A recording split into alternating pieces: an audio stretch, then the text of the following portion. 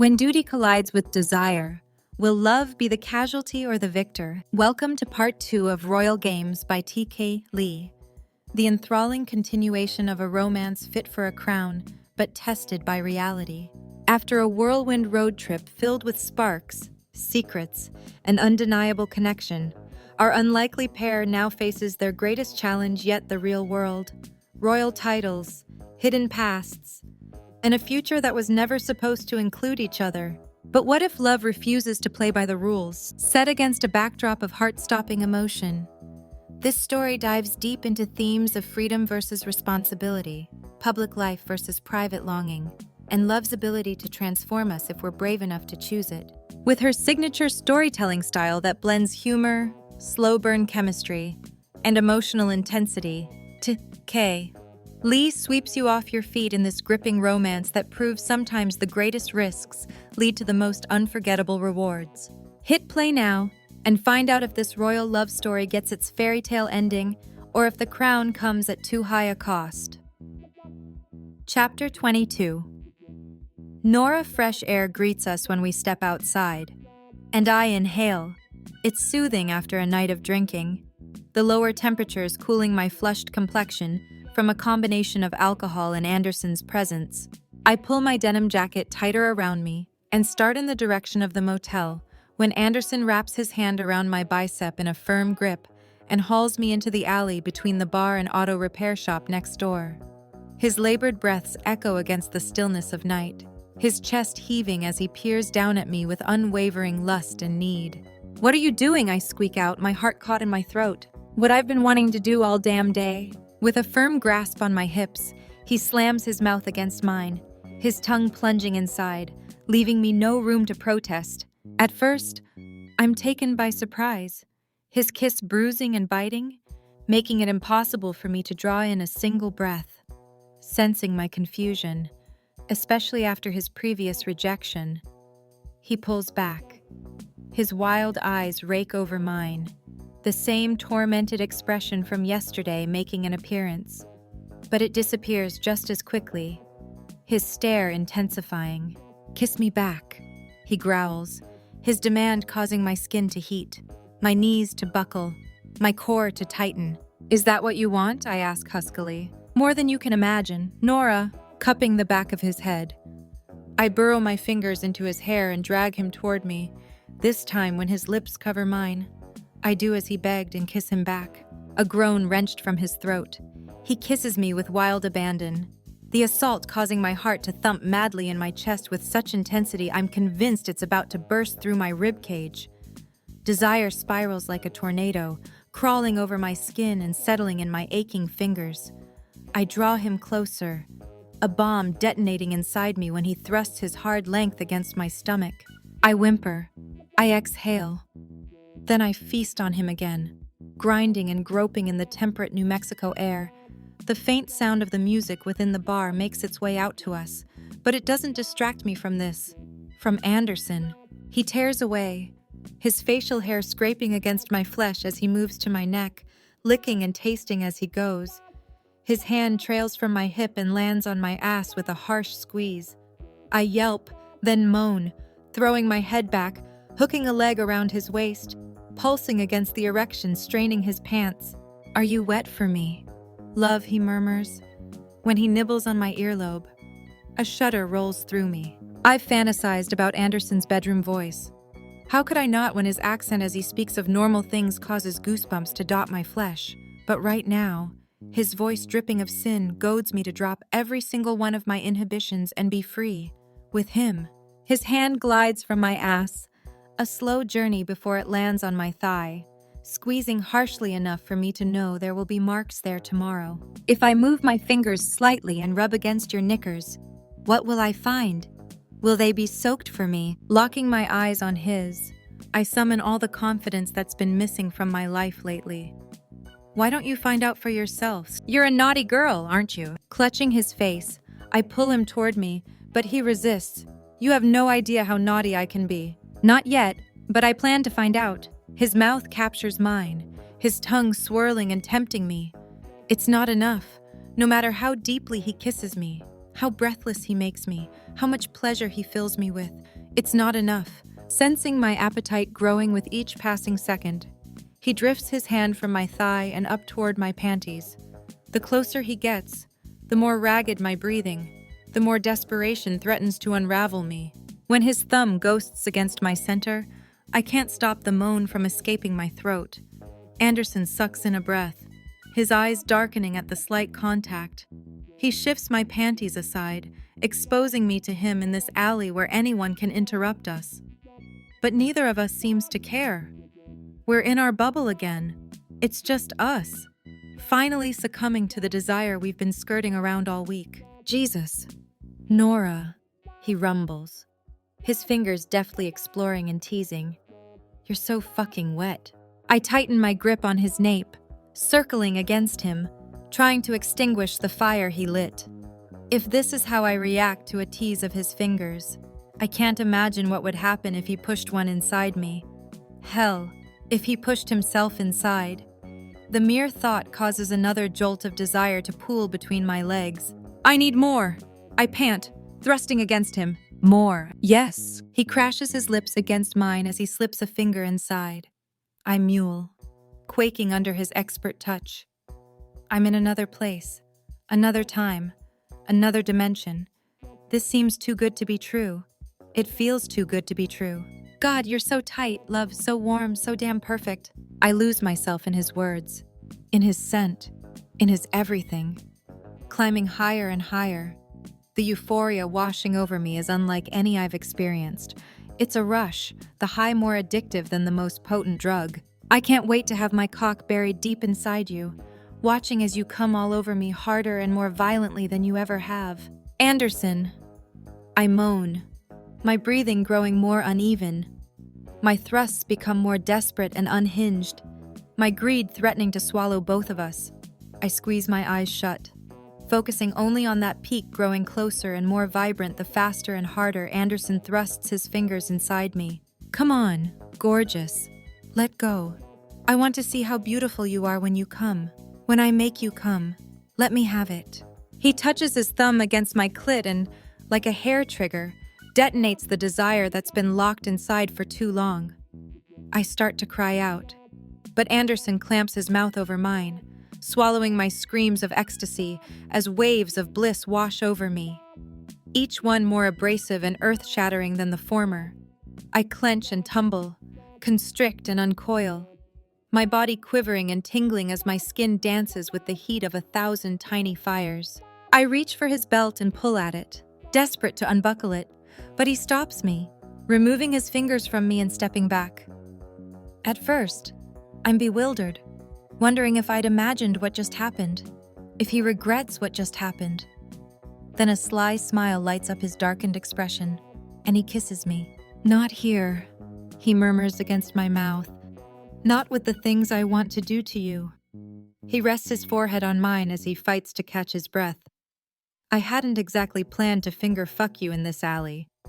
I seem to struggle sticking to my plans around you. Nevertheless, you deserve better than a dirty alley with beer cans and used condoms around. Truthfully, you deserve better than a tiny motel room too. But I need you. Nora, I can't wait any longer. I can't deprive myself any longer. Say I can have you. I dig my fingers into his hair, forcing his lips back to mine. I'm all yours. A fluttery sensation erupts in my stomach as I stare at the queen bed in our room. We practically ran the few blocks from the bar, hands clutched, silence riddled with anticipation stretching between us. A twinge of guilt fills me for not having any second thoughts about this. A week ago, I wouldn't have even entertained the idea of sleeping with a man on this trip, thinking I had to devote my entire journey to Hunter and his memory. But this trip isn't for Hunter, it's for me. It took Anderson to make me realize that. A warmth approaches from behind. I close my eyes as Anderson pushes my hair off my nape, smoothing it to one side. When he feathers soft kisses along my shoulder blade, my nerve endings stir, arousing me even more.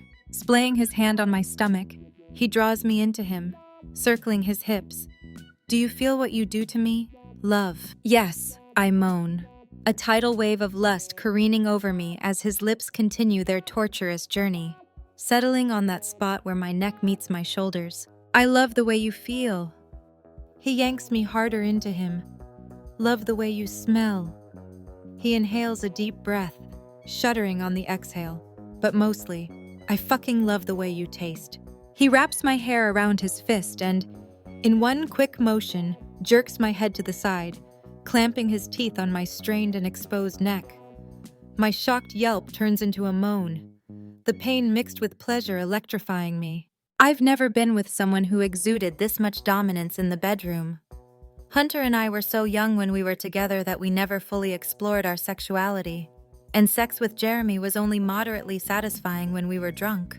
But Anderson, his touch intoxicates me, his sensual tone seduces me, and his body tempts me to crave everything I've denied myself for too long. Harder, I plead, unsure if I can handle any more, but damn it, I want to find out. He tears away and spins me around, glowering at me with dangerous eyes. Is that how you want it? I swallow hard, but nod vehemently. I want to feel everything you can give me. I want to feel alive. I bring my lips to him. You make me feel alive. Give me all of you. He deepens the kiss, steering me the few steps toward the bed. Once the back of my legs hit the mattress, he pulls away, stepping back. He crosses his arms in front of his chest, an air of absolute superiority and control about him. Strip. Fuck! My heart rate spikes, making me lightheaded. But I do as he orders, tugging on the tie, keeping my halter dress in place. With unhurried movements, I allow the fabric to slide down my body, leaving me in a strapless bra and panties. Anderson's eyes flame, and I want to pinch myself. I still struggle to believe that I'm here, that I'm about to sleep with a prince, an actual, real-life prince. But like I told him earlier, I don't see a title when I look at him. I just see Anderson. The room throbs with sexual craving as I reach behind me and unclasp my bra, when it joins my dress on the floor. Anderson's jaw clenches, his hands forming tight fists. I'd love nothing more than to strip us of our clothes and feel him sink deep inside me. But for all the want flickering in his wild eyes, I can tell he's enjoying the show. I am, too. The way he hungers for me, boosting my confidence even more. Hooking my fingers into my panties, I push them down and kick them off. Emboldened, I turn from him and crawl onto the bed, lying on my back. I prop my legs up, exposing myself to him. Then I leisurely run my hand along my collarbone, over a breast, and down my stomach, not looking away from Anderson's gaze as I lower it past my waist. Come have me, I demand as I toy with myself. That's all the invitation he needs. He reaches me in one long stride, his body settling over mine, his mouth covering mine. His kiss is untamed, yet controlled, bruising, yet comforting, harsh, yet humane. You have the heart of a saint. His breathing is labored as he pulls away, slinking down my frame. He takes a nipple into his mouth, his teeth biting and tongue caressing at the same time. I grip the sheets below me, writhing and jerking. But your body. He leans back, running a hand from my throat, between my breasts, pausing before reaching my center. You have the body of a sinner. I hold my breath as he inches closer to my apex, the seconds stretching. It doesn't matter. It's been less than 10 minutes since he last touched me. I need him again. My addiction to this man unmatched.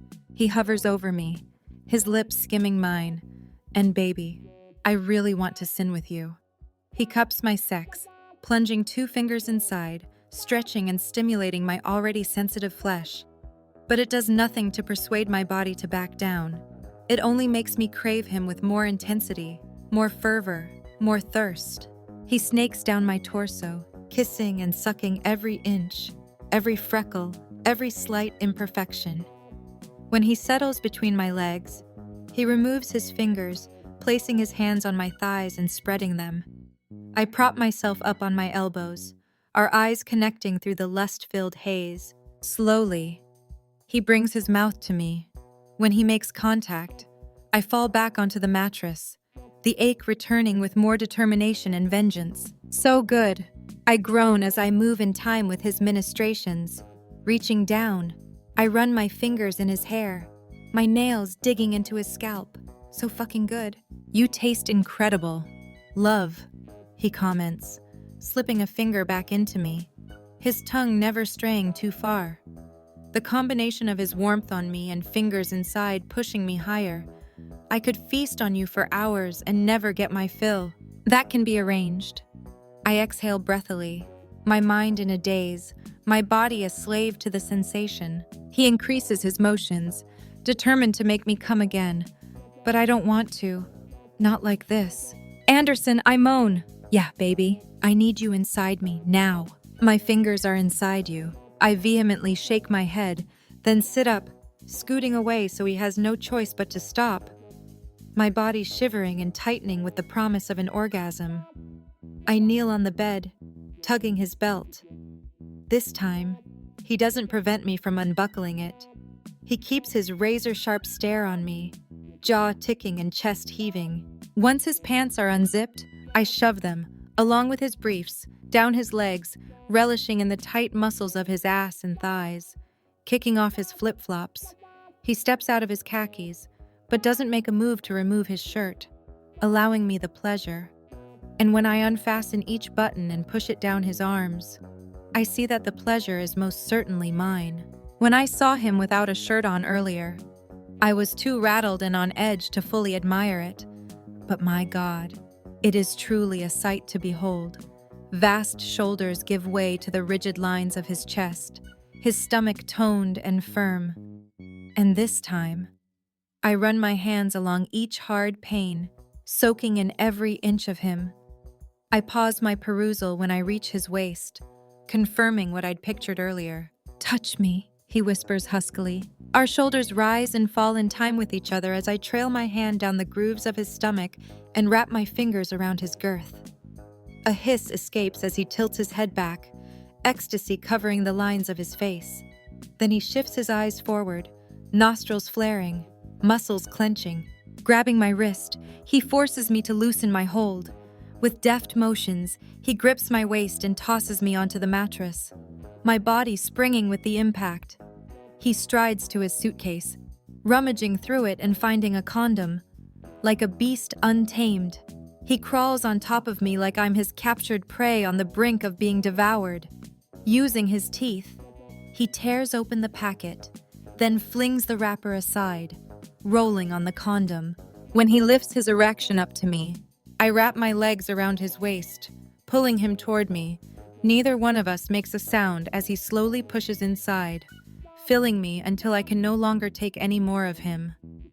He stills, remaining at the point of absolute fullness before retreating and inching back in once more.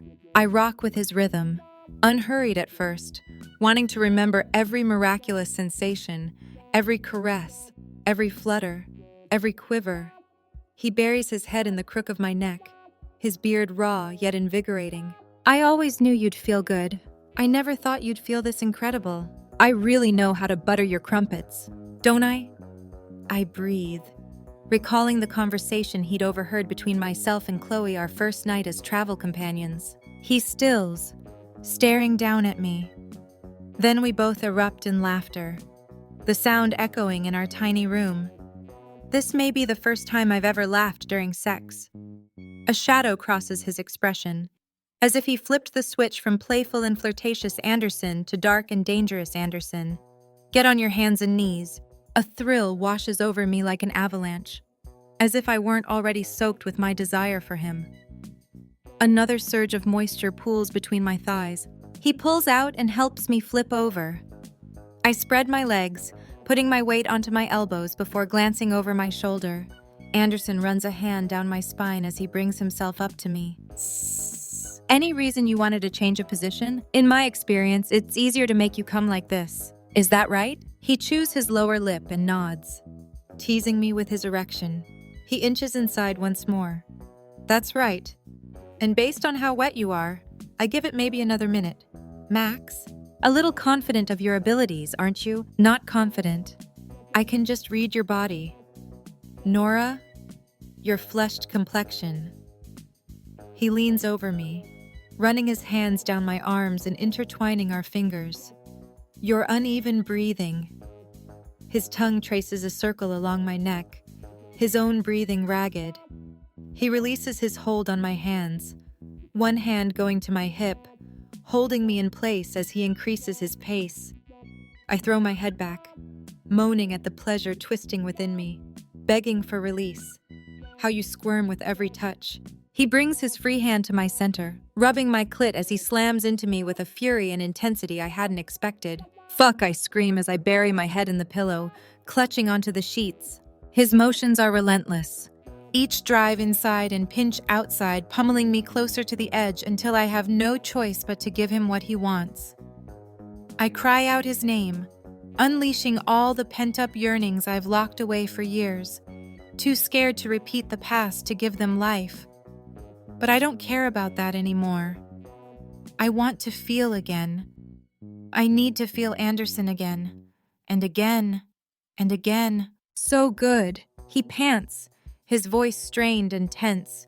So fucking good, he emphasizes, each word accompanied by another thrust, each one deeper and more punishing than the previous. I love how your pussy clenches around me. Love how you feel around me. Love how you mold to me. He removes his finger from my clit, gripping my hips tightly with both hands. He stops his motions as he covers my body with his, taking my earlobe between his teeth. This is going to be hard and fast. Is that okay? My mind reels. Harder and faster than he's already fucked me. I didn't think it was possible. Yes, that's my girl. My heart warms at his words. But I don't have long to bask in his affection before he straightens. He briefly pulls out of me, spreading my juices around once more. Anticipation swirls in me, my pulse skyrocketing, every hair standing on end. When he thrusts back inside, he's merciless, fingers digging into my hips, each thrust impaling me to the point where I'm convinced I'm on the precipice of breaking in half. I pant, I moan, I scream. But at the same time, I indulge, I crave, I ignite, until he stills with a strangled cry, jerking and lashing through his release. He drops his hold on me, both of us collapsing onto the bed. I can only imagine what the people in the next room must be thinking right now. My word, that was a good show. He jokes in a forced, proper British tone after several moments of our heavy breathing. It's silent at first, then laughter cuts through. I roll onto my side, playfully pinching Anderson. He swats my hand away, a smile lighting up his eyes as he lies facing me, sated. He runs a lithe finger up and down my body, the gesture at odds with the way he just fucked me. Do you regret it? He asks after a beat, worry evident in his expression. I can't blame him for wondering. Not even a little bit. I needed this. I touch my lips to his. Needed you. He kisses me deeper, breathing into me. And I needed you, more than I realized. He adds as an afterthought. Now, get some sleep. I plan to wake you up multiple times throughout the night to do that again. He throws the sheet over our bodies and pulls me into his embrace, kissing the top of my head. I inhale a comforting breath, content to finally be in this place with Anderson. You won't hear any complaints out of me. Good. Chapter 23. Anderson. 6 years ago. I stared at the white wall, blinking repeatedly, everything seeming like it was happening in slow motion. The stench of cleaning supplies and stale coffee permeated this place of death and sorrow. I tried to react, my brain telling me to respond to the man in green scrubs standing in front of me. But I couldn't. That would make this real. It would give credence to what he'd just told me. It would mean Kendall was gone. How was that possible? I'd just seen her this morning, felt her in my arms, lost myself in her love. How could an active 27-year-old have a heart attack and die? All I heard were words like underlying, undiagnosed, and hypertrophic cardiomyopathy. Anders. Creed's voice entered my subconscious as a firm hand landed on my shoulder. I slowly turned to my oldest friend and the man I'd recently brought on as my chief protection officer. His eyes narrowed in worry. At least he knew not to use any formalities with me right now. There were times I needed him to put our friendship above the job. And this was one of those moments. Do you understand what he said? Understand, I managed to squeak out. 1,000 razor-sharp knives poked at my throat, making it excruciating to speak, making it excruciating to breathe, to live. How can I possibly be expected to understand that Kendall died from a heart attack? This wasn't supposed to happen. She was supposed to participate in a huge beach volleyball tournament today. Then she was supposed to meet with a coach who was interested in bringing her on to a 2-person team in the hopes of reaching the Olympics. Now, all those dreams were gone. Kendall was gone. I can understand what a shock this is, the doctor stated firmly, yet still with compassion. How many times did this man stand in this exact spot and deliver the same news to a different family? Sudden death is a very real consequence for those who suffer from this condition. But how did it go undiagnosed for so long? I choked out. It's hard to say. His sympathetic eyes fell on me. There are warning signs. Fatigue, shortness of breath, lightheadedness. But in my experience, young people tend to shrug off these symptoms as being caused by stress. I scrubbed my hand over my face, acid churning in my stomach. Kendall had complained about feeling tired and lightheaded this morning. I'd told her she was probably just nervous about the tournament. I'd brushed off the warning signs, downplayed them, minimized them. Because of that, Kendall was gone. The truth hit me like a freight train, knocking the wind out of me and forcing me to stumble back. The heat of dozens of eyes glared at me, studied me, blamed me. I blamed myself, unable to breathe. I tugged at the collar of my t-shirt, feeling like it was suffocating me, blocking me from getting any oxygen. The world spun, the walls closing in. I couldn't be here. Couldn't be in this place where Kendall's lifeless body lay. It couldn't be true. I refused to believe it was true. This was simply some cruel joke, some sadistic prank, some god-awful nightmare. If I drove back to the hotel, I'd prove it. See her smile, feel her lips, drown in her love. Abruptly spinning from the doctor and Creed, I stormed out of the hospital and into the humid night air. I scanned the frantic atmosphere outside the emergency room, entrance ambulances offloading people on stretchers, worried family members hurrying in behind them. All I wanted was to get out of this place, and I couldn't even do that without a car of my own. Anders Creed shouted, rushing through the automatic doors and toward me. You can't. Give me the keys, I demanded, cutting him off. He stilled, eyeing me with a mixture of confusion and concern, brows wrinkling. The keys. Yes. I closed the distance between us, getting in his face. The bloody keys. Creed. I held out my hand. To the car. I'm taking it. I don't think that's a smart idea. His voice was soothing, expression calm. But I didn't want to be placated. I wanted to drive, to have some control over one thing in my life when it felt like it was spiraling out of control. I don't give a fuck what you think, I roared, heat rising in my body. Spittle formed in the corners of my lips, the cords of my neck straining. I'd probably regret my behavior tomorrow, but I couldn't do this right now. I needed to get out of here. Give me the goddamn keys. Creed. Like I said, Creed continued in the same tone, completely unperturbed by my anger. That's not a smart idea. You're not in the right frame of mind. It's my job to ensure your safety. I don't think it's safe for you to drive right now. Frustration choking me like a noose. I advanced on him. I took him by surprise when I gripped the collar of his button-down shirt, tightening it around his neck. The keys, I ordered through a clenched jaw. Now. I noticed a few security guards begin in our direction. Or I'll make a scene and you can explain to my father why both his son and CPO were arrested. Creed's eyes flamed. I could tell it took all his resolve not to reel back and land a hard blow to my jaw or a quick knee in my groin. I wasn't naive. His military training far surpassed mine. But I'd give him a run for his money, especially with the amount of anger-fueled adrenaline that had replaced the blood in my veins. Last chance, Creed, give me the keys. He held his resolve for another moment, then sighed, reaching into his pocket and reluctantly handing them over. Here. He strained out. I released my hold on him, and he stumbled backward a few steps. I started toward where the black SUV was parked. But I'm coming with you. I spun toward Creed, glowering. It's either you let me come with you, or I tackle you to the ground and make sure you can't hurt yourself.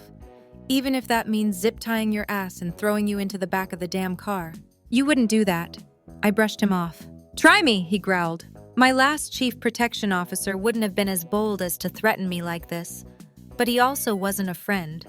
Creed had absolutely no problem standing up to me and bringing me down a few pegs when I acted like an entitled little prick, as he often called me. I supposed I was acting like an entitled little prick now, too. But I was angry, bitter, defeated. Fine. I finally relented. But no backseat driving. I need to have some sort of fucking control in my life right now. Not a reminder that I don't have any. As you wish, he stated, following me toward the parking garage. I pushed him aside when he tried to open the door for me, as he'd been trained to do. Instead, I jumped into the SUV and cranked the engine. A small sliver of relief filtering through me when I put the car into reverse.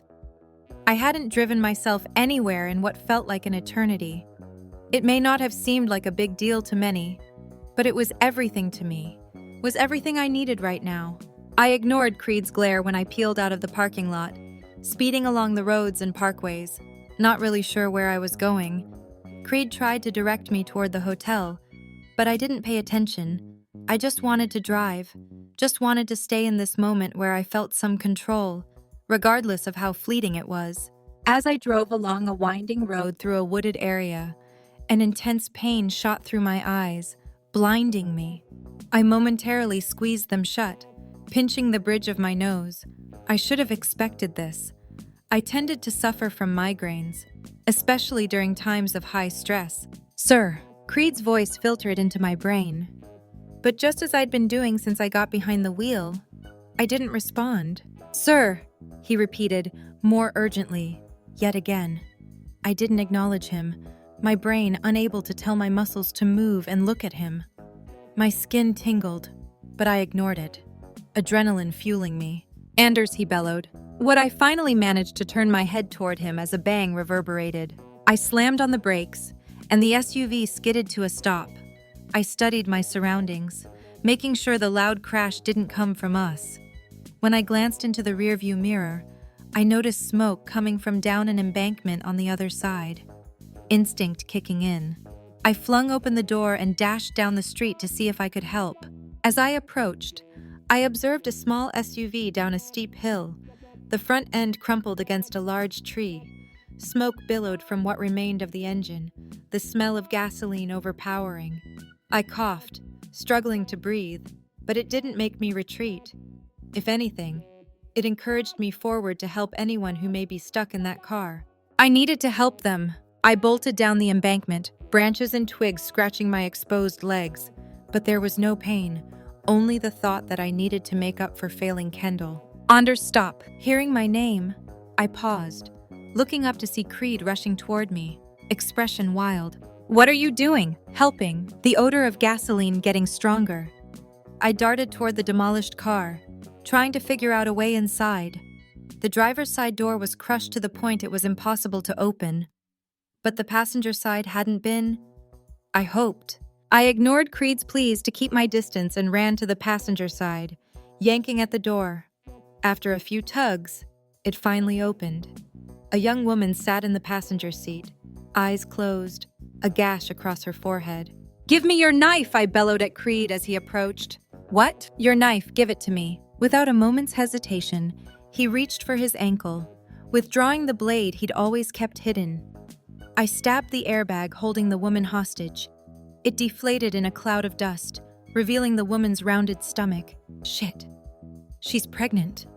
I looked around her body to make sure there weren't any other injuries, noticing a pool of blood between her legs, and bleeding. Call for an ambulance. Already done, sir, Creed said from behind me. I returned my attention to the woman and managed to unbuckle her from the seatbelt. Unsure of any hidden injuries she may have, I carefully lifted her into my arms, doing my best to not jostle her any more than necessary. As I pulled her from the car, I heard a slight jingling. I looked down to see a necklace fall from her neck and land on the seat. I grabbed it, along with what I presumed to be her engagement ring attached to it, and shoved it into my pocket for safekeeping. "Hunter," she groaned, her eyes narrow slits, breathing shallow. I glanced across the center console at the young man behind the wheel before looking back at Creed. I didn't have to say a word for him to know what I wanted. "We'll get him too," I promised, carrying her up the hill. "I don't feel well," she whimpered, her voice barely audible. Reaching the road, I strode toward the SUV and set her into the back seat. Sirens blared in the distance, but they still seemed so far away. I grabbed her hand and squeezed it. "Just stay with me, okay? Don't close your eyes. Fight it, okay? Okay?" Anders Creed bellowed. I looked up to see him frantically run up the hill and toward the SUV. Eyes panicked. Seconds later, the car burst into flames. I flinched, the heat of the fire reaching us, even up here. "What was that?" the woman asked weakly. "Was that the car?" I peered back at her, fighting the tears welling in my eyes. This must have been how the doctor felt minutes ago when he had to deliver the news about Kendall to me. Just like the doctor didn't sugarcoat it, I couldn't either. Couldn't lie to her. When I nodded sadly, she released a soul-crushing wail that clouded the night air, as tumultuous and violent as a summer thunderstorm. Her entire body trembled through her sobs. The injuries she suffered in the crash now doubled as she fought to breathe through the excruciating pain in her heart. "It hurts," she struggled to say. Her grip on my hand weakened, her eyes closing. "No, no, no, don't do that," I pled urgently, desperately. "You have to stay with me." The sirens grew near, but still weren't close enough. "Paramedics are almost here. I need you to fight. For yourself and your baby." I glanced down at the sticky blood staining her dress between her thighs, refusing to believe this poor woman would not only lose the man I assumed to be her fiancé or husband, but also their baby. "I'm so cold." She shivered. The bright lights of the ambulance rounding the bend. "I can't." "Yes, you can. Just keep talking. Just focus on my eyes. Tell me your name." "Nora," she said as the ambulance screeched to a stop behind the SUV. "My name is Nora." Chapter 24. Anderson present day. I bolt upright, a cold sweat dotting my skin, breathing uneven. My heart pounds, every inch of me on edge. I run my hand through my hair, telling myself it's just a dream. It's not even the first time I've had that particular dream. For months following that night, it played on repeat whenever I closed my eyes. But up until now, I thought she'd told me her name was Laura, not Nora. My mind reels as I steal a glance at the woman sleeping peacefully beside me. Her chest rises and falls with her relaxed breathing, lips curved up slightly, as if whatever she's dreaming about makes her smile. There's a slight glow in the room with the dawning of day, bringing attention to our discarded clothing thrown on the floor in our haste to finally succumb to our desires. From the moment I saw her, I felt drawn to this woman. Could this be why? I scrub a hand over my face, putting the notion out of my head. It's just my brain playing tricks on me. That's the only explanation. So what if Nora lost her fiancé in a car wreck? So what if she told me his name was Hunter? The same name I'd heard the poor woman cry out in my dreams. If it were Nora, wouldn't she have mentioned she was also in the car? That she was pregnant? That she was pulled from the wreckage, but she hadn't? I pinch my eyes shut, trying to rewind to the night I lost everything. I fight to remember the woman's face, her eyes, her hair, anything that could put myself at ease. But nothing comes. The woman no more than the faceless ghost she's been the past 6 years. I settle back onto the bed, doing everything to convince myself she's not that woman, that I'd have a better chance of winning the lottery. The probability of it so low it shouldn't even register in my subconscious. But it does. That morning earlier in the week comes rushing back.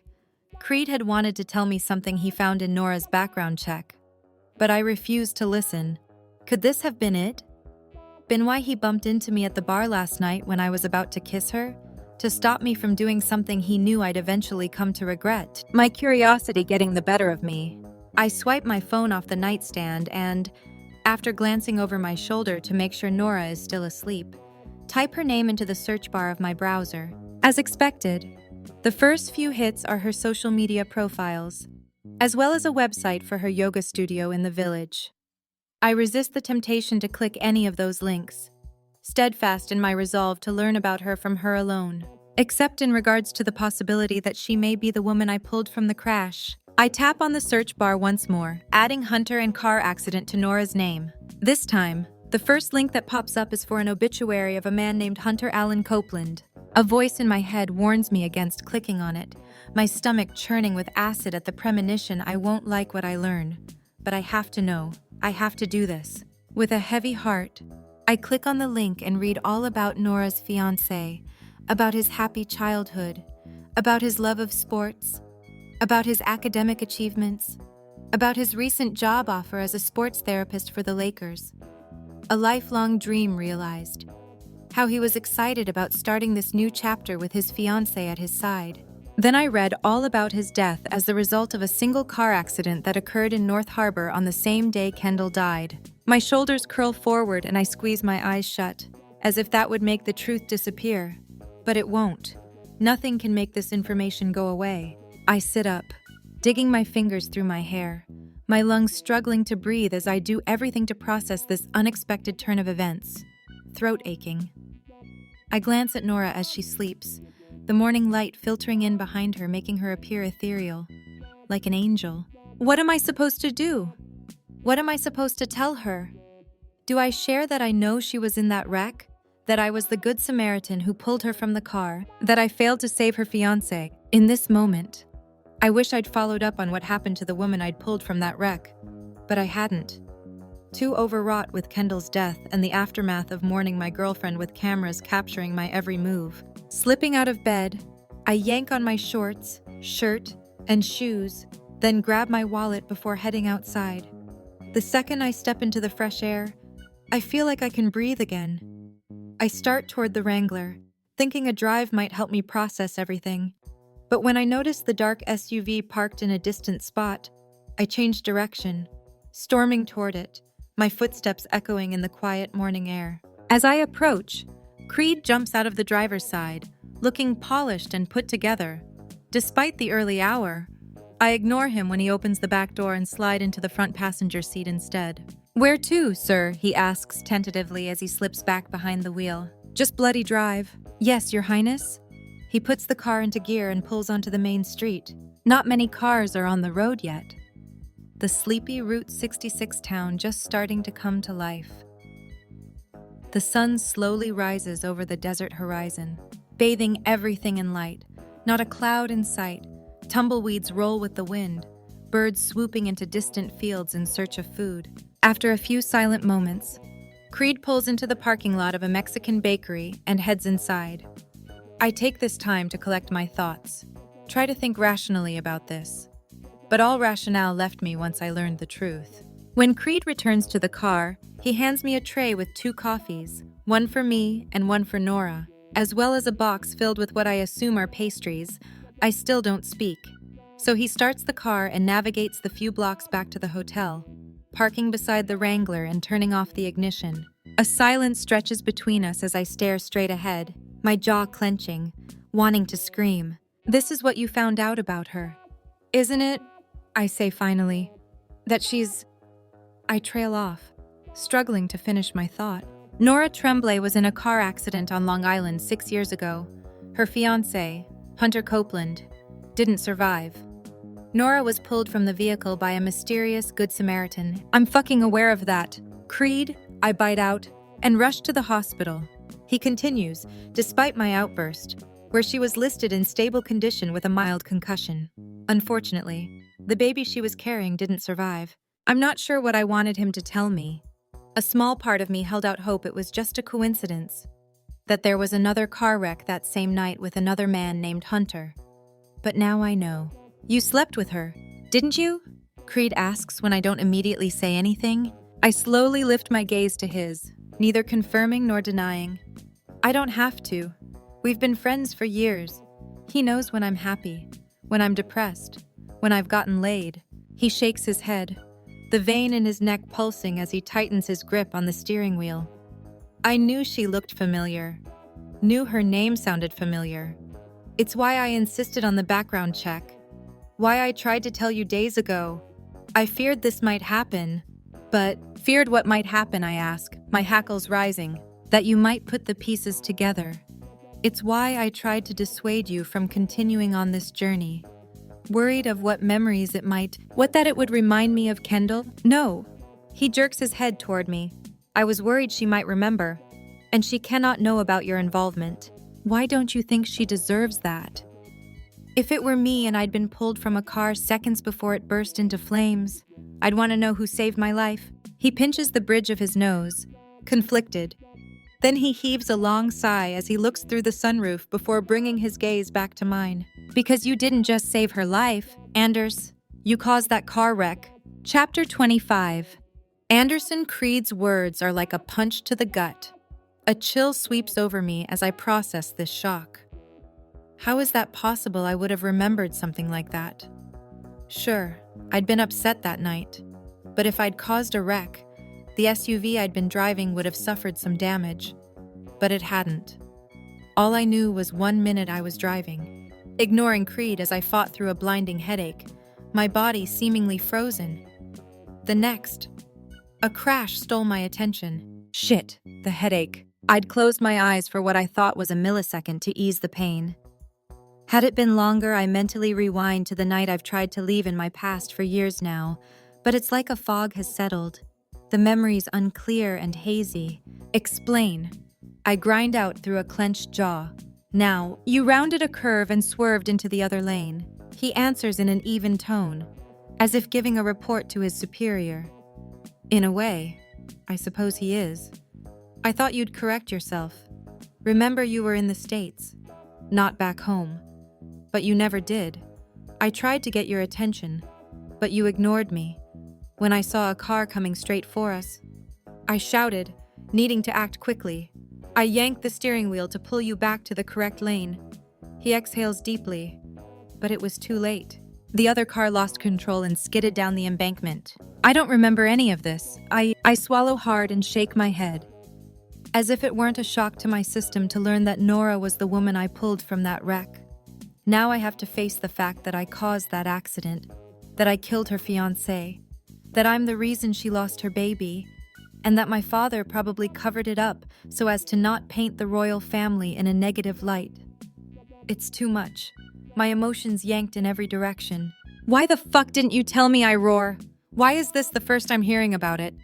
My ears pound, nostrils flare, adrenaline rushing through my body. You were in a really dark place after Kendall's death. Anders. Creed responds calmly, trying to pacify me. But nothing can pacify me now. Not after this. After learning that the lone survivor, he clears his throat, that Nora had been asleep until the crash. It was decided not to mention what I'd witnessed regarding your somewhat erratic driving. It was decided, I repeat, my voice rising in pitch. By whom? He opens his mouth, but hesitates. By whom, I say again, getting in his face. Your father, upon the advice of your psychiatrist. He was of the opinion that telling you would only add to the mental duress you were under. You already blamed yourself for Kendall's death. They worried if you learned the truth, you wouldn't be able to carry that weight and would break. So, for your safety, I was ordered to keep the truth from you. I stare at him, struggling to make sense of the excruciating new world I find myself in. I wish I could rewind the clock, return to bed with Nora, ignorant of who she is, but I can't. And now I'm faced with the cruel reality that I've fallen for the woman whose life I destroyed. There is no happy ending here, only tragedy. But you're my friend, Creed, I whisper. His Adam's apple bobs up and down in a hard swallow, a flicker of emotion passing over his face before he schools his expression, returning to the trained officer he is. When I agreed to be your CPO, I told you there may be times I have to put the job above our friendship. This was one of those times. I should have known, I spit out. You had no problem putting the job ahead of my sister. You'd surely have no qualms doing it with me, either. I didn't have a choice. This is my job, he reminds me. Yeah, well, consider yourself fired, at least from this post. heat flaming my face. I throw open the door, grabbing the coffee and pastries before slamming it. My behavior is juvenile, but my world's been turned upside down in the past few minutes. I need someone to feel the same agony and heartache threatening to rip me apart. It's not the first time Creed and I have gotten into a heated argument, but he's never kept something of this magnitude from me before. He's always been one of the few people in this world I can trust. Now I question everything. You're firing me. Creed scrambles from the SUV and runs in front of me, forcing me to stop. Why? So you can get a piece of ass from Nora, then toss her aside, just like you've done with every other woman since Kendall. His words hit me hard and I lean into him. She's nothing like those women, and you know it. She's so much more than a piece of ass. So don't you dare speak about her that way. I move around him, but he calls out before I can make it more than a few steps. What do you expect me to tell your father? I pause, slowly facing him. If I go home without you, he'll ask why. He'll want to know what happened. Everything that's happened. What do I care? You're going to tell him what you want anyway, what the job requires. So go, leave, and so help me. If I notice you trailing me, I'll make sure the only post you'll ever get again is checking bags of tourists visiting the palace. I spin from him, heading across the parking lot and toward my motel room. I do my best to make as little noise as possible as I slip inside and close the door, blocking the outside world from infiltrating our bubble. But it's already too late for that. My vision blurs as I pause to admire Nora's sleeping form, in the same position she was in when I left her less than a half hour ago. I wish I could return to that time. Wish I'd stayed in bed. Wish she didn't have to learn the horrific truth that she gave her body, her heart, to a devil. As if sensing my gaze on her, her eyelids flutter open, a smile building on her mouth when she sees me standing at the edge of the bed. Morning, she murmurs in a husky voice. I peer into the same eyes that begged me to save her fiancé all those years ago. Pressure builds in my chest, making everything uncomfortable. Every motion, every breath, every heartbeat. My conscience is torn in 1,000 directions, splintering me. I want to wrap my arms around her, then kneel before her to beg forgiveness. I want to surround myself with her affection, then lay prostrate before her so she can punish me like I deserve. I want to bury myself inside her, then sacrifice myself for her own peace of mind. Noticing something's off, she props herself up, not doing anything to cover her exposed breast. Anderson, what is it? I part my lips, struggling to come up with the words I need. All the education I'd received in my formative years about what syllables formed which words and how to string words into a sentence has vanished, rendering me mute. Leaving the tray of coffee and pastries on the desk, I walk to the bed and crawl on top of her. Overwhelmed with misery and desperation, I capture her mouth in a deep, burning kiss. Last night, every kiss was lust-filled and wanton, our need to succumb to our desires driving everything we did. This kiss, however, is nothing like those. It's riddled with anguish and vulnerability, with heartache and guilt, with torment and hopelessness. I need you, I breathe. This will only make things more complicated, but I'm desperate to extinguish the torturous flames threatening to engulf me. I need Nora, her compassion, her kindness, her mercy. Please, God, let her show me some mercy. Have me, she murmurs, just like she did last night. I don't move from her as I clumsily push down my shorts and kick them to the floor, ripping my t-shirt over my head. I settle between her legs and thrust into her. No barrier between us, breaking the rule that was ingrained into me the second I became interested in girls. I no longer care about the goddamn rules, no longer care about following protocol. All I care about is feeling something other than the crushing weight threatening to destroy me. Nora's the only one who makes me forget, and I need to forget. I bury my face in this crook of her neck, inhaling her scent. I pull my bottom lip between my teeth, now knowing why her perfume seemed so familiar, why she seemed so familiar. Because she wraps her legs around me, her fingers threading through my hair. Unlike last night, there are no statements of desire, no loud moans, no carnal biting. It's just two broken souls desperately trying to find solace in a world that's devoured us and spit us out.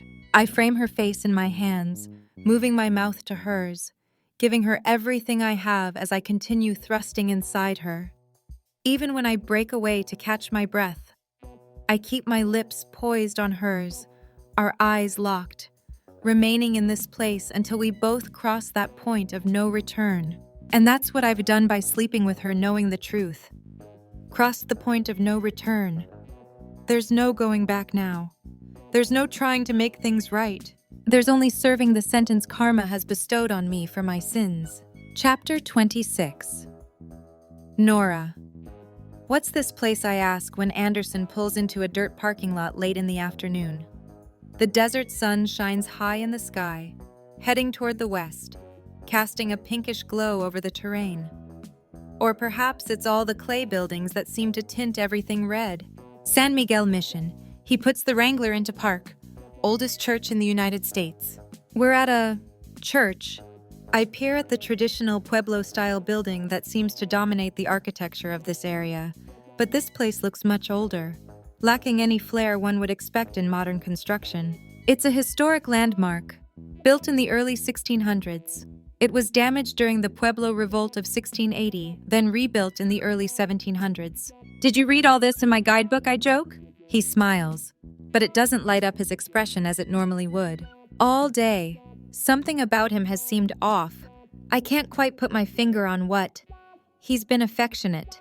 Even pulled the Wrangler off the side of the road and made me straddle him after I'd teased the bulge in his pants to the point of desperation. Despite the physical connection, there was something missing. Since this morning, sex has been different. Almost like he's using it to make him forget whatever's ailing him. I should know. I once did the same thing. But I don't want to use Anderson to forget. And I don't want him to use me to forget either. No. He briefly shifts his attention to the steeple, appreciating the craftsmanship. Before looking back at me, I just really like history. But you already know this about me. He grabs my hand and leads me toward the building. Let's go look around. Are you sure we're allowed to just go in? Don't churches have rules or something? What are you so scared of? Organized religion, I mutter under my breath, which makes him chuckle. Not big on attending church, I take it. I never grew up around it. Why I tilt my head? Are you religious? He pauses outside the entrance, pulling his lips between his teeth as he contemplates. I don't know if you could call me religious, so to speak. He chuckles to himself. I'm certainly no stranger to sin. Nothing wrong with a little sin, I murmur in a husky voice as I rub my body against his, the subtle contact awakening his erection. Despite his reaction, a vacancy still looms in his eyes, turmoil swirling like a hurricane. Sinning makes life interesting. Wouldn't you agree? You're bad. You know that he pulls me along with him, discreetly adjusting his shorts. I didn't hear you complaining last night. Certainly not, he whispers once we cross the threshold, serenity engulfing us. And there's something else in the air, too, something more potent than history.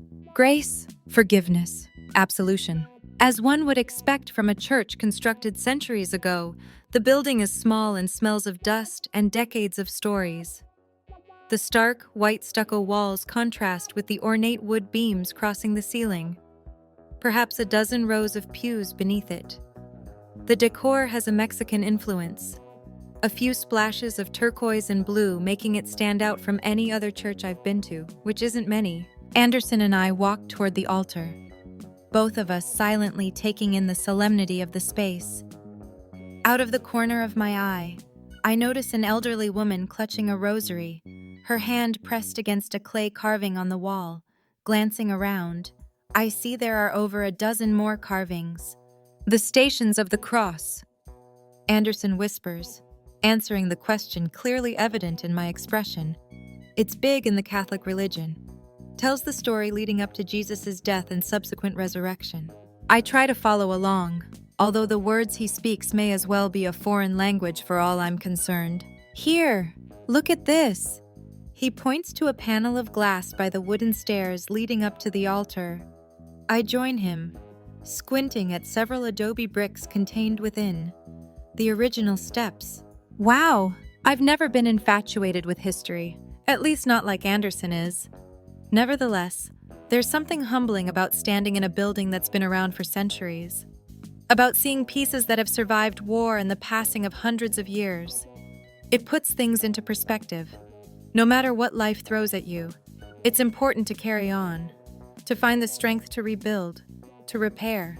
Incredible, isn't it? I meet his enthusiastic grin. It is. We walk around for a while longer, soaking in the history contained within these hallowed walls, admiring the architecture and stunning craftsmanship. A few other tourists snap pictures to memorialize their visit, but other than the occasional clicking of a shutter, it's quiet, subdued, reflective. As we approach a table to the left of the altar holding dozens of small votives filled with red candles, Anderson grabs a long match. When he strikes it, a flame erupts, and he brings it toward a candle, lighting it, my curiosity getting the better of me. I sidle up next to him. "What's that for?" I ask in a hushed tone. "It's a tradition in the Catholic religion to light a candle for a loved one who has passed." I admire the 3 tiers of candles set on the antique wooden table, a cross hanging above. A few candles are already lit, but the majority aren't. I don't press him to talk about it. Loss is one of those things you can't pressure someone to discuss, regardless of whether it's recent or in the distant past. We never truly get over the loss. We simply learn to adapt to life without that person. Like I've finally done with Hunter, with Anderson's help. Her name was Kendall. I know, now that I'm aware of who Anderson is, my knowledge of him has increased. I haven't looked at tabloid articles, but everyone knew about his relationship with Kendall Davies. Everyone expected to see an engagement announcement any day. Unfortunately, she passed away from a heart attack before that happened, shocking the world. She's the reason I got the tattoo. He brings his hand to his heart, covering it briefly. She said my alter ego was fitting, that I was her compass, her true north.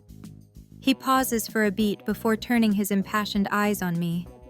So I understand what it's like to lose someone so unexpectedly. Understand how much it can mess with you, keep you tethered to the past, make you feel like you're doing a disservice to their memory by moving on. I nod, swallowing through the tightness in my throat, feeling compelled by Anderson's actions. I grab a match and light 2 candles. He doesn't press me for details, just wordlessly acknowledges my own gesture. Several moments pass as we stare at the flames dancing in front of us, representing 3 lives cut too short, representing loss, representing a moment in time we'll never be able to return to. But in this moment, I feel a connection to this man, stronger than I have all week. In our heartache, we've become bonded, our lives intertwined. I was in the car, I admit softly. Anderson brings his gaze to mine. He doesn't appear surprised, just processing. When Hunter crashed, I was 6 months pregnant. He closes his eyes, hanging his head as he draws in a deep breath. Ember. I say the name I haven't been able to in years. That was going to be our baby's name. I look back at the candles, a heaviness settling in my heart. Nora. His gaze glosses over with unshed tears. I am so sorry. I swipe at my cheeks. And you know the truly awful part? Not only did I lose my fiancé and baby in the accident, but I had to continue carrying her. She didn't have a heartbeat. But the staff at the hospital didn't give me an option. Didn't tell me I could stay and be induced right then. They made it sound like I had to wait until either I went into labor naturally or the baby posed a risk to my health. I was in my 3rd trimester, so I just assumed that was why. For 2 weeks, I had to carry my baby, my dead baby. I had to go out in public where people would ask me when my baby was due, if it was a girl or boy, if I was excited. My words become louder and more incensed, thinking back to the injustice of it all. Maybe if I weren't dealing with the aftermath of the accident that took my fiancé's life, I would have known to fight harder, to insist they induce me before leaving the hospital. But I wasn't thinking clearly. All I could think about was everything I'd lost, how I could possibly keep living without Hunter and Ember. I had to go on with my life as if nothing had changed, and I blamed myself. Anderson whips his eyes to mine. His gaze intense and powerful. What, why? How could I not? I'd convinced myself it was my punishment. Punishment for what? My chin quivers as I struggle to admit the awful truth. Because it's my fault he crashed. We were on our way to a going-away party. I'd intended to take a nap that afternoon so I wouldn't be tired. But I never did.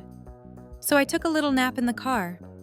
If I had just stayed awake... No. Anderson clutches my cheeks in his hands, his grip painful yet invigorating at the same time, making me forget about the ache of being responsible for Hunter's and Ember's deaths. I blink, the passion and magnitude in his gaze stealing my breath. Don't you dare say that. His voice echoes in the now empty space. Don't you dare blame yourself. But if I hadn't... No. He interrupts. I've been living with regret for years now. 2 years. Nora, believe me when I say you have no blame in what happened. Nothing you did or didn't do made any difference. I need you to believe me. He brings my head closer to his mouth a breath away again. Say you believe me. I believe you. I whimper, the words falling from my mouth of their own volition. He expels a long sigh, tension rolling off him in waves. He rests my head against his body, pressing a soft kiss to my forehead. We remain in this position, the candles flickering before us. His arms wrapped around me, my head buried in his chest as I inhale his familiar scent. In the past few days, this place has become my solace, my serenity, my salvation. He clears his throat, releasing his hold on me and stepping back. We should probably get going. He extends his arm, allowing me to walk in front of him. I start toward the exit, glancing over my shoulder when I don't immediately sense him beside me. I watch as he stares at the large cross in the center of the altar. Then he bows his head and murmurs, God, forgive me. It could mean nothing, just a man of faith seeking forgiveness for recent sins. But I can't shake the unsettling feeling in my stomach that there's another reason for it. Chapter 27. Nora Santa Fe is vastly different from where we stayed last night. Where Tucumcari was on the kitschy side and overflowing with Route 66 nostalgia, this place is more steeped in history while staying current at the same time. A trendy downtown area boasts eclectic food options, boutique shops, and even several art galleries. It draws into focus the difference between Hunter and Anderson, too. Hunter loved Americana. The quirkier the better. While Anderson appreciates the history behind many of these tackier tourist attractions we've stopped at, he has a more refined taste, and that's what Santa Fe is. Refined history. Luxury surrounds us as Anderson leads me into the lobby of a hotel a few blocks away from San Miguel Mission. Just like everything else in this city, the Pueblo influence is strong in the architecture. My sandals slide against the clay tile beneath them, fragrant desert flowers filling the air with a refreshing scent. Good evening. A woman in a black business suit greets from behind the reception desk. Do you have a reservation? I do, Anderson answers proudly. I whip my head towards him, furrowing my brows. You do? He shrugs, reaching into his wallet and pulling out his ID and credit card. I wanted to make up for last night's mix-up. He hands his cards to the clerk, who smiles, then types on her keyboard to pull up his reservation. I think you've already made up for it. I wink, hoping to get a laugh out of him, but he's still distant. Here it is, the clerk says, the 2-bedroom Vista suite, beautiful accommodations. Normally, I'd be thrilled to find out that not only had Anderson thought ahead to book a room at what appears to be a lavish hotel, but he also reserved us a suite. Instead, all I hear is that it's a 2-bedroom. I try not to read too much into it. Maybe he didn't want to presume anything, but after his somewhat cool and aloof demeanor today, I can't stop that tight ball of dejection from forming in my stomach. Here you go. She hands Anderson his ID and credit card, as well as 2 key cards. Just head out those doors and through the courtyard. You're in the next building, the Mesa. Elevators will be on your left when you enter. Take them up to the 3rd floor. If you need anything else to make your stay more comfortable, or any local information, don't hesitate to call. Will do, Anderson says politely, then places his hand on my back, steering me out of the main building and through the courtyard. But this isn't like any courtyard I've ever seen. We're in the desert. Yet this looks like a lush rainforest. oversized green leaves interspersed with vibrant pink and yellow blooms. An Aztec tiled fountain sits in the middle, wrought iron benches surrounding it. Overgrown trees provide shade on the lawn, the perfect spot to relax and read a book. If I had more time here, that's exactly what I'd do. We follow the directions the clerk provided and, within a few minutes, find our room. Anderson unlocks the door and holds it open for me, allowing me to walk ahead of him. When we first arrived here, I knew it would be nothing like the motel from last night. As I step across the threshold and onto the hardwood flooring, I confirm that fact. Southwestern-style tapestries adorn the furniture and floor. It's not overdone, just a subtle nod to the culture of this city. A traditional New Mexican kiva fireplace hugs the far corner of the living room, a faint aroma of burning wood wafting through the air. With wide eyes, I continue into the suite, checking out the master bedroom. An enormous four-poster bed sits in the center, everything about the room oozing romance. The bathroom is just as posh, large, marble-tiled shower with several shower heads, jetted tub that beckons me, lush robes sporting the hotel's insignia. There are even fluffy slippers. Once I finish my inspection, I head back into the living room, Anderson hovering near the doorway to the second bedroom. I'm going to go for a quick walk, he interrupts before I can finish my question about our sleeping arrangements tonight, something I didn't think I had to discuss with him. Maybe I was wrong.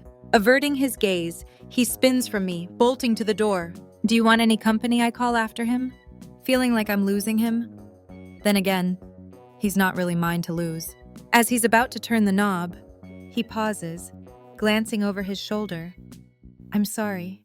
I need to be alone for a minute. He looks past me, remembering Kendall can sometimes be, say no more. I force a smile, pushing down the uneasy feeling building inside me. I understand. Go do what you need to. He nods slightly before opening the door and disappearing through it. I don't move for several moments. A part of me holding out hope that he'll come back, apologize for being daft, as he'd call it, then we'd have hot, crazy, four-poster bed sex. But he doesn't. Not after a minute. Hell, not even after 5 minutes. Trying not to overanalyze his behavior, I shuffle into the master bedroom and flop onto the mattress. I can't help but notice that this would be the perfect bed frame to be tied to, and I can't even appreciate that fact. All I can think of is Anderson's strange demeanor, and this premonition in the pit of my stomach that something's wrong. If there were a time I wish my girl gang was here with me, it's now. But if they can't be here with me physically, at least I can have the next best thing. Grabbing my phone, I find Chloe's contact and start a FaceTime session. It only rings once before her face pops up. So you are alive? Yes, Chloe, I groan playfully. I'm alive. Is it true you picked up a hitchhiker? Evie interjects, grabbing Chloe's phone from her, walking around what I recognize to be Izzy's Gramercy Park townhouse. I imagine Chloe and Evie are keeping her company while her boyfriend, Asher, is out touring the world, melting thousands of hearts with his music every night. I didn't pick up a hitchhiker. I may have exaggerated a little when I told them about your British prince. Chloe shouts. I wince. When I first told Chloe about him, I laughed when she called him a prince. Then again, she calls anyone who's hot and British a prince. It's remarkable how accurate her description turned out to be. Izzy squeezes her face next to Evie's, noticing my reaction. What is it? She pushes a strand of her dark hair behind her ear, and a sparkle catches my eye. Wait a second, I shoot straight up. Do that again. Do what again? Izzy asks. Let me see your hand. Fighting the grin crawling on her lips, she raises her hand, revealing a stunning diamond on a very important finger. You're engaged, I shriek. I am, she answers excitedly. When did this happen? The night before you left on your trip. I'm sorry I didn't tell you sooner. I wanted to wait until you came home. Let you focus on your journey. So let's do that.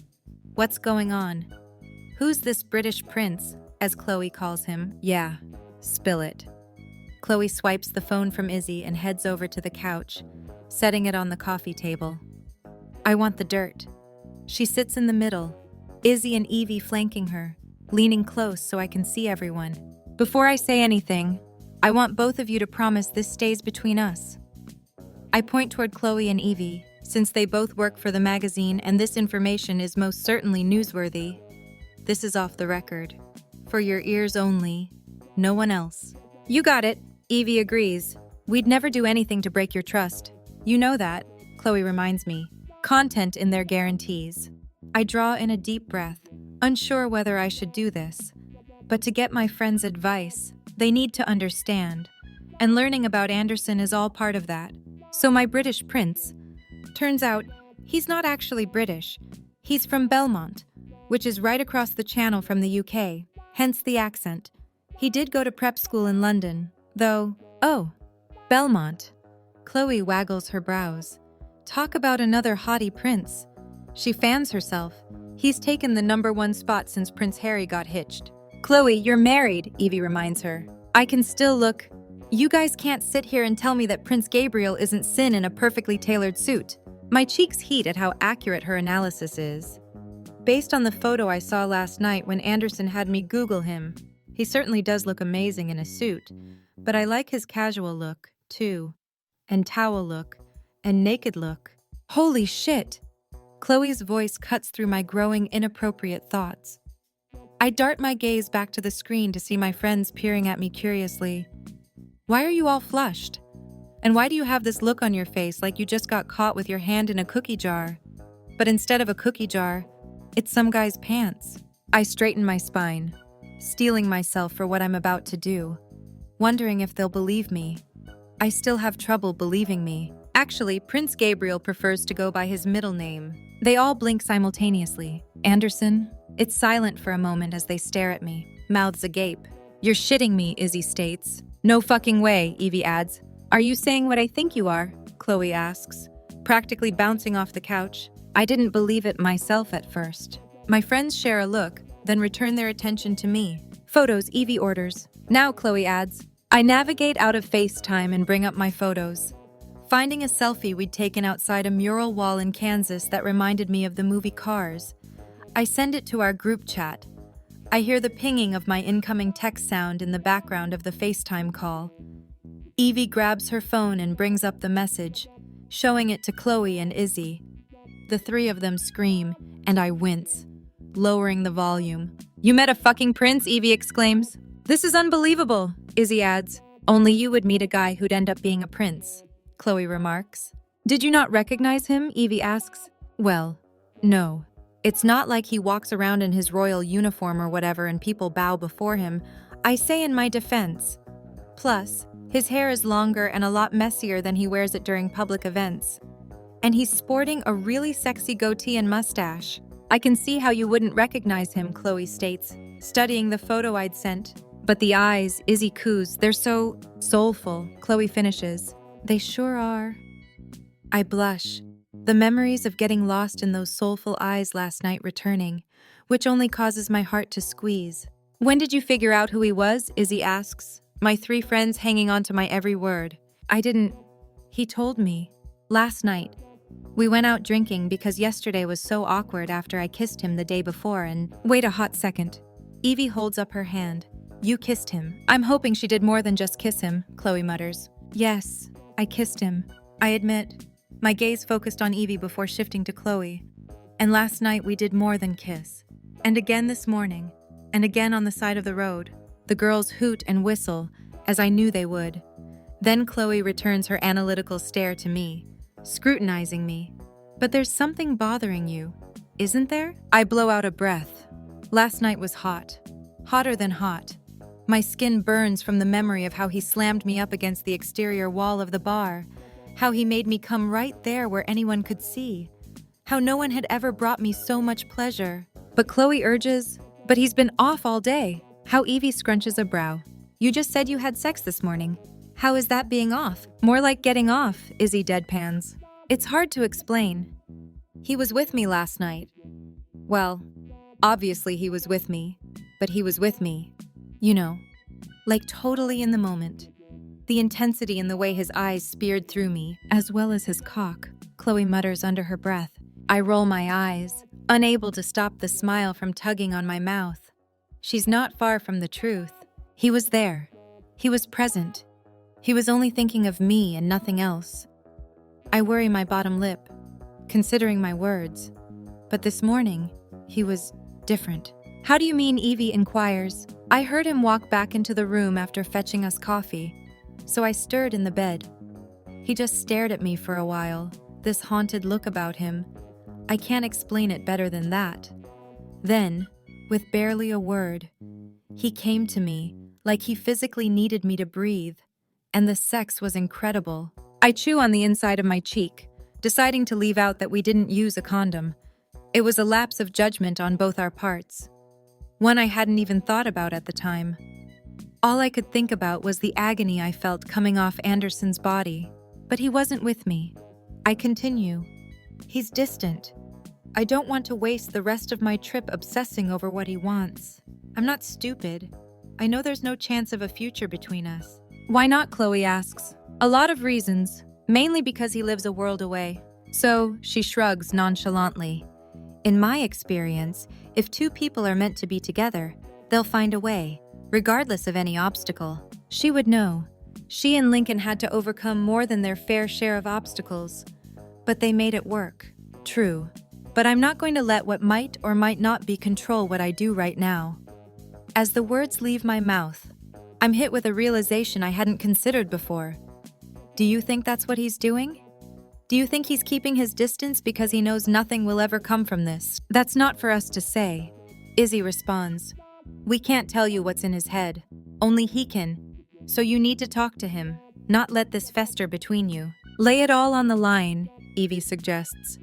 Tell him everything you told us, and give him a reminder of everything he'll miss out on if he keeps pushing you away. And then when you come home, you can tell us all about hot, royal sex. Chloe leans toward the screen. It is hot, right? She clasps her hands in front of her in prayer. Hot enough to make those California wildfires burn for quite a few decades. They all whistle and cheer once more. Then why are you talking to us? Chloe jests. Go get some of that hot sex. And don't come home until he's made up for the lack of good sex you've endured these past 3 years. Chapter 28. Anderson. I don't even know where I'm going. I just had to get out of that room to stop staring at a constant reminder of what a horrible person I am. I was on the brink of confessing the truth to Nora so many times today. But at the last minute, I changed course. Too much of a coward to say the words. And that's what I am. A coward. A fraud. A bastard undeserving of her affections and respect. I want to tell Nora everything, but I hate the idea of her seeing me as a heartless prick.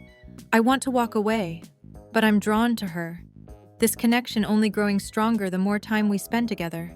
Which is why I needed to go for a walk, clear my mind, do something to break free from the spell she seems to have cast over me. The sidewalks of downtown Santa Fe teem with people checking out one of the many local galleries or shops, or perhaps looking for a place to stop for a drink and bite to eat. They all seem so happy.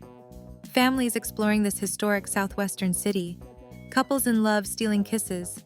I envy their blissful, simple lives. My life has never been simple. As I stand at a crosswalk, I glance over my shoulder, noting the dark SUV lingering in a nearby parking lot, keeping me in its sights. Creed. It didn't escape my notice that he's been following us all day, even after my threat this morning. I considered reminding him of it, but I haven't. Truth be told, I'm not even upset he's still here. I expected nothing less. I've lost count of the number of times I've fired Creed, especially in the months immediately following Kendall's death when I tried to drown myself in a bottle and he'd cut me off. But that didn't violate the trust I put in him, not like this did. In just 12 hours, my entire world has been tilted on its axis. It was one thing to blame myself for Kendall's death, to blame myself for failing to see the signs that something was wrong with her. It's a completely different thing to learn that my carelessness caused another car to careen off the road and into a tree, resulting in the loss of 2 lives. Needing to speak to a voice of reason in a world that seems to lack any. I cross the street toward a public park and find a bench beneath the shade of a giant tree. I lower myself onto it and grab my phone out of my pocket, hitting my sister's contact. Children play in the distance, squealing with joy when their parents hand them an ice cream cone they'd just purchased from a street vendor. I wish I could go back to that time, to when I could find happiness in something as mundane as ice cream. "Hey, Anders!" Esme's groggy voice comes over the line. "Sorry for waking you." "It's okay." She heaves a sigh. "I was expecting your call. I spoke with Creed earlier." "Oh," I pause, then ask, "What did he tell you?" "Everything. Everything. Yes. Anders. Everything. About who this woman you've been traveling with truly is. About the car wreck." A silence falls before she asks, "How are you holding up?" I blow out a mirthless laugh, running my hand through my hair. "How do you think I'm holding up? I can't even imagine." Her words are laced with all the sincerity and compassion I've come to expect from her. It was the MS that caused it, wasn't it? I hang my head, nodding, even though she can't see me. Once Creed told me about what happened, it all clicked. Based on what my neurologist told me when I snuck off earlier to call him, all the symptoms I experienced the night of the crash could very well have been a flare-up. But I refused to blame it on my MS. I still got behind the wheel and drove carelessly enough to force a completely innocent person off the road. I'm so fucking confused. Esme? I admit through the frustration in my throat. I want to tell her, but I can't seem to summon the words. Then I convince myself the best thing is to leave, but my legs refuse to walk away. It's like I'm stuck in purgatory. I'm tormented by the fires of hell, all while having a taste of heaven. I pinch the bridge of my nose, my stomach nodding. This all could have been avoided if Creed had told me about this years ago. Do you realize how fucked up it is that my own friend kept it from me? I think that's what hurts the most, that he kept me in the dark. He was just doing his job, Esme reminds me, catching me off guard. Normally, she takes my side. Living as we do, every decision is made for us. What we wear, where we go, whom we date. Being born into a powerful family doesn't give you carte blanche to do whatever you want. Instead, every day is carefully scheduled. Your behavior dictated to you. After a while, it becomes grueling. I may have grown up in a luxurious palace, but it was always more like a prison. Why aren't you more upset about this, about everything? He kept a huge secret from me for 6 years. Esme. 6 fucking years. When a few passing tourists glance my way, I lower my voice. How have you remained so close to him after he betrayed you? He didn't betray me. Anders, she responds calmly. I may have felt deceived at first, angry, like I wasn't enough. It hurt that he chose his job over me. But when I stopped to consider everything, I realized I'd known all along how it would end between us. Despite the hope I held on to, Creed was always going to be a member of the Royal Guard. It's his legacy. Just like mine is to be Princess Royal. Nothing will ever change that. Yet you stayed with him right up until his induction. Why? I've never delved into her history with my best friend. They kept their relationship private from the public eye. Hell, they'd even kept it from me in the beginning. But Esme can't hide much from me, so she eventually revealed they'd been seeing each other in secret. At least until he was inducted into the Royal Guard at the age of 26, after serving the required 8 years in the military.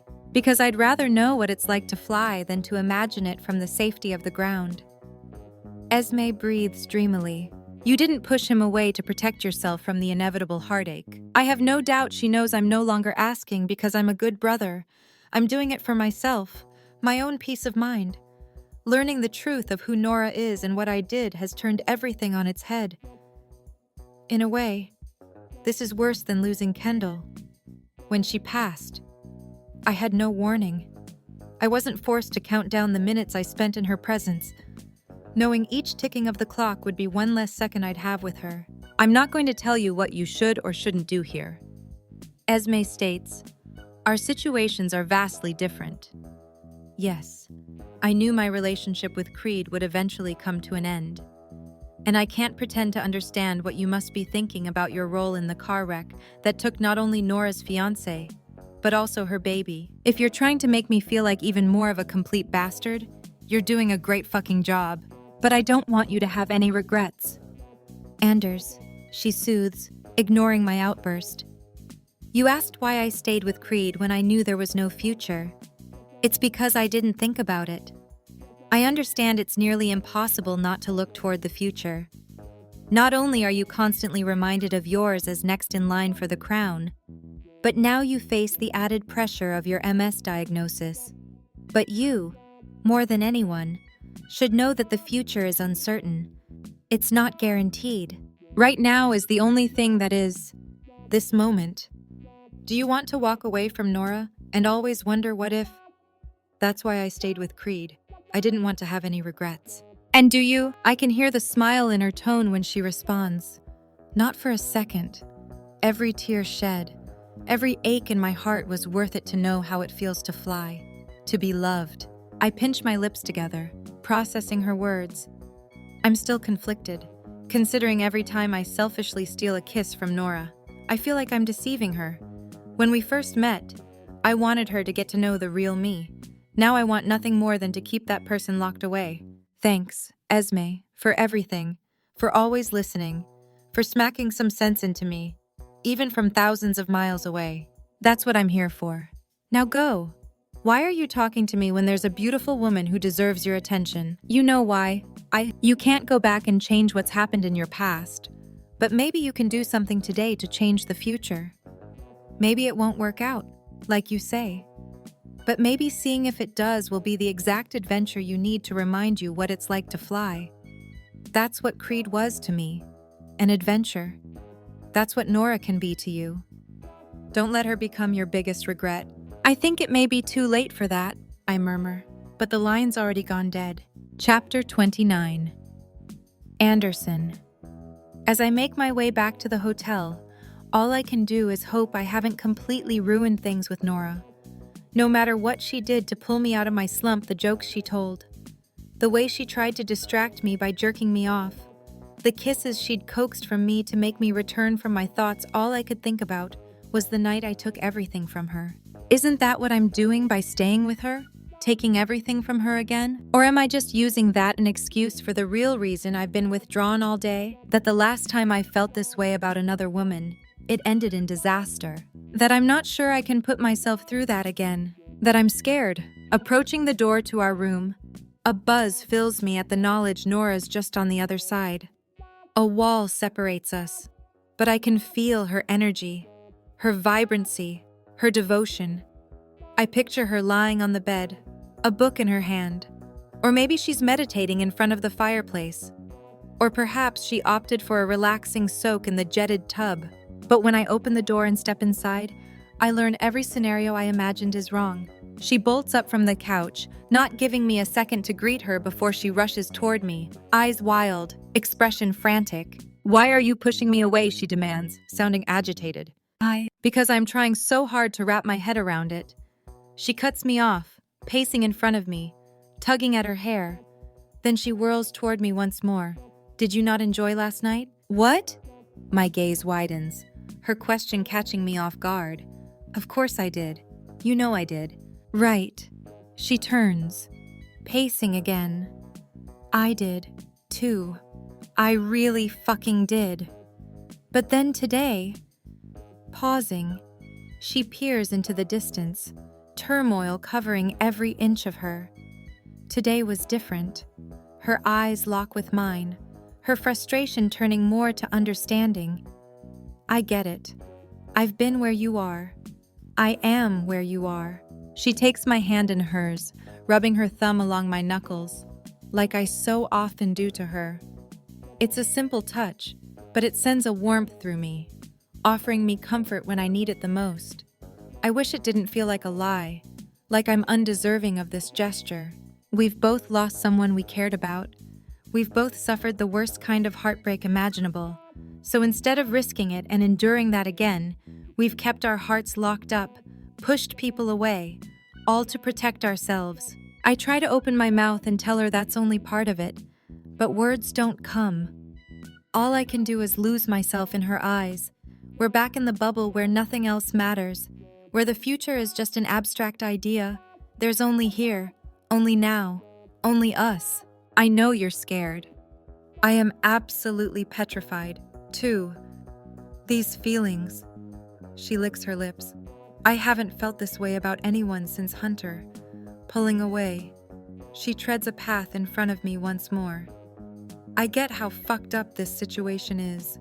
I'm out here spreading my dead fiancé's ashes, for crying out loud. She stops pacing, standing a breath away but not touching me. I don't care about that anymore. Don't care that the probability of anything coming from this is so minuscule it's laughable. Don't care that in just a week, I'll say goodbye to you and hope my heart manages to heal. I am so fucking scared that when I walk away, I'll never feel this again, that I'll go back to my life and nothing will be the same. Flowers won't be as fragrant, colors won't be as vibrant, and the wine certainly won't taste the same. A smile tugs on my lips. We've known each other for such a short time, but in that time, she's opened my eyes, lifted the fog I've lived in since I received my diagnosis. Hell, probably since I'd lost Kendall. I'm so scared of this, Anderson, she chokes out. But for the first time in years, I want to be scared, with you. The passion and fervor in her voice reminds me exactly why I was drawn to her in the first place. Why I proposed she join me when her car broke down. Why I couldn't keep my distance from her, even if I wanted to. There's a fire in her, a spirit, a life. I want more of that. I want more of her. To hell with the consequences. You're right. I begin, my voice uneasy in the stark silence. I am scared. So much about you absolutely petrifies me. Nora, the way I feel, I shake my head. I can't describe it apart from feeling like I'm flying, like I'm about to jump out of a plane without a parachute, and it is one of the most frightening things I've done in my life. But I'm not going to let that stop me. I grip her face, passion and want dripping from my fingertips. She inhales a sharp breath, surprised by my sudden movement. You scare the shit out of me, love. But there's no one I'd rather be scared with. Before she can utter a single syllable, I crush my lips to hers, kissing her with the same ardor and fury with which she just poured her heart out to me. She wraps her arms around my neck, deepening the exchange, pressing her body as close to mine as possible. The distance I forged between us today is gone, and she's desperate to reconnect as we did last night. Her hunger is insatiable, her confidence doing things to my own desire. But as much as I'm also anxious to feel her again, I need to do this right. When she palms my erection and squeezes, about to lower my zipper, I grab her wrist, stepping out of her reach, chest heaving. She peers at me through bewildered eyes. I don't want to fuck right now. Nora? Excuse me. Her confusion is written in her furrowed brow and downturned lips. Hooking an arm around her slim waist, I pull her body against mine. I want to go slow. I circle my hips, hitting that spot I know she's desperate for me to touch. Her eyelids flutter closed, mouth parting just slightly. God, I love this look on her, this expression of unyielding ecstasy. There's no bigger turn-on for me than to know I do this to her, that I push her to the edge of all reason, because this woman has pushed me beyond reason. I pepper kisses down her neck to her collarbone, savoring the taste of her skin. I want to seduce you, your mind, your body, your heart. I force her lips back to mine. I want your heart more than anything. Nora. My tongue traces the seam of her mouth, begging for entry. She opens for me, answering my demand, our tongues tangling in a controlled kiss. Unlike last night, we're not desperately trying to remove our clothes in an attempt to experience each other for the first time. We're taking our time, savoring this feeling neither one of us thought we'd experience again. Swooping her into my embrace, I carry her into the master bedroom. Ignoring her demands that I put her down. I don't want to ever put this woman down.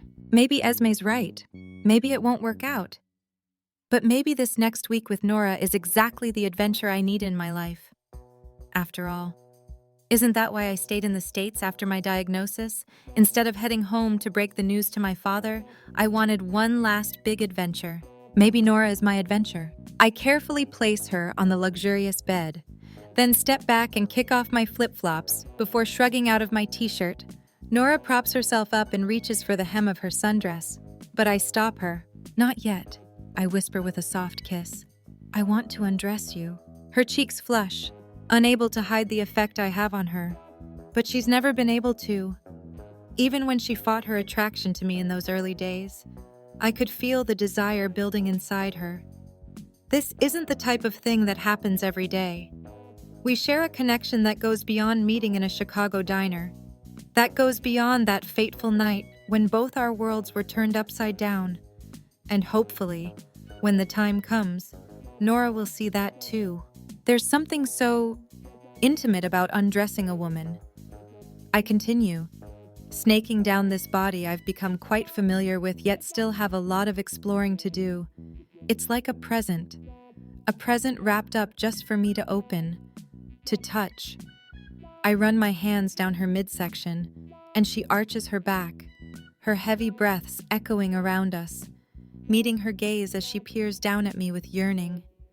I bunch the hem of her sundress around her waist, revealing her yellow panties.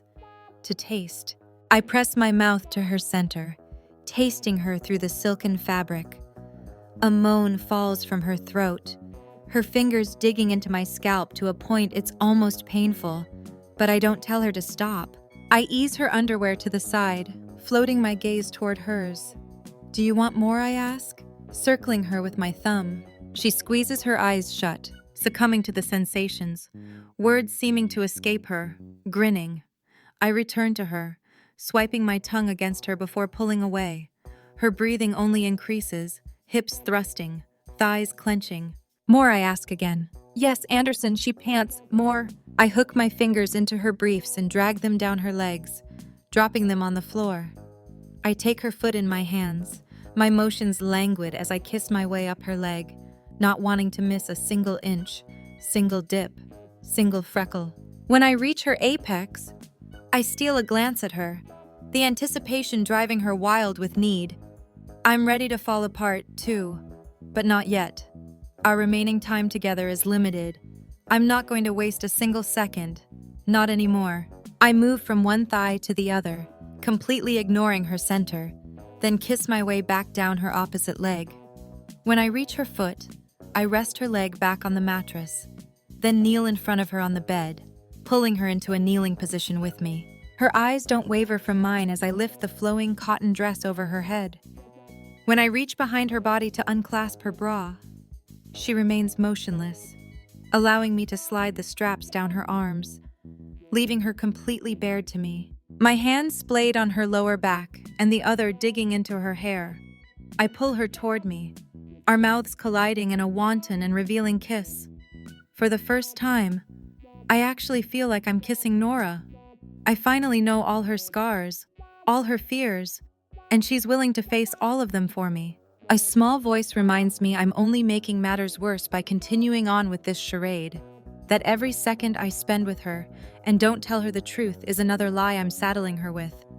But this woman is a drug. I need just one more hit, despite the devastation I'll leave in my wake. Curving toward her, I delicately ease her onto her back, my lips never straying from hers. I revel in the sensation of her lustrous skin beneath my hands. Skin I have no right to touch, but I can't stop. Can't pull myself away. I doubt I'll ever be able to. Even when this ends. Even when the truth rains down on us. Gripping her thigh, I hook her leg around my waist, gently thrusting against her. "Anderson," she moans into our kiss, my name coming out as a cross between a prayer and a plea. With torturously slow movements, I skate my hand along her waist, her breathing increasing the closer I get to her sex. As I slide my finger along her clit, she releases a noiseless gasp. "I need you inside me," she murmurs against my mouth. "I need you to make love to me." I lift myself from the bed, pushing down my shorts in one swift movement before returning to her, kneeling between her legs. I take a moment to admire her beauty, brushing her hair out of her face. Whenever I peered at Nora today, I saw the woman I pulled from the wreck, saw her desperate eyes, heard her anguished cries. But right now, I don't see any of that. In this moment in time, that's not part of our story. At some point, we'll have no choice but to make it part of the fabric of who we are. But right now, I see the Nora who decided to meditate in a busy Chicago diner, who made me stop at every rundown gas station between Chicago and here, who's given me the adventure of a lifetime, one I'll always cherish, despite the inevitable end. I know it's kind of late to be asking you this, considering we've already had unprotected sex, but are you on birth control? It is kind of late, she smirks. But yes, I'm on the pill. After Hunter and Ember, well, it kind of ruined me for wanting kids. I drape my body over hers, pressing my lips to hers, wanting to take away the memory of everything she lost. Not here, I whisper. Not now. It's just us. She melts into my kiss. Just us. I reach down and ease my way inside her. Slowly at first, reacquainting myself with this woman I've grown to know so well, even in such a short period of time. I keep her head held tightly in my hands as I continue moving inside her, our eyes never straying from each other, the tether binding us unbreakable. The sex last night was incredible. Watching her let loose with me and release all her inhibitions was truly a sight to behold. But this moment is so much bigger than that. We don't need the distraction of heavy breathing and loud moans. Not here. All we need is to lose ourselves in each other, to bare ourselves to each other, to be scared with each other, to fall into each other. And I have fallen, hopelessly, mercilessly, impossibly. This woman walked straight into my life and possessed my heart, like she always owned it. She tore through the walls I've hidden behind and breathed air back into my lungs. Our lives may not fit together. Our story may end tragically. But for now, I find comfort in the fact that our hearts beat as one, even if for only a passing moment. Chapter 30. Nora sunlight seeps through the plantation shutters, and I release a contented sigh. For once, I'm at peace. I'm exactly where I need to be. Anderson is exactly where I need to be. Once we were able to keep our hands off each other for more than a few seconds last night, we ordered room service, not wanting to leave this suite for anything, not even food. But shortly after we finished our dinner of lamb and paella, Anderson got dressed and told me he needed to take care of something. It made me nervous, worried he was pushing me away again. But he returned a few minutes later, knocking on the door, despite having a key. When I opened it and saw the bottle in his hand, I realized he was keeping with the tradition we started at the beginning of this adventure, knocking on my door with a smile and bottle of wine, hoping to spend more time together. All throughout the evening, as we savored our wine and I lay snuggled against Anderson's firm chest, the love story between Terry McKay and Nikki Ferrante playing before us, I couldn't help but reflect back to the first night we'd watched An Affair to Remember. Anderson had remarked on the similarities between their story and ours. At the time, I thought the only similarity was that we'd both formed a friendship while away from home. That's no longer the case. Now I understand all too well the heartache the characters must have experienced when the boat arrived in New York City and they were tugged in two separate directions, the only shining light their promise to meet again in 6 months. I hate the idea of being away from Anderson for more than 6 days. I doubt I'd survive 6 months. A supple mouth feathers against my shoulder blade, and I sigh as Anderson tightens his arm around me, pulling me closer. He pushes my messy locks over my shoulder, moving his lips toward my neck, shivers rolling down my spine. This is what I've been fantasizing about, I murmur, my voice scratchy from sleep. What he playfully circles his hips against me, making his need for me known. Morning sex. Pretty sure we checked that off our list yesterday. No, not morning sex, although I'm certainly looking forward to that.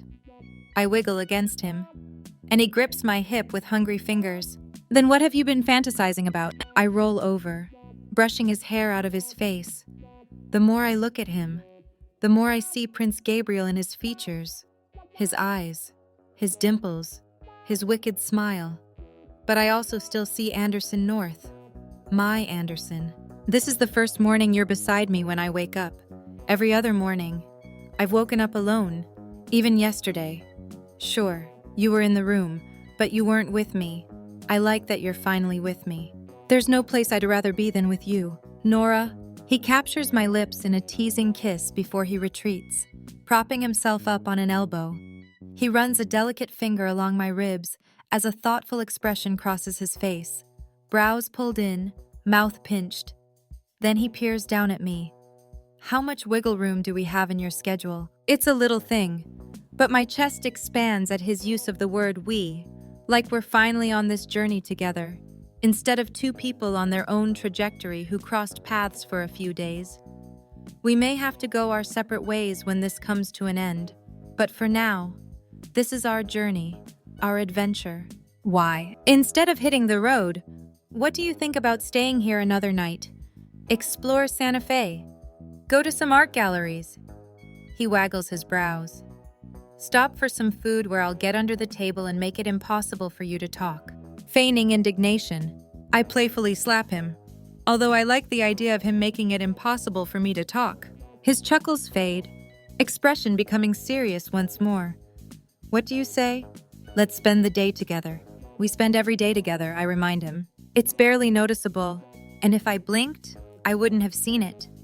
But I catch Anderson's eyes flick to the desk where I'd placed the canister containing Hunter's ashes. My heart falls, my stomach churning. Oh, I can't imagine what's going through Anderson's head. No wonder he was so distant yesterday. Why hadn't I realized it before now? Of course he'd be aloof. We slept together. Yet the instant we were back on the road, my focus was on Hunter and spreading his ashes at every spot on the list without a single regard for how it must make Anderson feel. If I were in his shoes, I'd question things too, keep my heart guarded, wonder if there will always be a ghost between us. Rolling away from him, I slip out of bed and pad across the floor, the hardwood cool on my feet. It's okay if you don't. Nora, He trails off as he watches me grab the ashes from the desk. As I flash him a slight smile, I walk toward the bed. Confusion flashes on his face before I turn to the ottoman where my suitcase sits. Unzipping it, I do something I've refused to do since I started on this journey. I bury the reminder of Hunter, placing the canister in my suitcase, hiding it beneath my clothes. His stare traces my motions as I rejoin him underneath the duvet. Caressing his mouth with mine, I kiss him fully before pulling back. I cup his cheek in my hand, relishing in the scratching of his facial hair against my skin. Anderson, I'd love nothing more than to spend the day with you. I push him onto his back and straddle him, his pupils dilating as I circle my hips, reawakening his desire. He groans as I rub his arousal against me, then ease him inside. Leaning down, I breathe into him. And only you. Anderson's fingers intertwine with mine as we stroll along the streets of downtown Santa Fe later that afternoon. I've never seen anything quite as remarkable as this city. The Pueblo architecture, the bright colors, the art. It makes me wish I had more time here. Guilty pleasure, Anderson asks, glancing at me. Throughout the afternoon, we've taken the opportunity to learn more about each other, our upbringing, our families, our fears, all things I've gotten a taste of, but we never discussed in detail. It's refreshing to share these things and not hide behind a mask. Everything's out in the open, for both of us. Sex with a hot prince, I answer without a moment's hesitation, lust in his eyes. He pulls me to a stop and leans toward me, his breath warming my neck. Glad you think I'm pleasurable. His finger grazes a sliver of exposed skin along my hip bone, fanning the flames of my desire. Then he retreats. But I hope you don't feel guilty about this. I raise myself onto my toes, brushing my lips against his. I don't. Do you? He shakes his head. Not for a second. He kisses me again, then grabs my hand, leading me along the busy street that's overflowing with tourists enjoying the beautiful weather. The sun is shining, birds are chirping, and I have a hot guy beside me. Could life get any better? How about you? What's your guilty pleasure? He smirks. Sex with a beautiful American woman. I playfully pinch him in the side. You stole my answer. No. You said your guilty pleasure was sex with a hot prince, not a beautiful American woman. although I'm willing to accommodate if you're into that. Yanking his hand, I pull him toward a clay building. I lean my back against it, forcing his body against mine. Are you telling me I don't satisfy you on my own? I rub against him. Doesn't feel that way to me. Oh, gorgeous. You do more than satisfy me. You drive me wild. His tone is gruff, sending a thrill through me. The mere notion of being deep inside you has me hungry for another taste. He nuzzles my neck, running his tongue along the length. I no longer care that we're in public on a very busy street with dozens of people sidestepping us. A few give him a second glance, most likely finding his appearance familiar. But as has been the case throughout our journey, they brush it off, probably thinking he's simply some celebrity doppelganger. Makes me want to lift this skirt and fuck you right here. Bad boy, I tease in a breathy voice. Only with you. He pulls back, the fire in his depths transforming into something more meaningful, but still as vivid and intense. You make me want to break all my rules. Nora. Hell. You make me want to set the rulebook aflame and start over again from the beginning. With you. His words cause my heart to swell, the hairs on my nape standing on end. Some things are worth breaking the rules for. I murmur, and I get the feeling you're more than worth breaking my rules for. He seals his mouth over mine, his kiss gentle, like that first snowfall of the year. Innocent, beautiful, serene.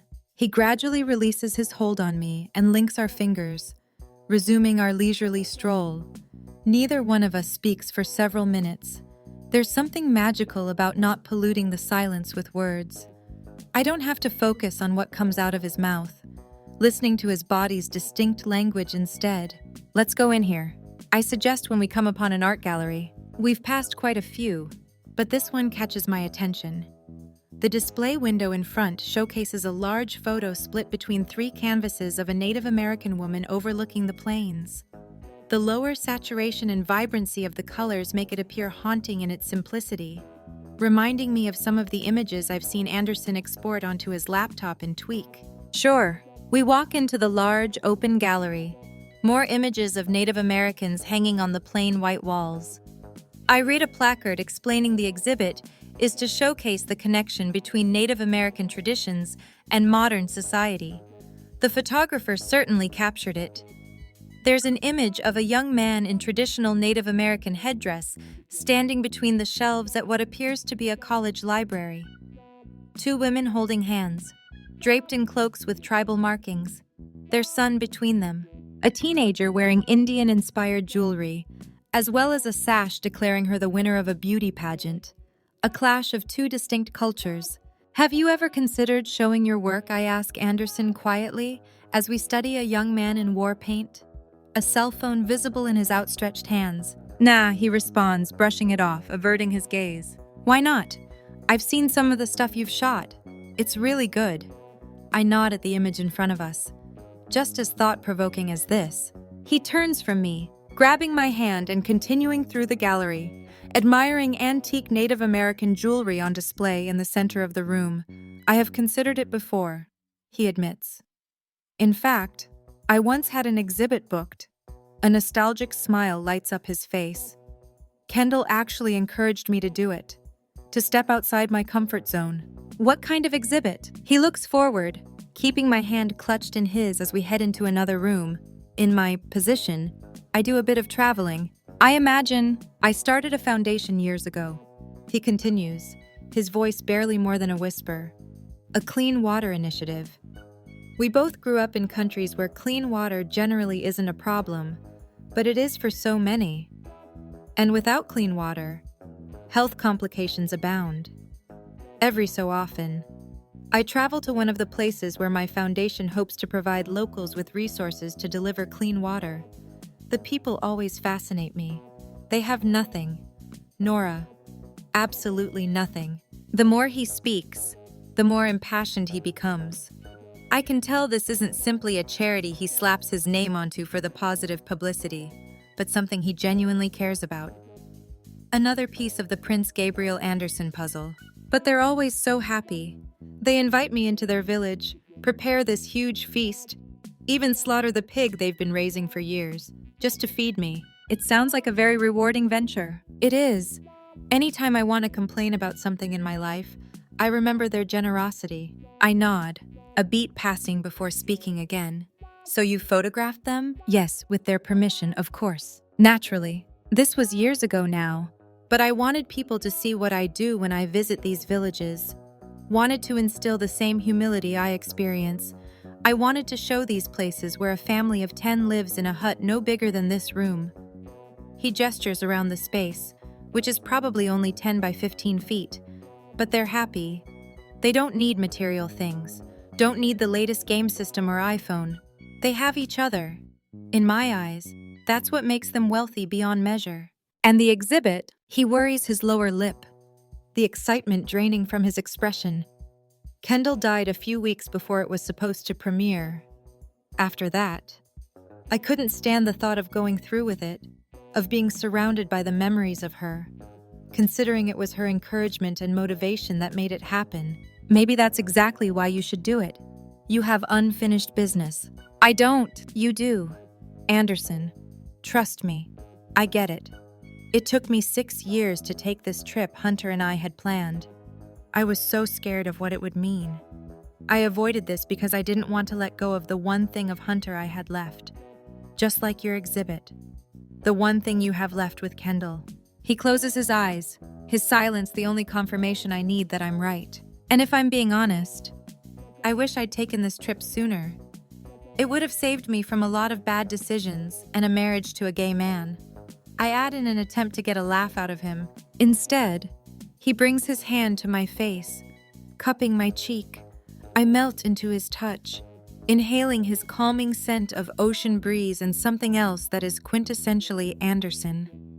His lips skim mine in a simple kiss that lights my soul on fire. For what it's worth, I'm glad you didn't take this trip until now. I am too. Chapter 31. Anderson. I steal a glance at Nora as we sit at yet another stoplight. Over the course of the past several hours, we've watched the sparsely populated areas that make up most of Route 66 transition into more heavily developed towns. Now we're almost at the finish line. Just another 10 miles or so until our adventure is over. What I wouldn't give to turn this car around and start this journey again. To stay in this bubble. The last few days have been some of the best of my life. They were certainly the most satisfying and fulfilling since I lost Kendall. An easygoing atmosphere had settled between Nora and I as we traveled through New Mexico and into Arizona before navigating through Sitgreaves Pass and entering California. We posed with a giant jackrabbit at the Jackrabbit Trading Post in Joseph City. We stood on a corner in Winslow, Arizona. That was complete with a red flatbed Ford, an homage to the classic Eagles tune. We had to navigate around burros roaming the streets in Oatman, and we marveled at the majesty of nature as we admired the Grand Canyon, having taken a detour to visit since we were so close. In each place, Nora left more of Hunter's remains, instead of it being a solemn event, as she was forced to say goodbye to another piece of him. It seemed to lighten her load. She was no longer filled with sorrow, thinking how much Hunter would enjoy the kitschy shops in Seligman, Arizona, or the giant rooms in the shape of teepees at the Wigwam Hotel in Holbrook. With each throw of his ashes, she cut another tether keeping her bound to her past. Sensing my eyes on her, Nora looks at me, offering me a smile, but I can tell it's contrived. She's as twisted up inside as me. You doing okay, I ask. The light turns green, and I shift into first, creeping along Sunset Boulevard in Hollywood. My left leg aches from the constant stop and go of traffic, requiring me to use the clutch more than I have the entire trip. I try not to focus on it, try to tell myself it's not my body giving up on me, that I'd be sore even if I didn't have MS. Of course, she quickly nods, her voice more high-pitched than normal. It's okay if you're not. This is your final goodbye. She brings her gaze to mine. It's not today's goodbye I'm dreading. I nod, swallowing through the pain, the vice-like grip on my heart threatening to undo me. I grab her hand and bring it to my lips, brushing her knuckles, trying to offer her the comfort she needs, that I need. Like Nora, I've been apprehensive about reaching the end of the road, not just because I'll have to say goodbye, but because I have to decide what to tell her. Do I let her go home without knowing the truth? Her feelings for me still intact?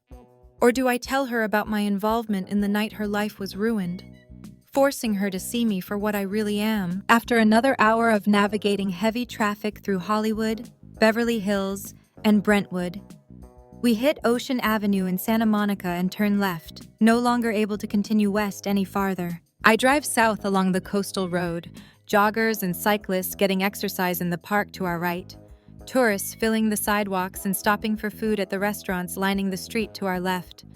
The bright sun glimmers on the ocean, surfers cresting on the waves. When I first decided to drive across the country, since I wasn't sure how much longer I'd be able to do something like this, I looked forward to reaching California, to have some time here to decompress before needing to return home and address my diagnosis. Now, I'd give anything to have more time on the road, crappy motel rooms and all. When we reach Santa Monica Pier, I turn onto the wooden structure and navigate toward the parking area. Even after I kill the ignition and yank on the brake, neither one of us makes a move to get out. Seagulls squawk overhead as the occasional thunder of the roller coaster booms around us. But it's muted, our bubble blocking the outside world. Nora lifts her sad eyes, swallowing hard. I don't want to open the door. I bring my hand to her face, and she melts into my touch. Either do I. But we came this far. We have to see this through to the end. I glance at the brightly colored buildings on the pier, the Ferris wheel turning a slow circle beneath the picturesque backdrop of the California coast. And that's the end right there. It's within your grasp. Time to close this chapter. She squeezes her eyes shut and pulls in a deep breath. On a long exhale, she returns her gaze to mine and nods. Okay, let's turn that page. I leave a tender kiss on her nose, then jump out of the Jeep, rushing to help her. She places her hand in mine, and I squeeze, leading her up toward the frivolity and carnival atmosphere of what's become the point of celebration for most Route 66 travelers. But for us, it marks the ceremonial end of the adventure we'd give anything to continue. The smell of fry oil and sugar, mixed with briny, ocean air, greets us as we maneuver through hordes of people walking in every direction, the wood groaning beneath our feet. Bells ding from the myriad of carnival games as excited children run past us, their parents hurriedly trying to catch up. I notice Nora touch her stomach, probably thinking that could have been her, if it weren't for me. As we make our way past the roller coaster and Ferris wheel, the crowd thins substantially. The only people out this far, a few couples strolling hand in hand as the sun inches closer to the horizon. We come to a stop at the end of the pier and stare into the distance. The wind whips Nora's hair in front of her, but she does nothing to smooth it back. It's a complete contrast to the woman I first met nearly 2 weeks ago.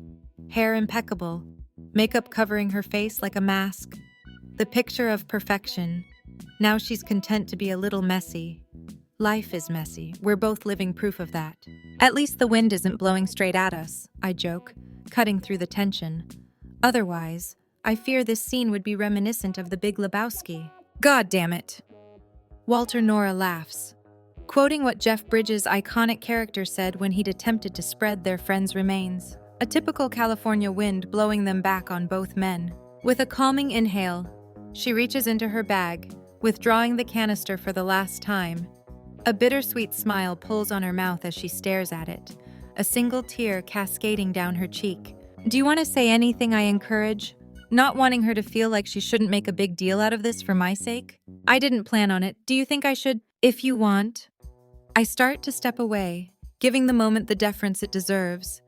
But she grabs my wrist, preventing me from doing so, an unspoken request.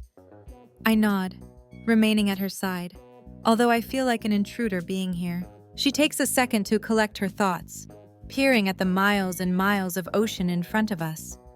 I can faintly make out the outline of Catalina Island toward the southwest. Other than that, there's nothing but sparkling water. I'll never forget the day my cell buzzed with an incoming text from a number I didn't recognize. She begins after several long moments, smiling through the nostalgic tears brimming behind her lids. I almost didn't respond. It was obviously a wrong number. I would have remembered going out for drinks the night before with a guy who sounded as endearing as you. Your words made it seem that you liked whomever you thought you were texting. If I were in your shoes, I would have wanted to know my affections were being wasted. Turned out, your affections were being wasted. That she intentionally gave you the wrong number. I'm just lucky she gave you mine. For weeks, we exchanged texts, shared parts of ourselves with each other, parts I never shared with anyone. It was so refreshing to talk to someone I could just be myself around with no judgment. She chuckles, rolling her eyes. You know how my mother can be. The night we agreed to meet after months of exchanging messages and late-night phone calls, I almost turned around a dozen times. I was so worried it would change what I felt in my heart. Worried that the playful banter and flirtatious jokes wouldn't be the same once we met in person. But it was. In fact, it was better. She smiles, swiping away at her tears, the moment overwhelming her. You were my first serious relationship, my first love. She chokes out a sob. And my first heartbreak, after you died.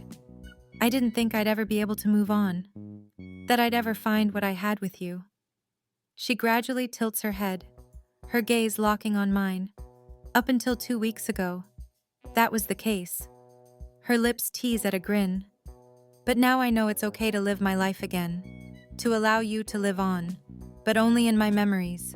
With a shaky breath, she slowly turns over the canister, dumping the final remnants of Hunter's ashes into the ocean below us. We both watch as the sea takes him, spreading him along its waves and crests. Take care of Ember, she strains to say. All little girls need their daddies. I'm glad she has hers, that she's not alone, that you're not alone. I love you, Hunter, with all my heart. But it's time I let you go. I reach for her hand and squeeze it, giving her the encouragement she needs. Then she looks at me, her mouth curving up in the corners, serenity crossing her expression, because I found someone worth letting you go for. And he deserves all of me, not just the broken pieces. I no longer care what's appropriate and what's overstepping my bounds during this personal moment. One she wanted to share with me, to let me know she's relinquishing the ghost that's been between us since the beginning, that she's ready for it to be just us. Her cheeks clutched in my hands. I press my lips to hers, my kiss respectful but still greedy at the same time. I breathe into her, my grip tight, my admiration for this woman growing with every second, every swipe of her tongue, every heartbeat. Because with every second, every swipe of her tongue, every heartbeat, my time with her grows shorter and shorter. I no longer want that to be the case. Not now that she's finally free, finally let go of Hunter. Now I want nothing more than to run away with her where we can have a future of our own. Free from our past, free from my future, and free from the truth that will inevitably be our undoing. I pull back, peering down into her eyes I'd give anything to wake up to every morning.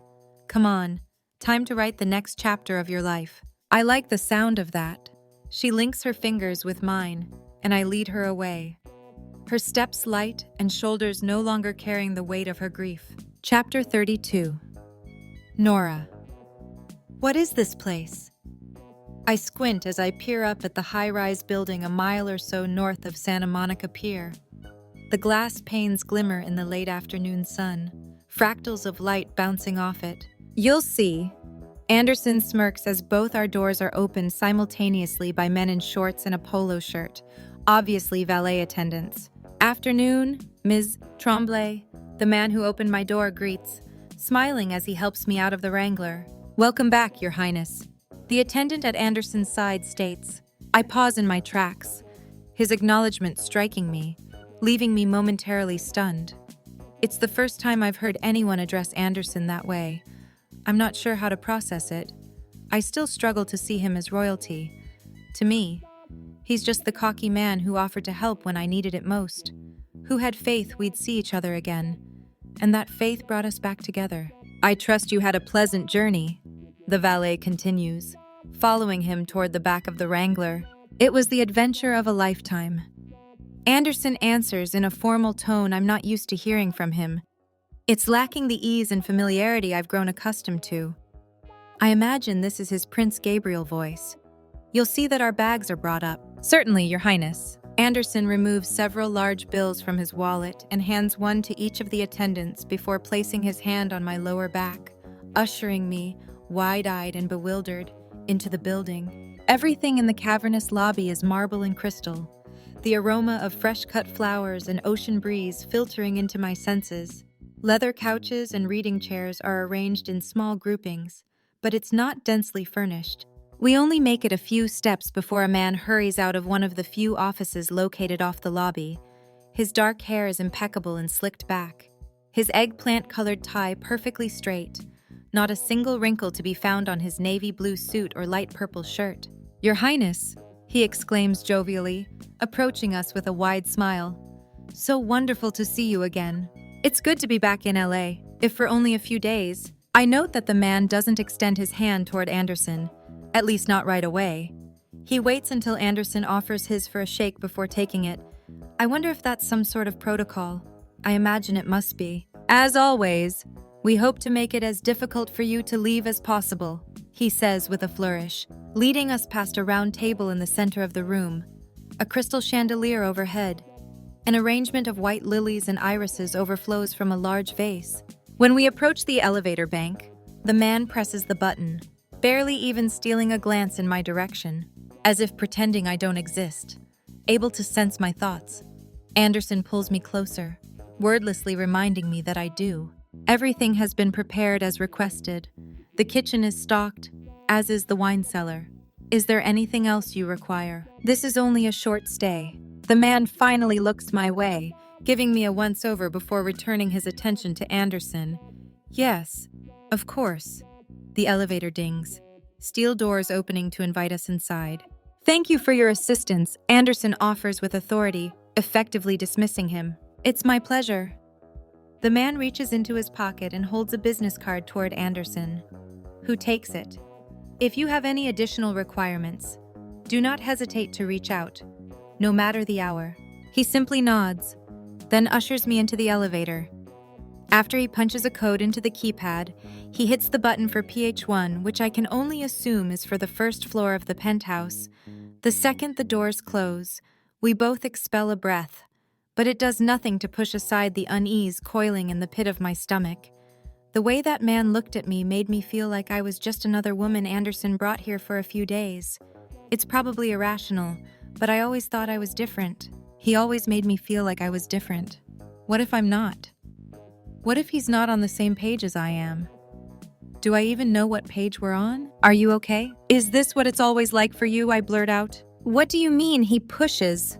Sensing there's more behind my question than simply wondering if he's always waited on like this when people know who he is. Do people always fawn over you? Then look at whatever girl you're with like they have no idea how she caught your eye. Because, believe me, I have no idea how it happened and still question it. He cups my cheeks, cutting me off. Don't. His gruff voice is filled with emotion. Don't ever question why I'm with you. Your soul spoke to me the second I felt it. This is why I didn't tell you who I was. Why I normally don't tell anyone until you, I urge when he pauses. His expression softens. Until I know it's real. And I knew from the very beginning this was real. It just took a little while for my head to catch up to my heart. The door slides open and he winks, grabbing my hand and leading me out of the elevator and into one of the most glamorous places I've ever seen. It even edges out Julian and Evie's penthouse apartment overlooking Columbus Circle, albeit on a smaller scale. I pull away from Anderson, taking in my surroundings. Everything is rich wood, neutral tones, and iron accents. Natural light saturates the space, thanks to the floor-to-ceiling windows filling several of the walls. I move past the more formal sitting area, through an open-concept kitchen, and into another sitting area. Walking up to the large glass doors, Anderson follows, pressing a button on the adjacent wall, the doors sliding open, mesmerized by the view of the setting sun. I step onto the balcony. A breeze blows around me, causing a chill to trickle down my spine, and I shiver. Anderson wraps his arms around me, pulling me back against him. This is stunning, I exhale. If you're into that sort of thing, I spin in his embrace, but he doesn't release his hold. You can't stand there and say you don't find this view spectacular. With strenuous patience, he gradually erases the space separating our mouths, covering mine in a soft kiss. Now I do. He increases the pressure, swiping his tongue along my lips. I part them, his kiss caressing, entwining, enticing. He pulls back, framing my face in his large hands. The view right here is much more spectacular than any boring sunset. Then he returns his attention to the miles of ocean, turning me around, keeping me in his arms. But the sunset's not too bad to look at, either. No, it's not. We watch the remnants of the day disappear over the horizon, the sky now a purple hue as night descends. I struggle to swallow through the lump building in my throat over the thought that we only have one more sunset together. Come on. He links his fingers with mine and pulls me back inside, leading me toward a staircase off the entryway. I'll give you the grand tour, then I'll cook you dinner. You cook? Don't sound so surprised. I quite enjoy cooking. It relaxes me. You won't hear any complaints out of me. It'll be nice to have a home-cooked meal after these past few weeks of eating mostly diner food, and to stay somewhere with soundproof walls. He pulls me into a master bedroom that's bigger than my entire apartment.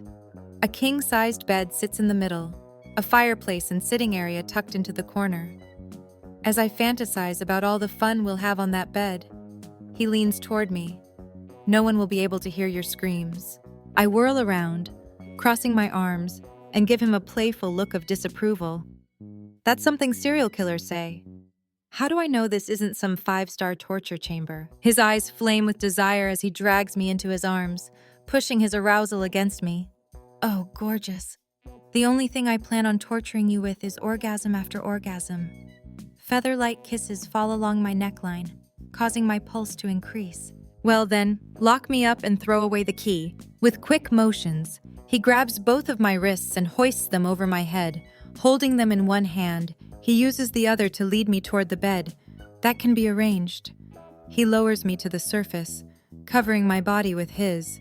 What happened to dinner? I pant as he snakes down my frame, lifting the hem of my dress and yanking my panties off. I figured we could both enjoy a little amuse-bouche beforehand. He licks his lips, his sinful eyes locking with mine. A little something to whet our appetites. When he flicks his tongue against my clit, I moan, threading my fingers into his hair as I succumb to his touch, forgetting about Hunter's ashes that now lay scattered across the country, about the uncertainty of what tomorrow may bring. Our journey may be over, but I can't shake the feeling that our adventure together is just beginning. Chapter 33, Anderson. The early morning glow filters into the room as the sun slowly creeps over the mountains, bathing LA with light. My thoughts are all jumbled, as seems to be the case with Nora. Maybe if I didn't have this huge secret eating away at me, I'd be able to enjoy these last precious hours we have. I should have stopped this charade days ago, but I couldn't find the wherewithal to come clean and walk away, like she deserves. Now I've backed myself into a corner of my own making.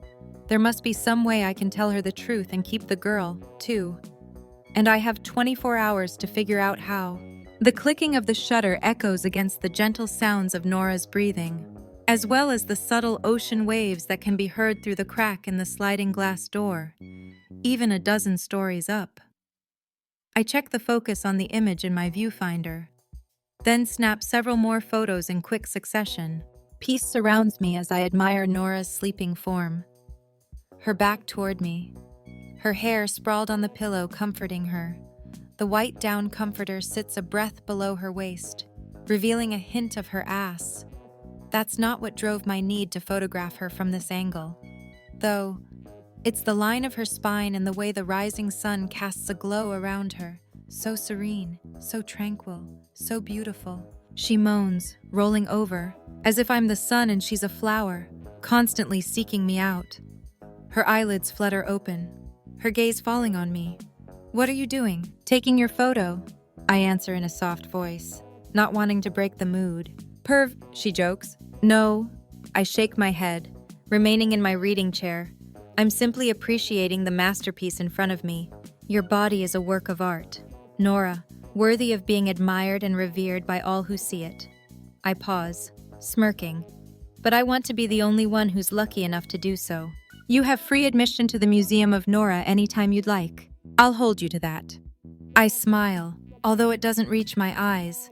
Once she learns the truth, she'll retract that offer. I tentatively return to taking her photo, waiting for her to tell me to stop. But she doesn't. Her eyes lock with mine through the lens. "How do you want me?" she murmurs seductively. My pulse skyrockets, my dick hardening. When Nora steals a glance below my waist and grins, I know she notices how much she turns me on. She always has. But the idea of photographing her like this makes me ache for her even more. I stand, not trying to hide my erection straining against my gym shorts, and walk to her. I push her hair out of her face, smoothing it behind her ear. "Can I pose you?" Stare trained on mine. She nods. Silence fills the room as I place her the way I want, her body pliant and agreeable to my desires. I keep her on her side facing me, but take the arm beneath her and extend it, resting her head on it. When I pull the duvet off, she doesn't protest, baring herself to me. I set one leg on top of the other, bending her knees slightly. Then I place her other arm along the silhouette of her body, encouraging it to mold to her hourglass figure. I step back, admiring her frame in the tranquil light. I make a few minor adjustments to some angles before returning to my chair and checking the focus. "You sure?" She doesn't say anything, only nods. I continue snapping away, concentrating on different parts of her body with each frame, starting at her peaceful expression, making my way down to her supple breasts, the curve of her waist, her stunning legs. "You can move now if you want. Move, or we can stop. Whatever you're comfortable with. I'll follow your lead." Sometimes the best shots happen when you let the model do what she wants. Her pupils darken as she props herself up. "Do whatever I want." My pulse increases at the sensuality in her tone. I swallow hard. "Anything. No limits." "No limits," she repeats, closing her eyes and returning to the same position I'd posed her in, remaining motionless for several moments. Then the hand resting along her silhouette moves, slowly, gradually, tentatively. It travels along her waist, caressing her stomach, before continuing up to her breast. When she squeezes, my breathing increases, echoing in the stillness of the room. She levels her gaze on mine, a devilish glint within. "Shouldn't you be snapping photos?" I return my camera to my face and feverishly click away. When she rolls onto her back, I stand, skirting around the bed to shoot from a better angle. A few weeks ago, I doubt Nora would have done anything like this, still trapped in whatever cage she'd locked herself in years ago. Hell, she probably wouldn't have done this a few days ago, but I saw it the instant she dumped those ashes into the ocean. She's finally free, and I want nothing more than to keep feeding this newfound freedom. I squat at the end of the bed, shooting her from this low angle, the camera capturing how addictive her curves are, how beautiful she looks as she explores her own body, comfortable enough with me to do so in my presence. She bends her knees, propping up her legs and spreading them, revealing herself to me. My jaw tenses, every inch of me frozen in place. I'm unable to move, to breathe, to think. This may be one of the most erotic moments of my life. "Go ahead," she whispers, her hand continuing its tortuously slow journey down her body. "Take your photos. These better not end up on the wall of some gallery, though. Not a chance in hell am I sharing you like this," I respond in a gruff tone. "These are for my own personal collection to jack off to. Glad to know I'm spank bank material." "Oh, gorgeous. You're more than spank bank material," I assure her. She keeps her gaze trained on me for several protracted moments, the atmosphere shifting from light and playful to thick with sexual tension. Chewing on her bottom lip, she slides her hand past her waist. When she toys with her folds, spreading her wetness around, it takes everything I have to not throw the camera to the side and bury my face in her, to be the one giving her the pleasure building on her expression as she rubs her clit. But even though I'm not touching her, I'm still the reason her breathing is ragged, her complexion flushed. I raise myself to my full height, snapping a few photos of her from above, one hand squeezing her breast, the other between her legs as she pleasures herself. Pull your nipple, I demand through a clenched jaw. She focuses her eyes on mine before closing them once more and following my command. I hiss out a breath, struggling not to touch her. But this is infinitely more erotic, more intimate. Her chest heaves as she teases herself, pulling on her nipple and slipping a finger inside her sex. When a tiny moan escapes, I can no longer control myself. I toss the camera onto the bed and free my erection from my shorts. Noticing the lack of a constant shutter clicking, Nora looks at me, watching me stroke my cock. Spreading her legs wider, she removes her fingers, giving me permission to take their place, but I shake my head. No, like this. I continue pumping my dick with my hand. I want us to get off like this. A shiver visibly rolls through her, and she returns her fingers to where they were. Her breathing becoming more erratic and uneven, matching my own. I won't last much longer, she warns. Trust me, gorgeous. Watching you like this, I won't last long. Period. You're so fucking hot, so fucking beautiful, so fucking mine. With each word, her whimpers grow louder as she pulses her hips against her hand, desperately seeking release, until her body spasms, her cries reverberating against the walls. Fuck. I grunt, increasing my motions. I step closer to her, running my free hand along her waist, then disappearing between her thighs, taking the place of her fingers. Her wet and greedy body pushes me closer to the edge. I'm about to come. Okay, she breathes. I look around for a towel, anything, but she grabs my forearm. On me? Fuck! I kneel on the mattress, slipping my fingers back between her thighs, pumping my cock feverishly until I can't control myself anymore and release onto her stomach, my body convulsing, unable to go another minute without feeling her lips against mine. I hover over her, slamming my mouth to hers, my tongue caressing, tangling, taking. God damn, baby. I exhale when I pull back. That may have been one of the hottest things I've ever seen in my life. You make it difficult for a man to walk away from you. Good. She captures my kiss once more as my phone chimes on the nightstand, but I ignore it, kissing her deeper. Aren't you going to get that? It's not even 7 in the morning, I answer. Exactly, might be important. I groan, reluctantly tearing my lips from hers. Glancing at the screen, I see my sister's name.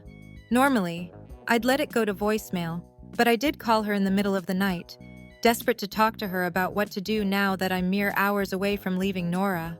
I place one last kiss on Nora's mouth before standing. I need a minute, then I'll bring you some coffee. Grabbing my cell, I dash to the bathroom, retrieving a towel and handing it to Nora as I raise my phone up to my ear and tug on a pair of shorts. Hey, Esme.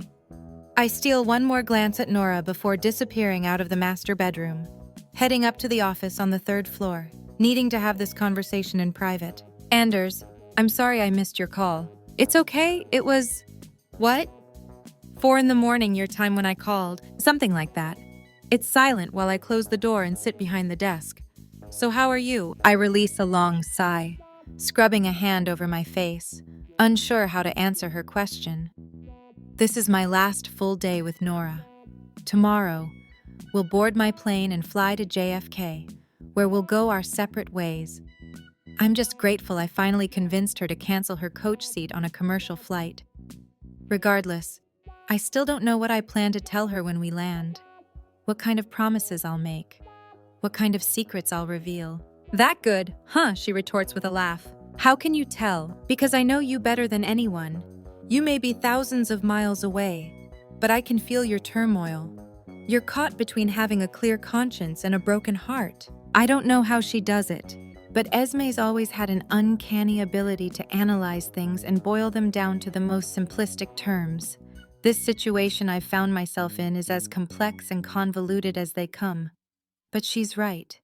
What it all comes down to is deciding between leaving my conscience or my heart intact. All along I've said she deserves the truth. I agree. She pauses before continuing. But I doubt she would have been ready to hear the truth a week ago. Do you? I heave a sigh. Reflecting back to who Nora was mere days ago, the nuts and bolts are still there. but the woman who just bared her body and soul to me, relinquishing her control and vulnerability, only remotely resembles the woman I first ran across in Chicago.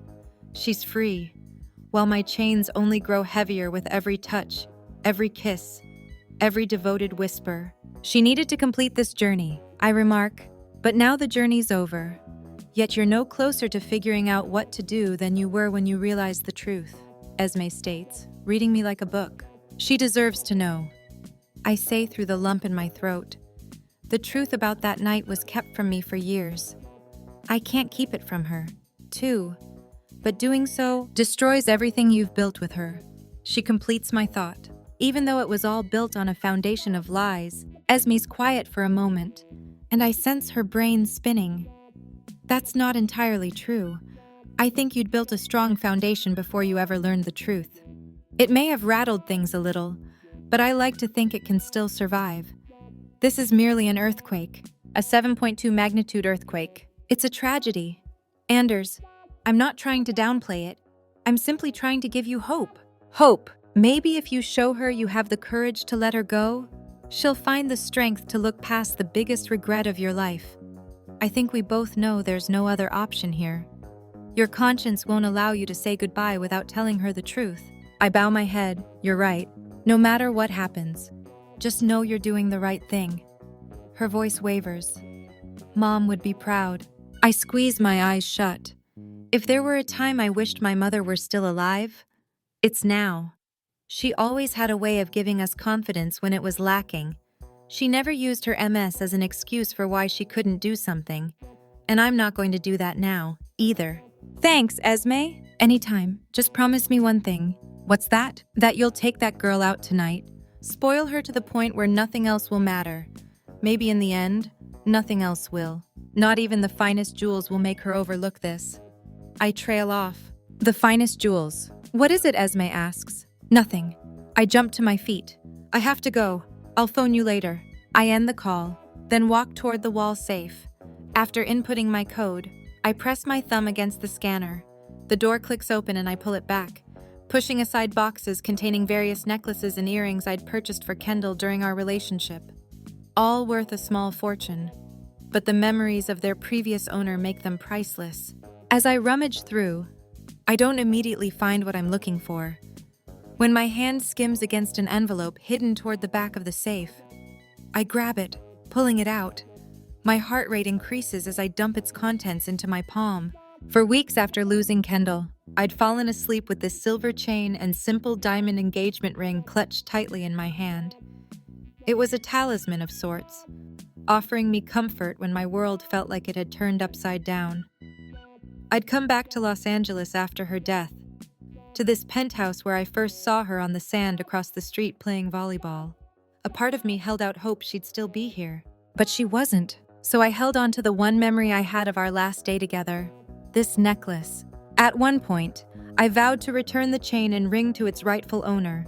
I never could have expected she'd find me instead. I wrap my fingers around it, drawing in a deep breath as I summon the magic this jewelry once held for me all those years ago. I just pray, once she learns the truth, it can offer Nora that same comfort. Chapter 34, Nora. Wow, I murmur as I peer at my reflection in the mirror, barely recognizing myself. Earlier today, Anderson had arranged for me to go out with a personal shopper to find a dress for dinner, after which I was treated to an afternoon at the spa, complete with massage, manicure, and a pedicure before having my hair styled and makeup done.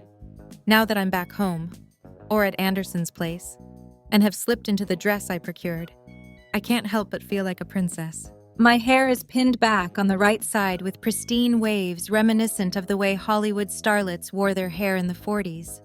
My makeup is clean and not overdone, apart from the bright red hue covering my lips, which contrasts with my fair skin. The sleek black dress, with its off-the-shoulder sleeves and sweetheart neckline, a string of pearls falling just above it, makes me look like a modern-day Grace Kelly, another woman who'd fallen for a prince. Electricity buzzes through my veins as my mind wanders to how Anderson will react to this version of me. I haven't seen him since the personal shopper whisked me away from the penthouse earlier. It's the longest we've been away from each other since we met, and I hated every minute, despite all the pampering. I don't know how I'll survive once we part ways. I'd wanted to raise the subject on more than one occasion as we made our way to California, but it wasn't fair to have that discussion with Anderson while Hunter was with me. Now I've let him go. Let my past go. Yet I still can't seem to bring up our future.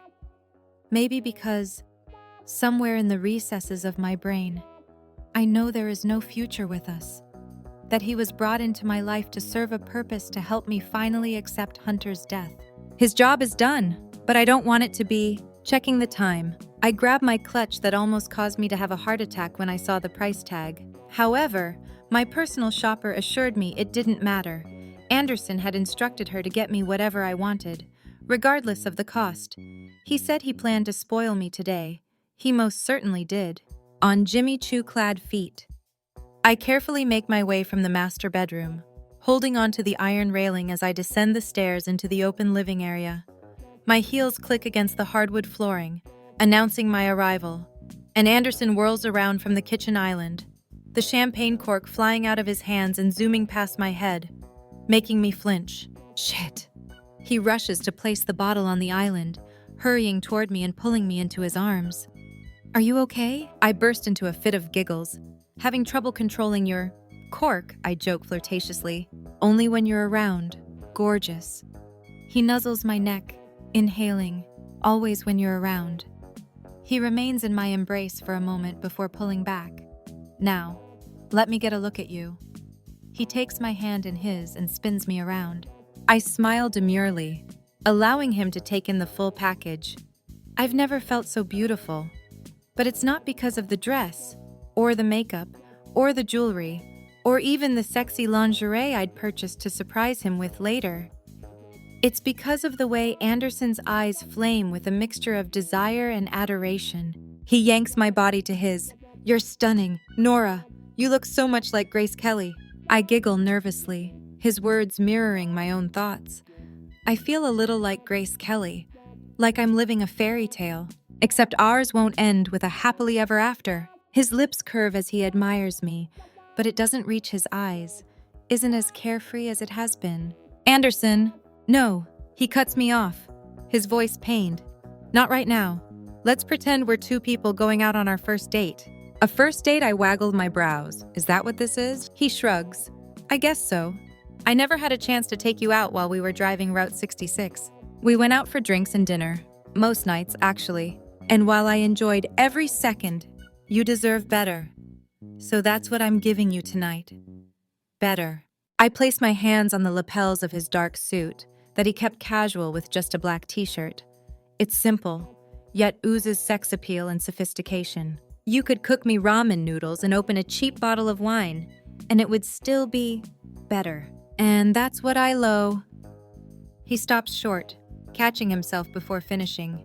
Admire about you, but I have the means to treat you like a princess, and a princess you shall be. Be careful, a girl could get used to this. Good, he winks, then steps back, steering me toward the island. I watch as he expertly pours the champagne into 2 flutes, then hands one to me, raising his to broken down rental cars, abandoned drive-in theaters, and Cadillacs turned into art. I lift my glass to his, to truth or drink, cheap motels, and dancing beneath the stars. I squeak past the lump in my throat. All wonderful moments. But may I confess something? I swallow hard, my heart hammering in my chest at what he's about to reveal. My favorite moment is you. Tears well behind my lids. This might be the sweetest and most honest thing he's ever said to me. That anyone's ever said to me. My favorite moment is you, too. I admit as he tips his glass toward mine. Although sneaking a peek of your knickers as you scaled that fence comes in a very close second, he adds, his eyes alight with mischief. I playfully punch him. And watching you nearly hit a burrow when we drove through Oatman is a close second for me. That thing came out of nowhere, he huffs. And why were donkeys wandering around without a single care for the vehicles on the road? Simple. I bring my glass to my lips. They were there first. I suppose, just as he takes another sip of his champagne, the elevator doors slide open, surprising me I thought we were the only ones who had access to his penthouse. A tall man with an even more impressive physique than Anderson steps into the foyer. I squint, the dark-haired man seeming familiar, but I can't quite place how I know him. "Good evening, Your Highness. Are you ready?" "Hey, Creed," Anderson answers casually. "Yes, we're ready." And for the 1,000th time, stop with the Your Highness bullshit already. And for the 1,000th time, as long as I serve as your CPO, I will only refer to you as Your Highness or Sir. You had no problem calling me some choice words the other day. What was it?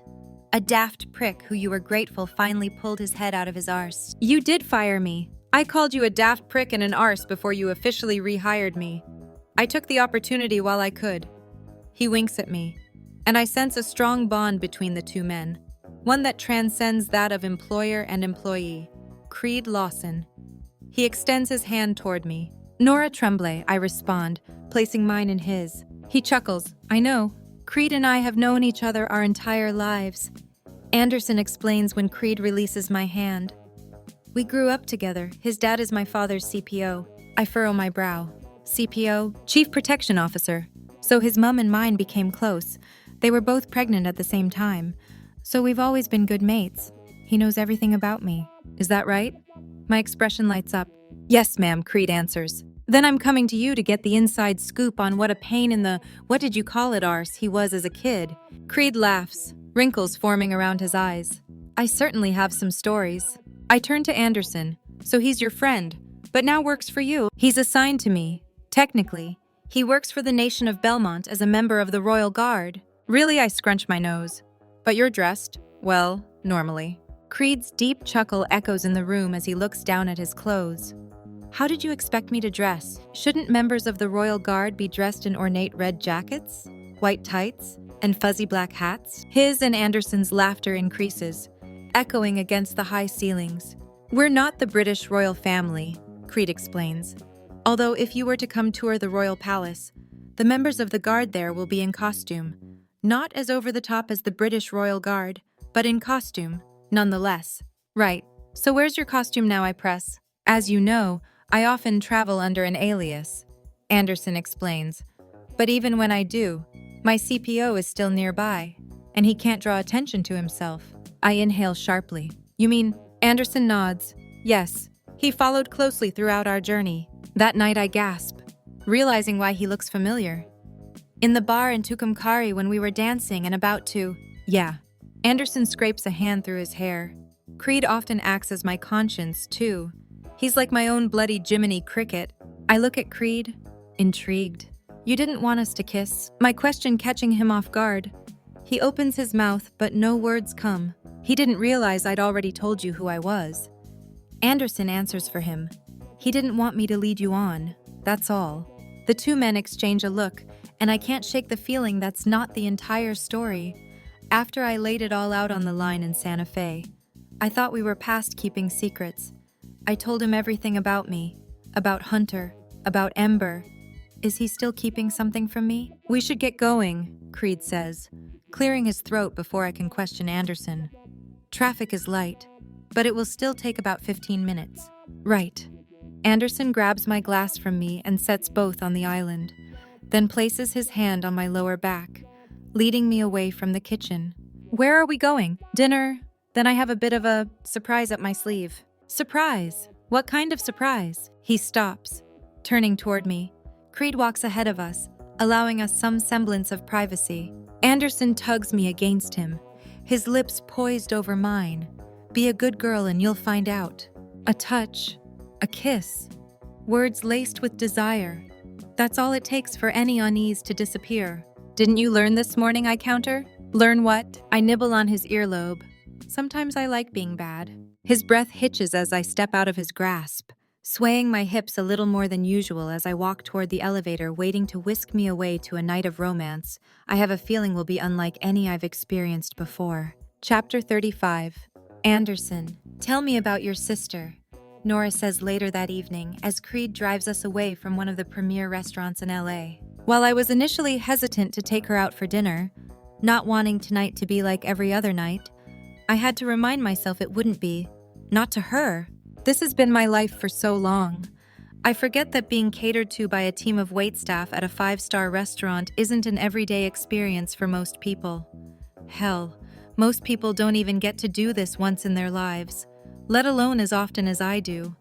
Nora deserves to be spoiled, deserves one day of absolute happiness, of feeling how much I care about her before I turn her world upside down. It's not what I want. But like Esme observed, I'm torn between having a clear conscience or a broken heart. I need to break my heart to keep my conscience clear. She's my best friend, next to Creed, of course. I meet his eyes in the rearview mirror, and he nods. Thankfully, he wasn't too upset with me when I finally apologized to him. After all, I've only carried the guilt of that night for a few days. He's carried it for years. Knowing 2 lives may have been saved had he done as he threatened and tackled me to the ground in the hospital parking lot, preventing me from driving. He apologized for keeping the truth from me, and I told him about my MS diagnosis. He reacted worse than I did when I first received the news. Then he did what Creed's always done throughout our friendship, offered his unyielding support. Of course, Nora states with a smile as she leans back against the leather seat of the SUV, her fingers interlocking with mine. The only time I haven't had my hand on some part of her body all night was while we ate. Even then, I'd stolen a brush here, a squeeze there, needing to feel her to know she's still with me, that it's not over yet. Esme's only a year younger, so we've always been inseparable. I tell her everything. Everything. I nod. She was the first person I told about you. A smile teases on my lips. Well, actually, I guess that would be Creed, but I didn't exactly tell him about you. He just kind of found out, considering he was following me. Do you ever get tired of it? Nora asks softly. Of constantly being on display, never being alone. Why do you think I took this trip? I'd been in the Hamptons, after which I'd planned to fly out to LA and spend a while here to decompress. This time of year is always difficult. What with Kendall's death and all. It's why I always tend to disappear for a bit. She squeezes my hand, offering me a reassuring look. Instead, I decided to take the opportunity and drive across the country. No rules, only me and the road. Oh, and Creed. But I refuse to let him chauffeur me this time. I glance at him. No offense. Creed, none taken, sir. I'm used to you being a giant pain in the arse. With all due respect. He finds Nora's gaze through the mirror and winks. Despite all his warnings, I sense he likes her, that he thinks she's good for me. I wish I could be good for her, too. So, what, you went and bought a car to drive across the country? She laughs under her breath. You can probably do that, can't you? I nod subtly. So, Esme, right. I straighten. Esme's brilliant. I've told her repeatedly that I think she should have been born first. Why's that? Because she'd be crown princess, heir to the throne. You don't want to be king. It's not that I don't want to. I simply believe Esme would do a better job. I force a smile. How so? She's very passionate. I answer without a moment's hesitation. The royal family is notoriously non-political. Even though you're the head of your executive branch, she states. You've done your research, I see. She shrugs. I was curious how it all worked. Then you know that, while the king is the head of the executive branch, there's also the executive council that's elected by the people that must approve of each of the executive's decisions. It was written into the Constitution in the 1800s, a check against executive powers, so to speak. Like your government's checks and balances, we have them as well. So you don't have free rein to do whatever you want? No. I chuckle. We don't. And it's always been believed to be in the royal family's best interest to remain neutral. But your sister doesn't. I roll my eyes. That may be the understatement of the year. She's a huge champion for racial and gender equality, workers' rights, immigration. I don't see anything wrong with that. There isn't. But like I said, we were brought up to remain neutral and simply execute the laws as we believe will best benefit our constituents, not those that will benefit individual politicians or large corporations. That's not a bad thing. Look at our messed up political system. I'd rather not. I grimace, then straighten my expression. But despite Esme's tendency to be quite vocal, people would love her as queen. She has the tenacity and drive to propel our country into this century, when so many other countries seem to be reverting. No kidding, Nora quips. Can't you just abdicate your throne or something? I pause, on the brink of telling her I may soon not have a choice. That once I return home and inform my father about my MS diagnosis, he'll most likely request the Executive Council to approve a new line of succession. That's the hardest thing about this. Not only will I possibly lose the ability to walk, but the one thing I've spent my life preparing for could also be taken away. Yes, I truly believe Esme will make an incredible queen, that our people will admire and respect her. But that doesn't make it any easier to give up my position, to be relegated to the sidelines and hidden away when I can no longer walk without assistance. We're here, sir, Creed says, saving me from having to explain all this to Nora. He steps out of the SUV and runs around to open the rear door. I slide out first, then extend my hand to Nora, helping her. Where are we? She surveys the industrial-looking parking lot, rows and rows of prop cars filling the spots, ranging from antique Model A's to more modern muscle cars, and everything in between. Picking up our transportation for the next part of the evening. Transportation. She looks back at the SUV. But I figured you might like to go for a little drive. I gesture toward a light blue 1954 Chevy Bel Air convertible Creed procured for the evening. While I hate throwing my title around, sometimes it does have its benefits. Like now, when I see the excitement brimming in Nora's expression. We're going for a drive-in, that she exclaims, bouncing on her feet. We sure are. I'd seen her admiring all the vintage cars along Route 66 and thought this would be the perfect way to end our adventure together. Plus, I've always wanted to drive one. I place my hand on the small of her back and lead her toward it, helping her onto the front bench seat. Once she's situated, I walk around to the driver's side and give Creed a wave. He returns a slight salute, then drives off. He's leaving, Nora asks when I slide behind the wheel, under extreme protest. But yes, it's our last night. I don't want to share it with anyone. Edging toward her, I capture her mouth in a soft kiss. As much as I crave our soul-crushing kisses as we devour each other, hungry for more, I love these simple ones too.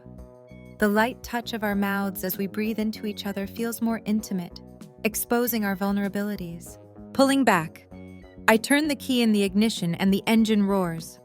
We both grin like giddy teenagers who are about to go on their first date without a chaperone. In a sense, it kind of is for me, all throughout my life. I've always been flanked by some kind of security. They may not be right beside me, but they're still close, ready to jump into action at a moment's notice. Creed normally would have insisted he follow and remain nearby, but I begged him for this one taste of freedom before it all ends. The temperature is perfect for an evening drive with the top down as I navigate toward our final destination. Neither one of us speaks, simply enjoying the moment and the scenery of Los Angeles at night. Our last night together. When I slow the car and pull up to a bolted chain-link fence 20 minutes later, Nora passes me a mischievous look. Trying to get me to scale another fence, she jokes. I'm definitely not dressed for that. She gestures to her dress-clad body. No scaling fences tonight. I reach into my pocket. This time, I have a key. I dangle it in front of her, then hop out of the car and head toward the fence, unlocking the chain securing it. After opening the gate, I get back behind the wheel, driving the car inside before locking the gate behind us. Should I be worried that you're locking me? She waves her hand around, wherever we are. Damn it, you've discovered my master plan. I chuckle, easing down the gas, driving at a slow speed along the dimly lit pathway, abduct you to a field in the middle of nowhere, and have my way with you. I waggle my brows. But as enticing as that sounds, I opted for something else instead. I grin as we round the corner and a large drive-in movie screen comes into view. She gasps, a hand flying to her mouth. Throughout our journey, she'd kept mentioning how she wished we could actually watch a movie at a drive-in. It never worked out. While we visited plenty of rundown drive-ins along the route, there were never any functioning theaters near where we stopped for the night. I'm grateful I could finally give this to her. A real drive-in. A real drive-in, I confirm. I did have to bribe them to reopen. They'd closed for the season after Labor Day, but I persuaded them to let us rent it out. I park in the center of the darkened dirt field, the only light coming off the screen and the moon shining overhead. The screen flickers, and I turn to the correct FM radio station just as the opening credits play. An affair to remember. Nora says in awe, her eyes brimming with tears. Thought you'd enjoy it. She unbuckles her seatbelt and slides over the bench seat into my outstretched arm. It's perfect. She tilts her head back to meet my gaze, the perfect end to this journey. I brush my lips against hers, our kiss soft at first before I clutch her face in my hands and deepen the exchange, telling her with my body everything words can never relay. Will this be the last time I hold her like this as we watch Nikki Ferrante and Terry McKay meet for the first time? The last time I squeeze her tighter when Terry excitedly crosses the street to meet Nikki at the top of the Empire State Building after their 6-month separation, only to be struck by a car. The last time I kiss her when Nikki discovers the true reason Terry never showed up that night. But I can't focus on that, as difficult as it may be. Nora and I made a pledge to only think about the present, to live in the moment. So instead of dreading what tomorrow will bring, I stay in the moment with Nora. It's the only place I want to be. Chapter 36. Anderson. In my 20s, I used to see my share of sunrises. Usually because I hadn't yet gone to bed, I never thought much of them, other than it being a sign that it was time to stop drinking. But now, as I watch the glow slowly filter into the bedroom, I know this is one sunrise I'll never forget. There's a quiet solitude when it's no longer night, but still not quite morning. It's in this place that I want to keep Nora. Last night is over, but the day when we must say goodbye, when she'll learn the truth, is not quite upon us. We're still us, still here, still together, still... You okay? Nora's husky voice cuts through, as if able to sense my turmoil. All day yesterday. I put on a smile, acted as if I wasn't hours away from losing everything. All because of something I didn't even know about until a week ago. A part of me wishes Creed had never told me. But where would that leave Nora? She blames herself. I refuse to allow her to do that. Not when I hold the key to finally setting her free. I push her onto her back, meeting her eyes so she can see the truth in my words. No, I'm not. Her chin quivers as she runs her fingers through my hair. She pulls my lips toward hers. We'll find a way. Her breath warms my mouth, the contact light and soft at first. We'll find a way. She repeats as she drags my body closer, deepening the exchange. I lose myself in the hypnotic spell she casts over me, not able to form the words to tell her there is no way. I can't say them. It would make it real. I just want to pretend for a little while longer. A vice squeezing my heart to the point of agony. I do the only thing that's erased the pain these past few days. Moving my hand down her frame. I clutch her hip and roll onto my back, yanking her on top of me. Her lips never leave mine, her hair framing our faces, enclosing us in a cocoon. In this moment, the outside world doesn't exist. The day is not on the verge of dawning. My heart isn't on the brink of shattering. She circles her hips against me, her warmth causing an ache to stir low in my stomach. One more time, I murmur against her. Any other time, she'd joke that I was a fiend, or that I'd told her one more time a half-dozen times ago. But she knows this really is our last opportunity, the end of our road. One more time, she repeats, lifting herself before gradually lowering back onto me, taking every inch of me inside her. We close our eyes, neither one of us moving, reveling in this sensation of fullness, of being one, of being complete. I fear I'll never have this again, never find this again. And maybe that's the penance I deserve to pay for my sins, to have a taste of heaven, then wander the flames of hell. I delicately pulse against her, urging her to move with the rhythm I set. Her gaze trained on me. She covers my body with hers. I move my hands from her hips to her face, keeping her locked in place as I say goodbye the only way I can. With my body, with my heart, with my love, Chapter 37. Nora. The glittering skyline of Manhattan at dusk comes into view below me as I lean against the window of the airplane. It seems like it was yesterday when I'd boarded a plane and set off on my mission to say goodbye to Hunter. I never expected to not only have to let go of Hunter, but also to have found someone who fills me with hope. Happy to almost be home, Anderson asks from beside me. I pull my eyes towards his, forcing a smile. I barely squeak out through the ache in my throat. We're about 5 minutes from wheels down. The pilot comes on the intercom. Please stay seated for the remainder of the flight. An attendant appears in the aisle. Is there anything else I can get you to before we land? She asks in an accent similar to Creed's British with a barely discernible French inflection on certain syllables. No, thank you. Anderson answers with authority, reaching for the straps of his seatbelt and securing it. He looks to me. Do you need anything? I shake my head. We'll be on the ground shortly. Captain has scheduled a half hour to refuel before taking off again. Thank you. Certainly. Your Highness.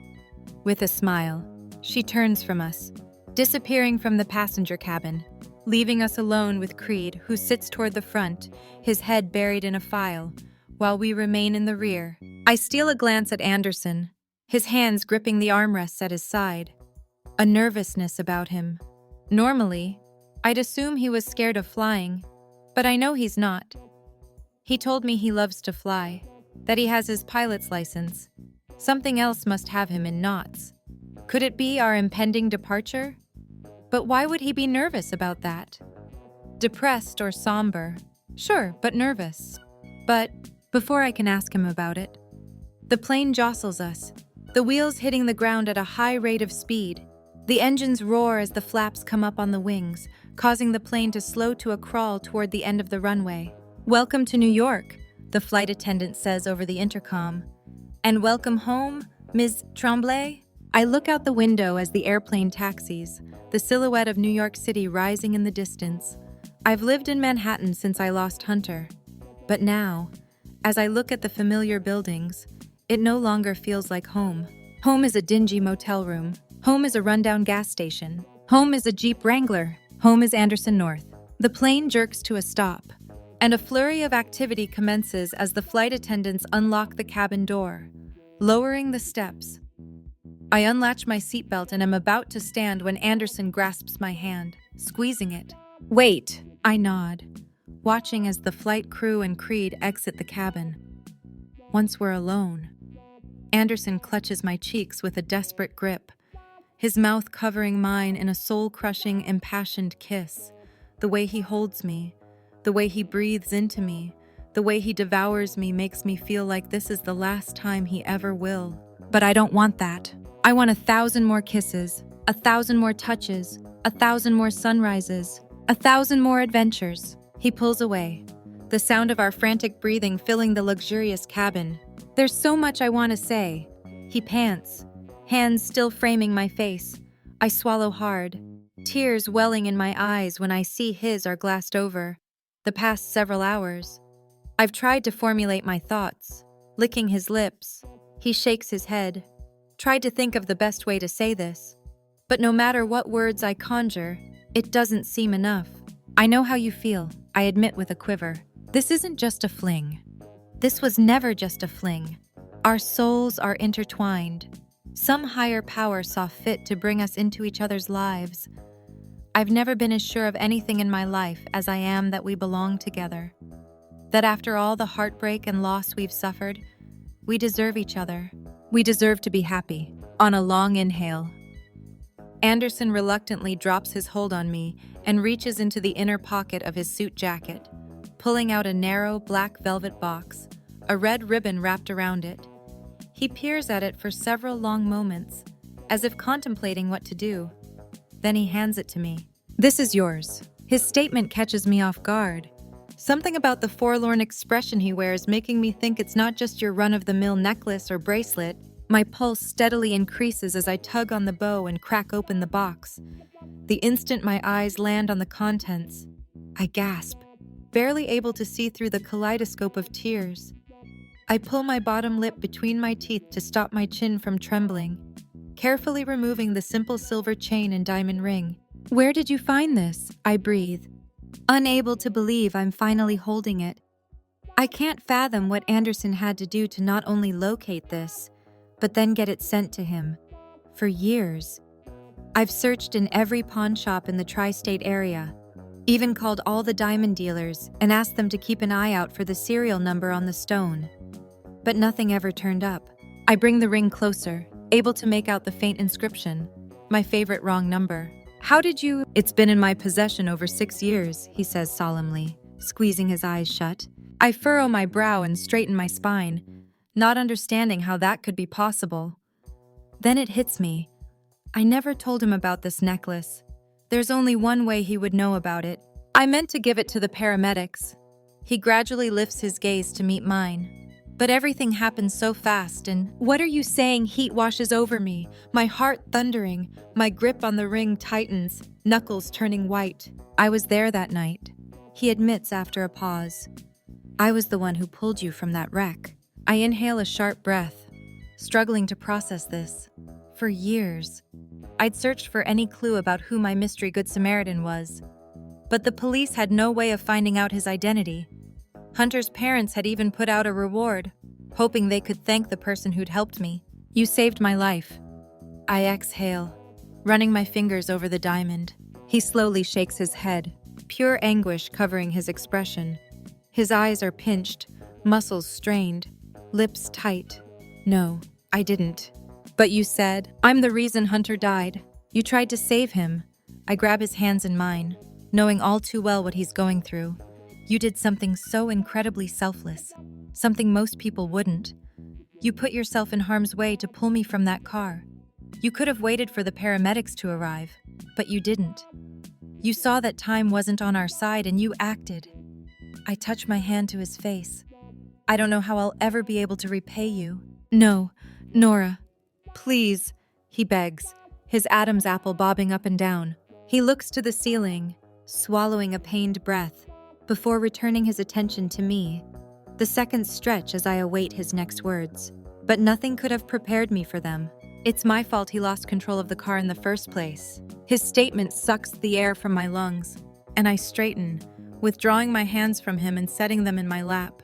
I blink, attempting to make sense out of his statement, but it doesn't seem to register in my brain. I heard it. I know what each individual word means, but strung together like that, I can't wrap my head around it. That crash was the same night Kendall died. He continues when I remain silent. I still can't remember much. I was driving from the hospital and toward our hotel in North Harbor, convinced it was a terrible dream and I'd walk into the room to find her there.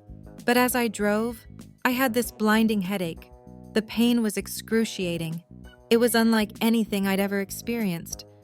My body was frozen, this weird pins and needles sensation crawling over my skin. Then I heard a loud bang and slammed on my brakes. Thought maybe something happened to my car. When I saw smoke billowing in my rearview mirror, I ran to help. He hangs his head, digging his fingers through his hair, tugging at it. I've done everything to put the pieces of that night together, but I can't. It's all a blur. All I know is that I swerved into the wrong lane and forced your car off the road. His confession hangs heavy in the air as I stare into space for what feels like an eternity, but is only a matter of seconds. Not saying a word, I gingerly stand and brush past him. I walk a few feet up the narrow aisle, surrounded by money and luxury. The same things that probably allowed Anderson to keep his involvement in this hidden for years. The police said there was no evidence of foul play, that Hunter had probably swerved to avoid hitting a deer, as was often the case in that area. I never could have imagined he'd swerved and lost control of his car because of another reason. When did you figure out who I was? I face him, crossing my arms in front of my chest. Did you know from the beginning? He jumps to his feet. No, I had no idea. Hell, in my nightmares about pulling you from the crash, your name was Laura, not Nora. I'm not lying when I say I have absolutely no memory of ever swerving. I don't. If I did, what, you wouldn't have fucked me? My voice rises in pitch.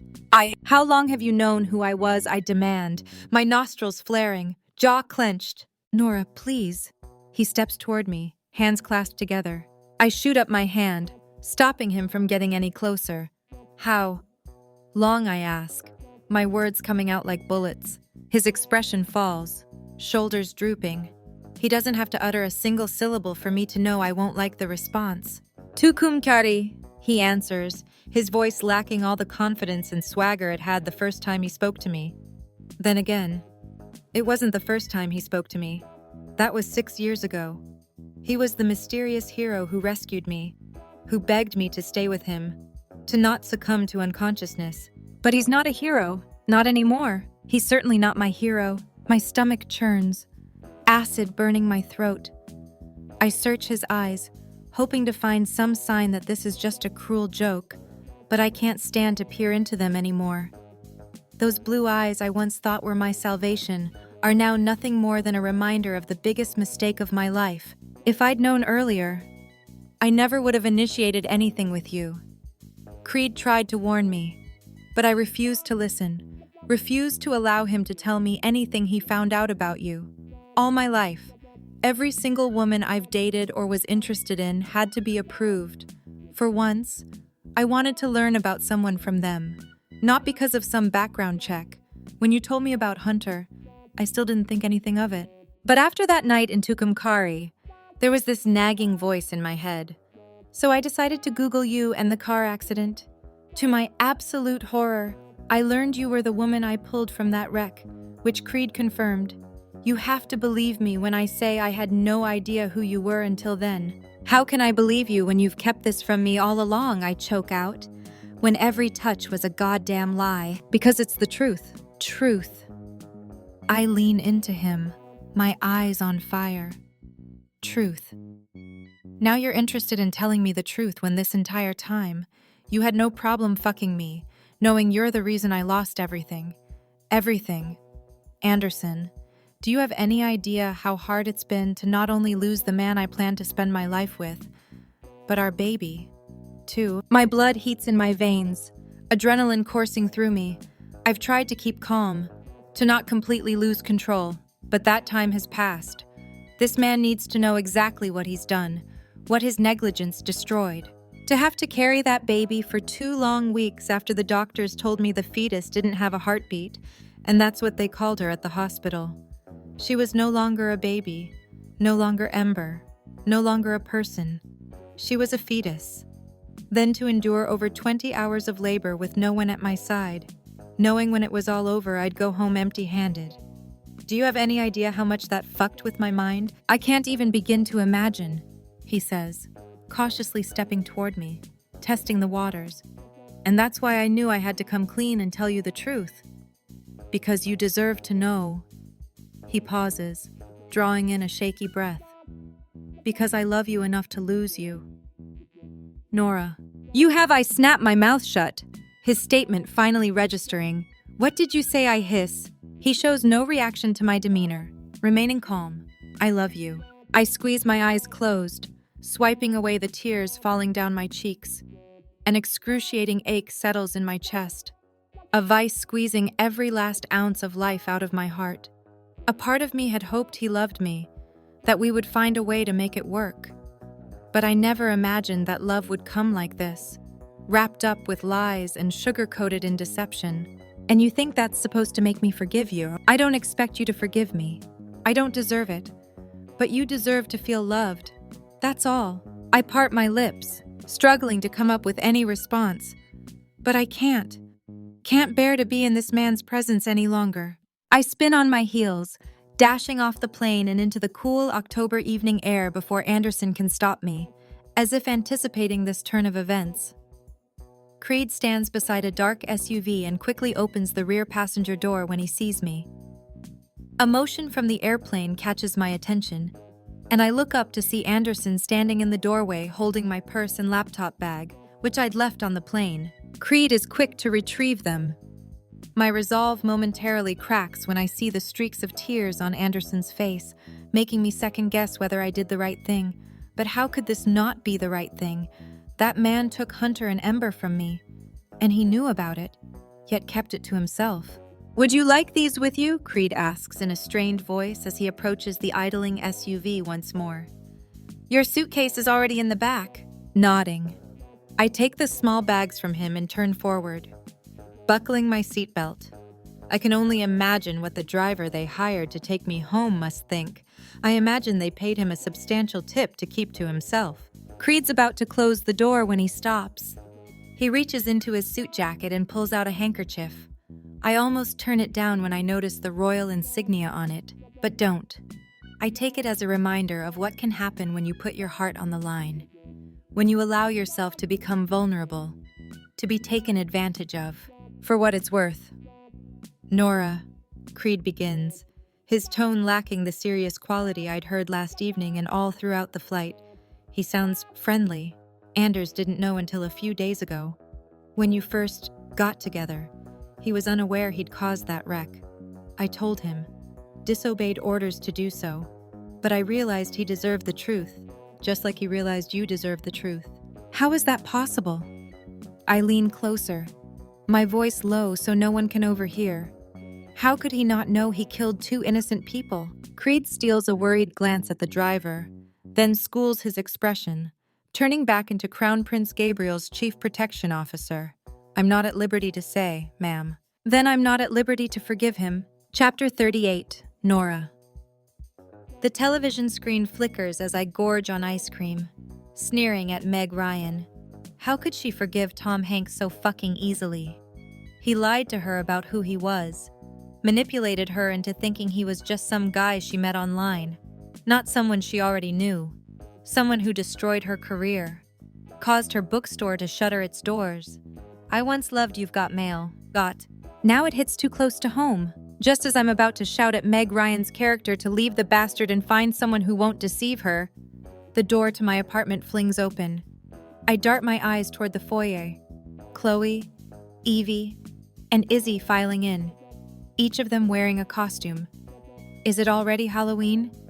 How is that possible? I glance at my phone. October 31st. I've wallowed in misery for 2 long weeks. I can only imagine what my mother would say about this.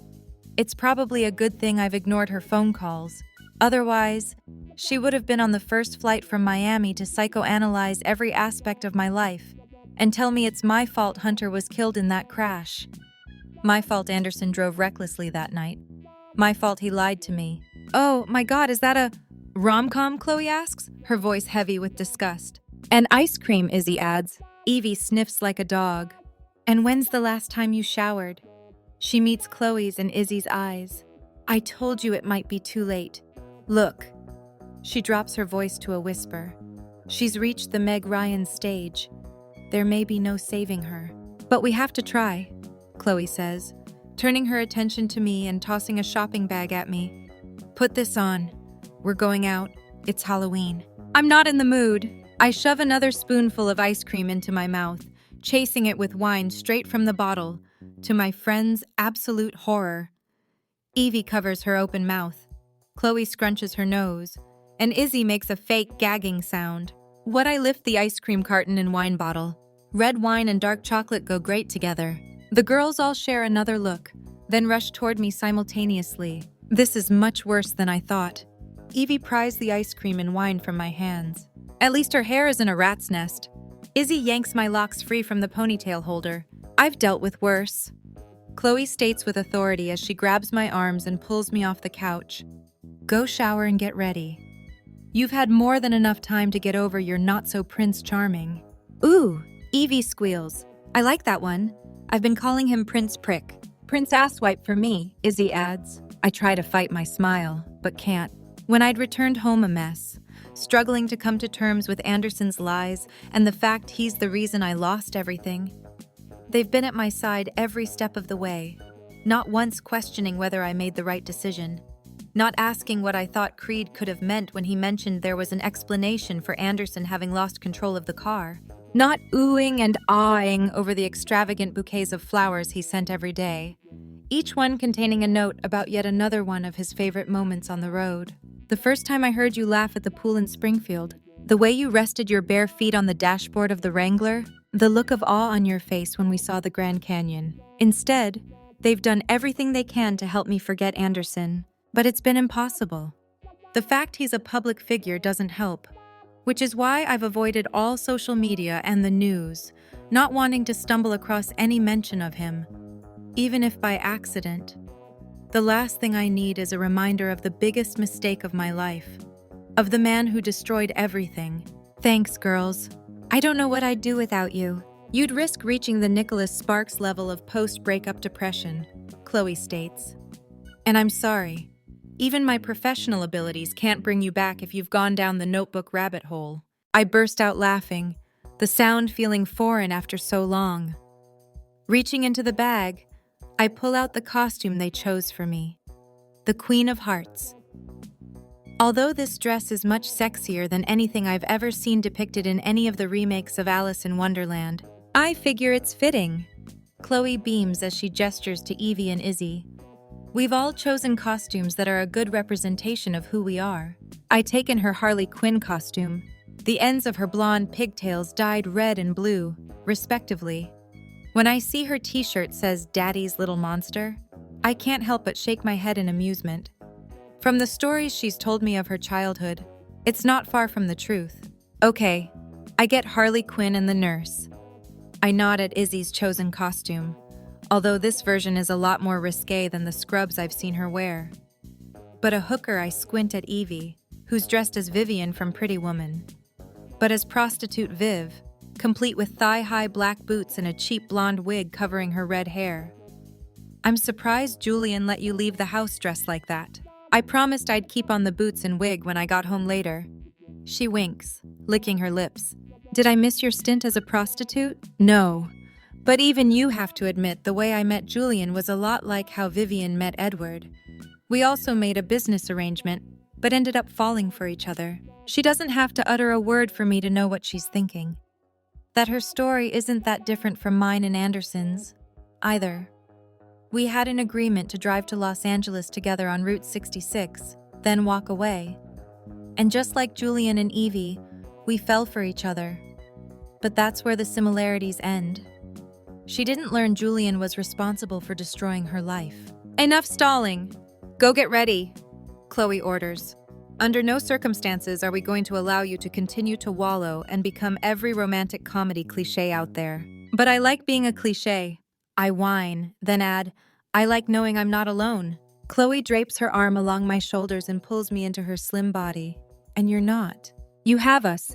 Evie joins us, Izzy right behind her. Lean on us, Izzy encourages, then steals a glance at the television, not on Meg Ryan. We erupt in a fit of giggles at the ridiculousness of this situation. That's the mark of a true friend. They don't kick you when you're down. Don't whisper behind your back about your broken heart. They lift you up. And these women have always lifted me up, no matter the weight. Strobe lights flicker around me, sweat beading on my neck and brow as I move with the hypnotic beat of the club music. Over the past few hours, I've danced away my heartache with my 3 best girls.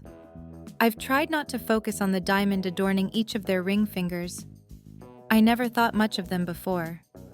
But that was when I still wore Jeremy's ring, despite the fact it was given in a drunken haze. Now I find myself back to square one, wondering if I'll ever find the same happiness I had with Hunter. And with Anderson, I clutch the silver chain around my neck where Hunter's engagement ring dangles. I almost sold it when I first returned home. Every time I looked at it, I was reminded of Anderson and his deception. But this is the last piece of Hunter I have left. Anderson stole every other memory. I refuse to let him steal this, too. Break, Chloe shouts over the music after the DJ transitions from Michael Jackson's Thriller to a more modern tune. Yes, I shout back, and we all squeeze our way through the crowded dance floor and toward the VIP section. After smiling at the bouncer manning the rope, we're permitted access, thanks to Izzy's rock star fiancé, Asher, who was not only able to get us into this exclusive club, but also a table in the VIP area. My feet screaming. I'm about to collapse into our booth when Evie grabs my forearm. Come to the bathroom with me. I'll help you reapply your makeup. I don't have a chance to protest as she drags me through the VIP section and toward the private ladies' room. It's probably not a bad thing. I have been drinking all night and sweating under those bright lights. I can only imagine what the makeup Evie painstakingly applied looks like right now. And when we step into the bathroom, my reflection staring back at me from the mirror, I see it's worse than I thought. The red hearts painted on both my cheeks are smudged, and the red heart in the center of my lips needs a little help. Let's pee, then I'll get you all fixed up. I nod, and we both go about our business. Once we've washed our hands, Evie drags me toward the vanity area in the bathroom and sits me down in one of the cushioned stools before lowering herself onto the one beside me. I open my clutch, removing the costume makeup she'd used on me earlier, and allow her to get to work. Several moments pass as she works on cleaning up my cheeks. The only sound that of the occasional toilet flushing and the muted chorus of Monster Mash. "So, how are you holding up?" Evie asks nonchalantly as she outlines a heart. "Fine," I answer, ignoring her insinuation, "just a little hot." She pinches her lips. "That's not what I'm talking about. And you know it." I'll ask again. She lowers her voice, her eyes filled with sincerity. "How are you?" I swallow hard, trying my best to keep my emotions in check, as I've done these past few weeks. I shouldn't even give Anderson a moment's thought. Yet I can't stop thinking about what Creed told me before closing the SUV door. That Anderson didn't know the truth of that night until that week. I want to believe him. But at the same time, I don't. "I'm so fucking confused," I blurt out, the words leaving me like a tidal wave, fast and cathartic. Evie takes my hand in hers and squeezes. "Your brain tells you that you should be angry he lied to you, deceived you." I nod, but my heart wants to overlook all that and only remember the good stuff. "Exactly," Evie says, knowing all too well what I'm feeling. She's probably the only one who can even begin to comprehend the mixed-up emotions plaguing me every hour of the day, the constant push and pull, the tumultuous game of tug-of-war being waged in my heart. After all, she went through something similar with Julian, although the secret he kept didn't come remotely close to being this earth-shattering. "I should just forget him." "You should. That's what all reason tells you to do." She touches my chin, tilting my head to the opposite side so she can fix up my other cheek. "But you can't forget someone who still owns a piece of your heart." Does Anderson still own a piece of my heart? I've tried to convince myself he didn't, that he didn't deserve to even be a thought. But he's still on my mind. His kisses still tingle on my lips, and his hold still maintains a grip on my heart, no matter what I do to free myself. "How did you forgive Julian after he lied to you about who he was?" She meets my eyes. I finally realize the truth. The truth. Yes, Nora, the truth. I was like you. For weeks, I only focused on the lie, on the deception. I thought it tainted everything. I was convinced our entire relationship was based on that lie, nothing else. I was so blinded by it that I ignored what had been glaring at me from the beginning. "And what's that?" "That he saved me." I straighten. "Saved you?" "Maybe not like Anderson saved you, but Julian saved me, nonetheless. He saved me from myself, taught me what true love feels like. And there's no question in my mind that Anderson loves you. Because I told you he said he does." She shakes her head. "No, because he did something extremely selfless. He didn't have to tell you the truth. He could have kept it from you for the rest of your life, and you never would have been the wiser. But he thought you deserved to know." She takes my hands in hers. "He told you about that night, fully aware there was a possibility you would never speak to him again. There's no more selfless act of love than sacrificing your needs for someone else." She pulls her hands from mine and stands, checking her reflection in the mirror and readjusting her wig. "You're right to be angry, Nora. You have every right to be hurt, deceived, betrayed. But at some point, you'll need to let go of that anger. You need to ask yourself what you want your life to look like when the smoke clears. Do you want to cling to a ghost of what will never be? Or do you want to finally live again? Finally love again?" I stare into space, contemplating her words, unsure of the correct answer. There isn't one. How can there be? If I admit I still harbor intense feelings for Anderson, that's a slap in the face to Hunter's legacy. And maybe you'll find your answer as to why you're wearing Hunter's ring around your neck. My eyes darting back to Evie's, I clasp the necklace, drawing in the comfort it seems to provide me. Are you wearing it to honor Hunter's memory? She narrows her gaze, or for another reason. Chapter 39. Anderson, are you doing okay? Esme's voice cuts through my thoughts as I stare out a window in one of the palace's private sitting rooms, waiting to be told it's time for our formal entrance at the gala commemorating the country's birthday. I normally look forward to today, since it marks the beginning of the winter holiday season. But this year, more than ever, it's a reminder that I'll be spending yet another holiday season alone. Even the snow falling does nothing to warm my heart. I doubt anything will again. It's been nearly 2 months since I returned home to a place that doesn't feel like home anymore. 2 months of neurologist appointments, meetings with nutritionists, and MRIs. 2 months of jumping whenever my Anderson North cell phone rang. 2 months without Nora. For the first few weeks, I'd sent her flowers every day, even Sundays. Each bouquet was accompanied by another memory of her I cherished. I knew the chances of winning her over were slim, but a part of me held out hope she'd realize we were stronger than my failings. But starting the 1st of November, all the bouquets I sent were returned. I had my courier keep trying, but after a week of refused deliveries, I took the hint. Nora wanted nothing to do with me. I can't fault her. Doesn't make it hurt any less. Though, at least I can have some sort of peace of mind that I reached out to Hunter's parents, told them who I was and what really happened that night. Then I donated a sizable sum of money to the foundation they'd set up in his name, which offered a small scholarship to one high school graduate who showed promise in the area of sports medicine.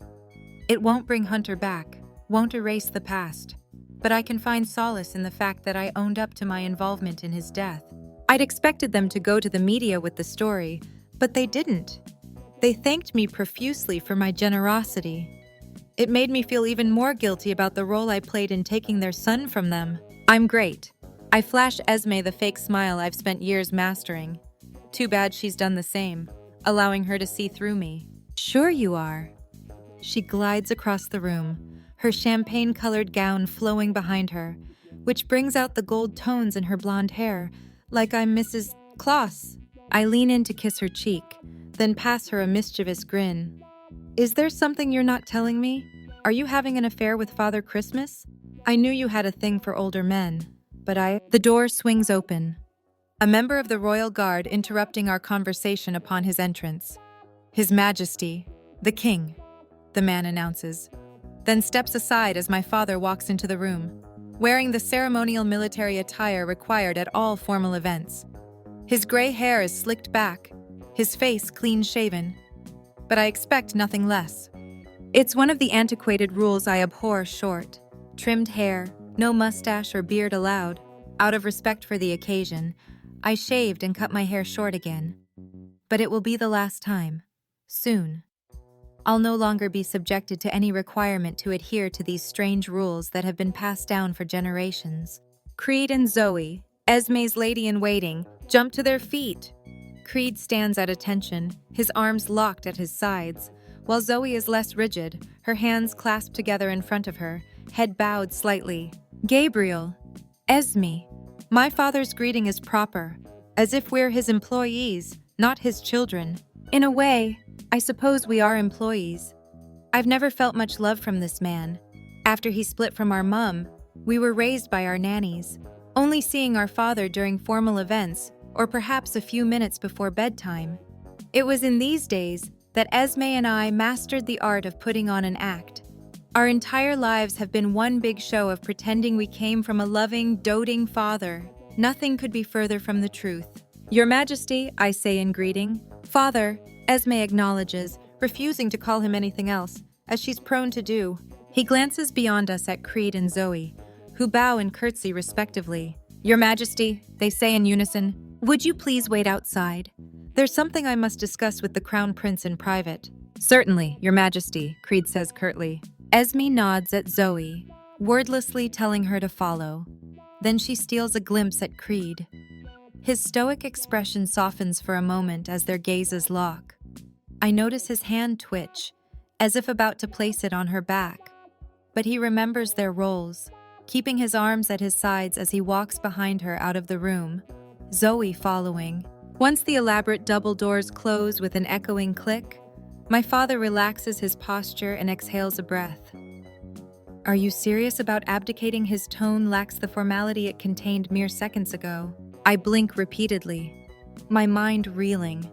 How could he know I've only mentioned this to one person, and only because it directly affects her? Esme. I exhale, pinching the bridge of my nose. She couldn't keep her mouth shut. Could she? You two have always been close. Two peas in a pod. Really? My father chuckles. The sound as odd as a thunderstorm on a sunny day. I can't remember the last time I heard him laugh. I didn't think he was capable. Who is this man? And what has he done with my father? The man who never reminisced about the past, who was notoriously stoic and unemotional. Then again, wasn't I trained to be like that? To smile when expected but never show too much emotion. And while she typically keeps all your secrets, she also knows some secrets are too important to be remain quiet. Stepping toward me, he levels his gaze on me, his eyes nearly even with mine. Think about what you're doing. Anderson, he says, dropping all the formalities of using my given first name, opting for the one I've always gone by in my inner circle. This diagnosis must have been a punch to the gut. It was to me when you finally shared it with me. Making such a life-changing decision while dealing with the psychological effects of everything, I can't help but think you may be acting irrationally. I thought you'd be relieved. I counter. Then you wouldn't have to go over my head and give the crown to Esme anyway. He shakes his head, his expression pained. Why would you think I'd do that? I lean into him, my eyes on fire. Because of the way you tossed out Mum. He stares at me for several long moments, then sighs, walking past me and lowering himself onto the divan in the sitting area. Etiquette dictates I should also sit, since no one should stand taller than the crown, but that's the least of my concerns right now. I never tossed out your mother. She left. He gradually lifts his eyes to mine. All I can do is blink. He's wrong. Has it been so long that he's forgotten the truth? Has he convinced himself of the veracity of these claims to help him sleep better at night? No, she didn't. Do you think I enjoyed watching her self-destruct? Think I enjoyed watching her push everyone away? His distressed voice echoes in the room before he lowers it. Do you think I enjoy watching you do the same thing? I've witnessed my father give more than his fair share of performances in the public eye. Like Esme can always tell when I'm faking it, I can detect when my father is. And right now, these emotions are genuine. I'm begging you to believe me, he implores. I did everything to get her to stay. Told her it didn't matter what happened, that I'd love her even if she were bound to a wheelchair for the rest of her life. Tears well in his eyes, his chin quivering, showing me a side of this man I didn't think existed. Vulnerable, defenseless, weak. Nothing I said or did mattered. She was already battling depression. She never really acclimated to the pressures and scrutiny of royal life. The MS diagnosis only worsened it. She refused treatment, refused everyone who tried to help. Then, she refused to live. He chokes out. What are you saying? I ask guardedly, stepping toward him. He pinches his lips together, not immediately responding, as if doing so will give the truth wings and make it real. I'm saying your mother didn't die from MS. He slowly lifts his gaze to mine, defeat crawling in his features. She died from an intentional overdose. Anderson. I exhale deeply, running my hands through my hair as I pace along the marble floor. Mum. Killed herself. I can barely get the words out. It seems so absurd. Like something he made up, not something my mother would do. A vice squeezes my heart as I relive the pain of a 10-year-old boy who was forced to mourn his mother in front of the public's eye. Now I'm the 35-year-old man who struggles to believe the woman he idolized would ever take her life. Then again, when I received my diagnosis, I considered the same thing. More than once. If I hadn't met Nora, there's a strong probability I may have done the same thing my mum did. Take one too many pills one night and never wake up. Why didn't you tell us the truth? You and Esme were both so young. Anders. It was difficult enough trying to explain to a 9 and 10-year-old their mother was gone and wouldn't be coming back. To tell you she chose to end her life. He shakes his head. I couldn't do it. Couldn't do it. Even when I accused you of abandoning her, of kicking her out because you didn't want to be married to someone who no longer appeared perfect. He shrugs. Something I don't think I've ever seen him do. I made the decision years ago. I'd rather you hate me than your mother. That's why I didn't say anything. Why are you finally saying something now? Because, son, your mother gave up. Stopped fighting for everything she once held dear. Granted, her MS was severe, her decline rapid, unlike yours. Still, I don't want that to be you. He stands, striding toward me with determined steps and taking my hands in his. I should have fought harder for your mother, but I didn't. I won't make the same mistake with you. I'm not perfect. I've never purported to be. And I certainly regret some of the decisions I've made, especially where you're concerned. But every decision has been with one goal in mind: protecting you and Esme. I close my eyes, another puzzle piece snapping into place. The accident. That's why you didn't tell me about the role I played. I slowly face him. Is that right? You were in such a dark place after Kendall's death. I was worried the truth would send you over the edge. Wanted to wait until you were in a better place mentally. Didn't want a repeat of... He trails off, then returns his gaze to mine. I had every intention of eventually telling you. I just never found the right time. I stare at the cream-colored walls surrounding me, crown molding framing them, making everything appear pristine and perfect. But as I've learned throughout my life, appearances can be deceiving. You may think you know the full story, but there are always truths hidden beneath the surface that can shatter your world, like my truth shattered Nora's world. Listen to me, Anderson. My dad's firm voice forces my gaze back to him. I don't want you to give all this up because you think your future is uncertain. I'll let you in on a little secret. All our futures are uncertain. I could die tomorrow, but I'm not going to let my fear of the future control my decisions in the present. And you shouldn't, either. He places his hands on my biceps, offering me a reassuring smile. I understand you haven't gone public with your diagnosis yet, and I won't tell you what to do, when to share it. You must decide that for yourself. But I can tell you that you're in a unique position. You can give a voice to this illness. You can give hope to other people with MS. He takes my hand in his once more, squeezing hard, his voice filled with passion and intensity. You will have a future. Anderson, you will live a long life, and you will find the happiness your mother didn't think she'd ever have. You can still have it all, including the crown. I shift my eyes forward, wishing I could summon the hope and confidence he seems to have about the situation. I may still be able to have the crown, but I'll never have it all. Not anymore. Chapter 40. Nora. I had a great time tonight, I say as I come to a stop outside the door to my building, smiling up at James. After Halloween, I realized I couldn't continue to wallow in my pit of despair, wishing things had ended differently between Anderson and me. If I've learned anything from all the curveballs life has thrown at me, it's that I can't change the past, but I can make decisions today to have a better future. So that's what I've been doing, or at least attempting to do, but nothing seems to work. Nothing seems to have the power to erase Anderson from my memory.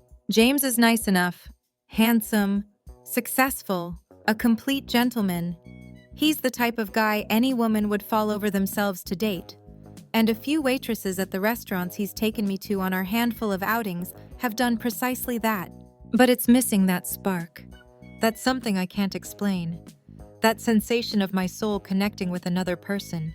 I fear I'll never experience that again. Then again, a part of me doesn't want to experience that again, especially when the fall from so high can be debilitating. I did, too. He leans his arm against the wall behind me and curves toward me, his lips brushing mine. I close my eyes, desperate to feel something, anything, when his tongue swipes with mine. His hand grasps my hip, his arousal presses against my stomach, but I'm empty. Going through the motions expected to make everyone around me think I'm okay, that I've moved on, like I did with Jeremy. Is James my new Jeremy? Will I keep pretending until things spiral out of control?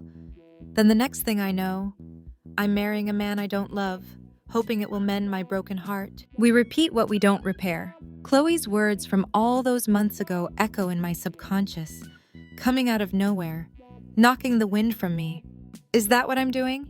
Am I simply repeating the same mistakes I made instead of trying to repair my shattered heart? But how can I even attempt to repair that? How can I mend something that's missing a huge piece? Invite me upstairs, James begs before diving in for another impassioned kiss. Can't you feel how desperate I am for you? He pulses against me, moving his lips from mine, traveling along my neckline. But it doesn't excite me. His clean-shaven jaw does nothing for me, except make me long for Anderson's goatee and wandering hands. James, I whimper, but not out of pleasure. It's more apologetic, contrite, remorseful. He hears it too, and stops, pulling back. Then he sighs. You're breaking it off, aren't you? I hesitate, parting my lips. Then I nod. I'm sorry. It's not you. You're great, and I want to like you. I really do. I wish. I look up at the December sky, Christmas decorations lighting up the city. This is normally my favorite time of year, especially in Manhattan. It always feels so magical. This year, I can't help but feel like part of my soul is missing. I wish I weren't still clinging to the past. I admit, surprising myself with my confession of the truth I've fought to hide. I wish you weren't, too. He grabs my glove-covered hand and brings it to his mouth, leaving a light kiss on it before releasing his hold on me and stepping away. Whoever he is, I hope he realizes how special you are. He holds my gaze for a protracted moment. Then he turns and disappears around the corner. I think he did. I smile wistfully as a tiny snowflake lands on my eyelash. Hunter once told me it was good luck, that I should make a wish. I always told him there was no such thing as luck, that everything in life happened for a reason. But something in the air tonight tells me that maybe a little good luck is precisely what I need right now. So, instead of brushing off the snowflake, I pause for a moment and make a wish. It doesn't matter if I know it will never come true. For the first time in months, a slight twinge of hope flutters in my stomach. I pray this will be a sign of good things to come, of finally starting the next stage of my life, of finally starting this next chapter. I trudge up to my apartment, shaking off the winter chill as I step inside, my heart flying into my throat when a voice greets me. How was the date? Chloe asks, lounging on my couch as if she lives here. I take a minute to steady my breathing, my hand covering my chest. She should know better than to startle me like this. I'm a single woman living by myself in New York City. It's not exactly the safest. Please make yourself at home. I quip once my pulse has gone back to normal. I did. She raises a glass of wine off the coffee table. So, how was it? I shrug out of my coat and hang it over one of the stools by the kitchen island before heading into the living area and flopping onto the couch beside her. I ended things. I had a feeling. I snap my eyes towards her. Why do you say that? This was date 5. She sips her wine. You seem to have a 5-date max lately. At least I'm dating, I remind her. That's true. She pauses. But are you dating for the right reasons? What do you mean? She blows out an exaggerated sigh. You know what I mean. Are you dating because you want to meet someone? Or are you doing it to forget someone? My silence is the only answer she needs. I wish I could tell her I'm genuinely interested in forming a connection with another human. But the truth remains. There's only one person I want that with, even though I should never trust him again. My heart is still at war with my brain. I fear it always will be. Okay, that's it. Chloe shoots to her feet. I thought you'd eventually come to your senses and realize what's important, but apparently that was wishful thinking. I give her a sideways glance. Come to my senses about what you walked away from. Walked away. I stand. Although my 5'4" height doesn't intimidate her short, 5'2" stature. What Chloe lacks in height, she makes up for in tenacity. Prince Gabriel Anderson, whatever you call him. Did you forget he's the reason Hunter died? That I lost the baby, that he knew who I was when he fucked me but kept me in the dark? I didn't forget. You won't let me forget. You remind me at every turn. So what? You think I should forgive him, How the hell can I do that? Better yet, how can I respect Hunter's legacy when I'm in love with the man who killed him, I exclaim, the words spilling from my lips like lava as I say everything I've kept to myself for weeks. Can you please tell me how I'm supposed to come to terms with that? Because I would fucking love to know. My voice reverberates against the walls of my apartment, tears streaming down my cheeks. I can only imagine what my neighbors must think of me right now. These walls aren't exactly soundproof. That's what it all boils down to, isn't it? This is still about Hunter. No. I stammer, struggling to find the words I need to make Chloe understand. I'm not even sure I understand. Could she be right? Is this still about Hunter? I thought I'd let him go. His ashes no longer sit on my dresser, but I still wear the necklace with his engagement ring, refusing to take it off. Did I trade one crutch for another? You are so goddamn stubborn sometimes. She groans. Let me put this in terms you'll understand. Your favorite movie, An Affair to Remember. Every time we watch it, you yell at the screen during a certain scene. Which one? I swallow hard, my face heating. The theater scene, I answer timidly. When Nicky Ferrante sees Terry McKay, I release a long sigh as I lower myself back to the couch. I always scream at him to open his eyes, to realize that she doesn't stand, to figure out the truth. Exactly. She sits beside me and pushes what appears to be the January edition of her magazine toward me. Consider this me screaming at you to open your eyes. A knot forms in my throat as I stare at the cover, Anderson's soulful blue eyes staring back at me. But there's something missing, the spark I once saw every time he peered at me. I lift the magazine and flip it open to where Chloe placed a sticky note, reading the headline and tagline. An exclusive with Prince Gabriel. Heavy is the head that wears the crown. The Bachelor Prince opens up about his recent multiple sclerosis diagnosis and what it means for the future. Inhaling a sharp breath, my chin quivers as I lift my eyes to Chloe's. He has MS, she nods. His publicist reached out to me a few days after you returned home from your trip. At first, I told her I wasn't interested in writing any story about the fuckhead who broke my friend's heart. I blow out a laugh. I can picture her saying that. But then I started thinking.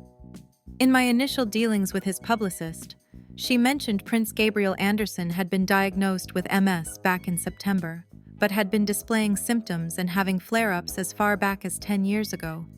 She pauses. So I looked into what an MS flare-up is. Do you know what I found out? I stare forward, remaining silent. Pins and needles sensation, muscle weakness or numbness, blurred vision, sometimes blindness in one eye. What he described happened the night of the wreck. Chloe places her hand on my bicep in a reassuring manner. He refused to come right out and say it, but it appears that's what happened. That must be what Creed was talking about. I breathe, then glance at her. When I learned the truth, I'd asked his chief protection officer how Anderson could have no memory of forcing Hunter's car off the road. He said he wasn't at liberty to say. He must have known about the MS. It's not that he couldn't remember. He just couldn't see. Couple that with the trauma of losing Kendall Davies, and it's no wonder his brain tried to protect him from the truth, just like yours did. I stare straight ahead, processing this, wondering why Anderson didn't tell me. But would it have made a difference? For months after I lost Hunter and Ember, I was desperate to find someone to blame for what happened, so I put that blame on me. If I hadn't been late getting ready, hadn't selfishly wanted to rest my eyes, maybe I would have seen the car driving toward us and could have prevented what happened. But once Anderson came clean, I could stop blaming myself. I had someone else I could blame. If I forgive him, who will I blame? I won't pretend this is an easy decision. Chloe soothes, cutting through my thoughts. You have to do what's best for you, no one else. Her gaze catches on my necklace before returning to me. So you need to ask yourself. Standing, she reaches into her pocket. Then she sets a penny on the open magazine next to a paragraph in the article announcing the opening of Anderson's photography exhibit in the village titled Faith, Hope, Perseverance. When I jerk my head up, she gives me a sly smile, wordlessly answering my question about where she could have gotten this exact penny, one with the same blemishes as the one I flipped on Route 66. She got it from Anderson himself. What do you want? She allows her question to linger before turning and leaving me alone. I shift my attention back to the penny and the article, studying Anderson's smile. But it's not the same one I remember. The one that greeted me good morning. The one that beamed at me when I agreed to travel along Route 66 with him. The one that curled into a smirk when he shamelessly flirted with me. Swallowing hard, I grabbed the penny off the table, the weight of the coin feeling much heavier than normal. Probably because of the truth it holds in its rigid edges and tarnished face. The truth it held all those weeks ago, too. And like all those weeks ago, I know how to solve this predicament. Heads I stay, tails I go? I briefly close my eyes, then toss the coin, watching as it flips and topples until it clatters on the magazine. I don't even bother looking to see how it landed. Like I told Anderson back on Route 66, I already figured out what I truly wanted while that coin was in the air. Chapter 41. Anderson.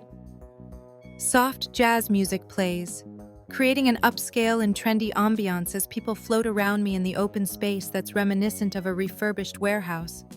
Every so often, someone takes a break from mingling with other New York socialites to congratulate me on my photography, as well as my latest venture of founding an organization, the main purpose of which is to encourage those with disabilities to persevere through them, to not limit themselves.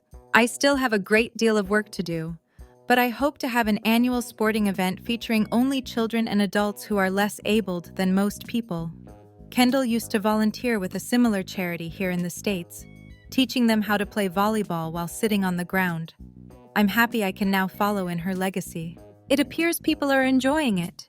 Esme sidles up next to me, handing me a glass of champagne, which surprises me. Ever since I returned home, she's been adamant that I control my diet, since the research she'd done demonstrated that some of my symptoms can be managed with diet.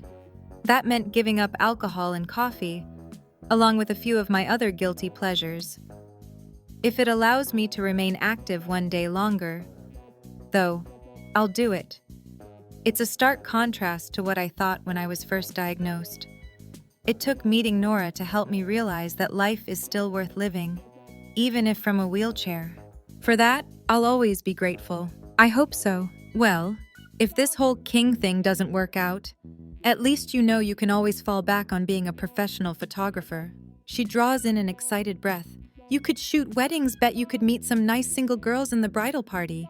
I roll my eyes. I'm not king yet, and hopefully that won't happen anytime soon. But at least now I know it's what I want.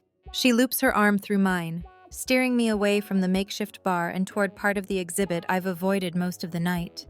Probably a good thing you have no desire to take up professional photography. You really have no eye when it comes to beauty, do you? She stops in front of a series of photographs that make up the faith component of tonight's exhibition. Some people probably expected to see images of churches or other religious establishments, but that's not faith to me. I'd lost my faith in everything. In love, in hope, in living. It wasn't until I met Nora I learned to have faith again. I smile as I admire the collection of photos I chose to show my version of faith. It's an innate response whenever I look at Nora, even if only in a photograph. Esme was just joking, but there's a hint of truth to her statement. These images truly don't do Nora's beauty justice. I pull away from Esme, getting lost in the photos. Each one causes a memory to rush forward, of scaling a fence and dragging Nora into that abandoned drive-in, of spray painting our names on a Cadillac in Texas, of eating greasy diner food and feeling not a single ounce of remorse, of laughing, of living, of loving. I approach the image I'd taken that morning in Santa Monica as she slept. I run a finger along the silhouette of her frame, only the shadow of her body visible in the dark light. What I wouldn't give to touch the real thing. But that ship has sailed. A part of me had hoped Nora might show up tonight, especially when her friend, Chloe, had agreed to write an exclusive piece about my MS diagnosis. But it's nearly 11 o'clock. Nora's not coming. With a sigh, I reluctantly drop my hand, taking one last chance to appreciate Nora's beauty. Even if it's in the form of a photograph, my favorite moment is you. I murmur to no one. The sound of a gentle clanging catches my attention. I look down, my brow furrowing when I notice a penny between my feet. But not just any penny. I whirl around, surprised when my sister no longer lingers a few feet away. In her place stands Nora, my Nora, wearing the same gorgeous dress she did on our last night together. My heart ricochets to my throat, my breathing increasing as I stare at her. I want to reach out, make sure I'm not dreaming, that this isn't some flare-up and I'm hallucinating, although I don't think that's possible. Still, I didn't actually think this was possible, either, that she'd actually show up. I start toward her, but she holds up a hand, preventing me from taking another step.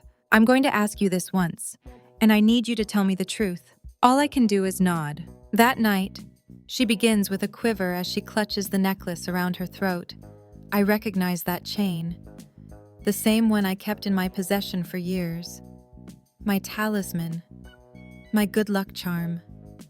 She toys with the diamond ring, rolling it around her fingers. When you swerved into the wrong lane, she brings her eyes to mine, pain filling her expression. Was it because of the MS? Because of... You read Chloe's article, I arch a single brow, to which she nods. Then I expel a breath. At the time of the crash, I didn't know I had MS. Since my diagnosis, all the doctors I've spoken with have agreed the symptoms I experienced that night indicate it was most likely a flare-up. She peers beyond me at the photos adorning the walls as she absorbs my response. Then she returns her gaze to mine. There's still not a single hint of emotion within. Her demeanor is calm and even, like she's asking me the time of day or my favorite color, not about the details of the night that ruined her life. And when you told me about your involvement, you already knew about your MS. It's not a question. That was why I was driving across the country. I'd just been diagnosed. I knew it was a very real possibility. I'd lose the ability to drive at some point. So I wanted to take advantage of it while I still could.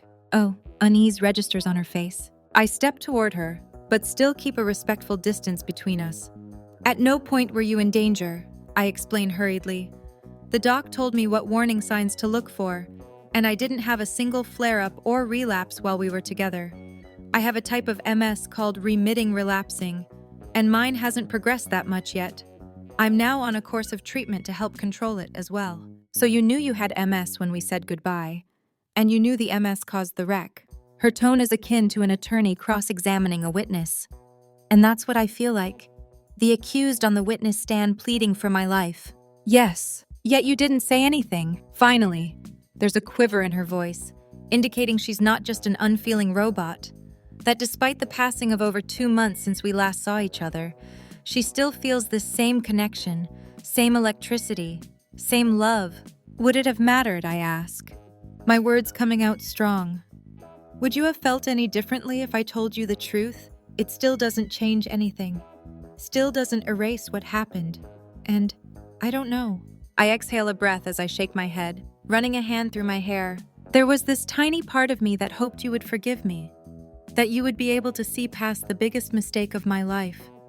That you'd soon realize that yes, while what happened was a goddamn tragedy, I was also the person who saved you, who ran toward a smoking car to pull you from it, completely ignorant of the fact that I caused it, that I ran toward it because, deep down, I am a good person who made a horrible fucking mistake, but a good person, nonetheless. My voice seems to ring out around us, my breathing labored. For weeks, I thought about what I'd say to her if I got the opportunity. I didn't think I ever would, but based on the blank expression on her face, I fear it's not enough. That nothing will make her see the guilt that plagues me. That guilt I've sworn to carry with me the rest of my life. On a long sigh, Nora turns from me, stooping to grab the penny from the floor. I flipped it. Excuse me, tonight, Chloe brought over a copy of the magazine and left a penny. She brings up the coin, this penny, which I assume she got from you. I nod subtly. Do you know I can't even look at a goddamn penny without being reminded of you? That every time I do, all I think about is some arrogant bastard who tried to impress me with his knowledge about the plan to steal Lincoln's body. A smile teases my lips, sounds like a complete arse. You have no idea. Her eyes shine with unshed tears as she closes the space between us. I should hate you. I shouldn't be able to stand being in your presence. But you don't. I manage to say. It's a mixture of a statement and question. When she doesn't respond, I press further. Why did you flip the coin? To help me decide. Help you decide what? Her chin trembles. About you. And what did it tell you to do about me? Tears well as she shakes her head. I didn't need it to tell me what I've known all along. She takes my hand in hers. The warmth of her fingers interlocking with mine for the first time in months, sending electricity humming through my veins. I swallow hard, doing my best not to get my hopes up. It doesn't mean anything. She's here. But Hunter's ring still hangs from her neck. And what's that? That you may have pulled me from that wreck all those years ago. But it wasn't until you struck up a conversation with me in Chicago that you truly saved my life. She moves her hands to my cheeks, clutching them tightly as her lips inch toward mine. Her breath kisses my skin, a tingle of anticipation filling me. My pulse increases, my mouth growing dry. When she's about to erase the final space between us, sealing her declaration with a kiss, I stop her, pressing a finger to her lips. It kills me to have to do this right here, right now, but things are different. I'm no longer Anderson North, some guy who slightly resembles Prince Gabriel of Belmont. I'm here as Prince Gabriel of Belmont. She needs to understand what she's getting into. What is it, she asks, gaze searching mine. I thought this was what you wanted. It is. I answer quickly, my jaw clenching with need. God, you have no idea how much I want this. I glance over my shoulder at a few members of the media, their brows knitted in curiosity, obviously realizing the woman in my embrace is the same woman from the photographs providing the backsplash to our reunion. There are reporters here. If we do this, there's no going back. You'll officially be Prince Gabriel of Belmont's girlfriend, so I want you to really think about that, to really consider if you're ready for this. She stares at me for what feels like an eternity, blinks, contemplates, then smiles. Reaching up, she tousles my hair, messing it up. I can't help but marvel at how our roles have reversed. All those months ago, I was the one encouraging Nora to finally let down her hair and live. Now she's doing the same thing for me. I fell in love with Anderson North. She pushes a few tendrils of hair out of my face. In my eyes, that's who you'll always be, my Anderson North. She crushes her lips against mine, her kiss fevered and frantic as we reconnect. But this kiss is so much more addictive, so much more heated, so much more intimate than any of our previous exchanges. Because for the first time, we're sharing this personal moment with every part of each other, with every piece of our minds, our souls, our hearts. We've bared ourselves to each other, put ourselves at risk, praying the other keeps us safe. My chest heaving through my labored breaths. I manage to pull away. I faintly make out a few whistles and cheers, accompanied by the familiar clicking of camera shutters. But I don't care about any of that. I have this amazing, incredible woman in my arms. We're back in our bubble. The only place I want to be. Say it again, I murmur against her. I feel her mouth quirk up into a smile. You'll always be Anderson North to me. No, the other thing. She pulls back, peering at me with a furrowed brow. Then, understanding tugs on her expression. Peace washing over her, bringing her lips to mine. She whispers those 3 words I didn't think I'd ever hear. I love you. I push out a relieved breath, my heart expanding. And I love you. I cover her mouth with mine once more, drinking in everything this woman is, everything she has been, everything she's yet to be. Our love story may be unconventional, but at the end of the day, it's just that, a love story, a story of perseverance, of strength, but mostly of the power of forgiveness. Never in a million years did I expect Nora to forgive me after everything I took from her. I'm still not sure I deserve it, but I plan to do everything in my power to earn that forgiveness every day for the rest of my life. And I have every intention of living a very long life with this woman by my side. Chapter 42. Nora, 7 months later. The sun warms my skin as I sit on the pool deck of Evie and Julian's new home in Rye, just outside the city. I never thought they'd leave their proverbial castle in the sky, the penthouse apartment overlooking Columbus Circle. But with a baby on the way, they decided it was time to move in order to raise their daughter somewhere more family-friendly, as did Chloe and Lincoln, who also have a baby due the same month as Evie and Julian. Based on their due dates this fall, it seems both couples got busy around Valentine's Day. Okay, girls, now that it's just us, it's time to open your real gifts, I say, reaching underneath the table by the pool and retrieving 2 identical gift bags, handing them across the table to today's guests of honor, Evie and Chloe. I didn't think I'd ever see the day Chloe would be pregnant, until she met Lincoln. She was vehemently anti-relationship. I guess all it takes is meeting the right person to change your mind, to convince you that you can have everything.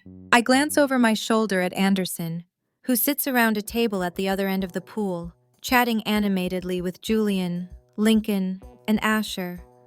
It warms my heart to see all the men in our lives get along as well as we girls do.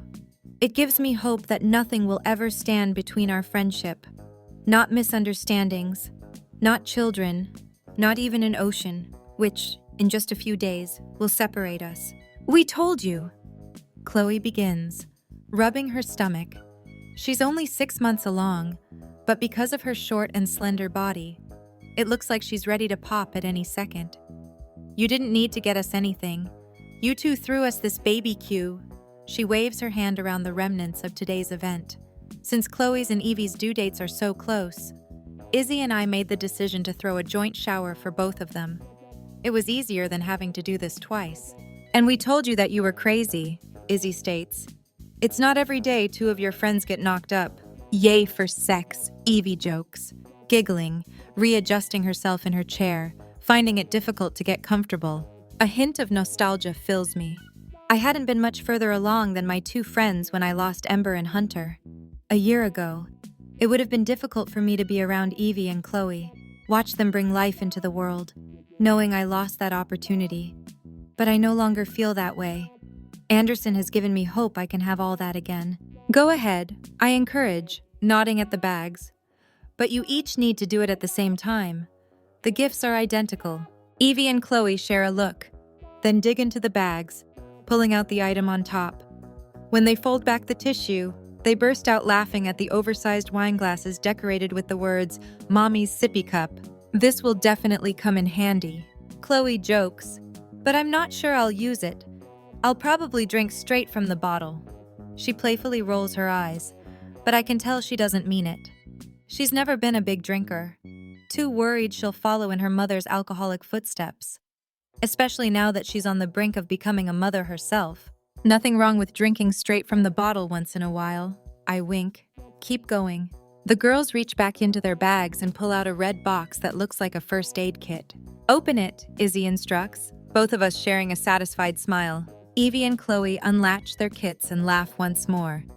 Instead of containing bandages and medical supplies as one would expect, it's filled with mini liquor bottles, all of them relabeled.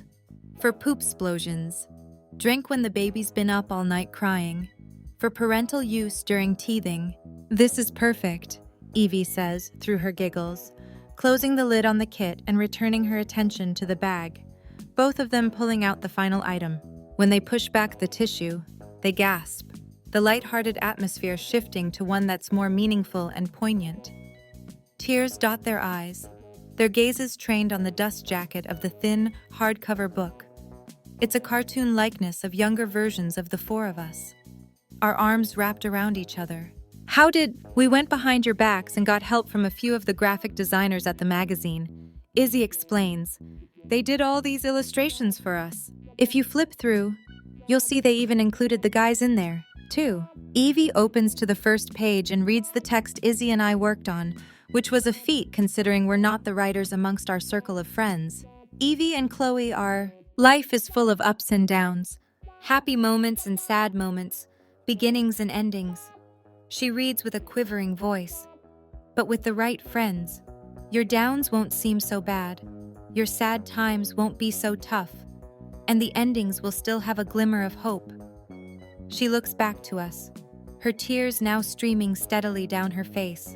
This is incredible, Chloe remarks through her own gentle sobs.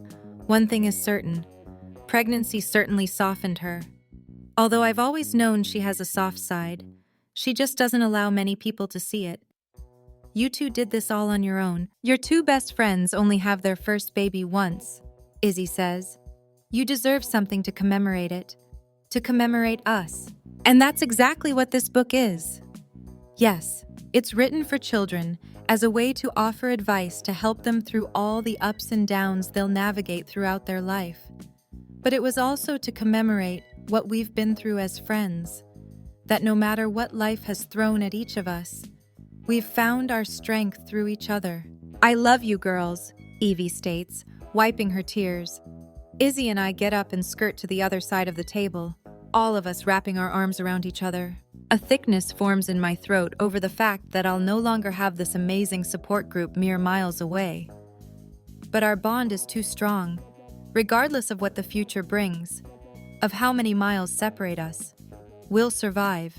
We'll teach our children the meaning of true friendship, and one day, they'll be just as inseparable and devoted to each other as we are. There are friends, there is family. Then there are friends who become family. These three women are my family. They always will be. How are you holding up? Anderson asks later that evening as we lay in the bed in the Upper West Side townhouse he'd purchased so I'd have somewhere to call home in New York. I told him we could keep the lease on my place, but he insisted I deserved something better than a tiny apartment where the pipes creaked and the walls were paper thin. Not to mention the security was questionable, which is something I still have trouble taking into account. Good, I say. Are you sure about this? He touches my chin, drawing my eyes to his. Why are you having second thoughts? He brushes his lips against mine. Waking up with you beside me every day, being able to have you as an amuse-bouche before dinner, he jokes, considering that's how we ended up naked in this bed before 7 at night. Not a chance in hell. Me either? While I was initially apprehensive about taking this next step with Anderson, it's the right thing to do. I'd be lying if I said I didn't feel a slight bit of vindication when I told my mother I would be moving to Belmont, proving her wrong when she'd told me Anderson was using me as a cheap piece of ass before moving on to something better. I can't wait for her to ask to come visit, only for me to refuse her request. Regardless, it's time to start this next chapter. With Anderson, he hasn't popped the question yet, but we've discussed it, not like a normal couple would. Instead, he warned me about everything I'd have to give up once I'm his wife, my privacy, my career. If he was trying to scare me, it didn't work.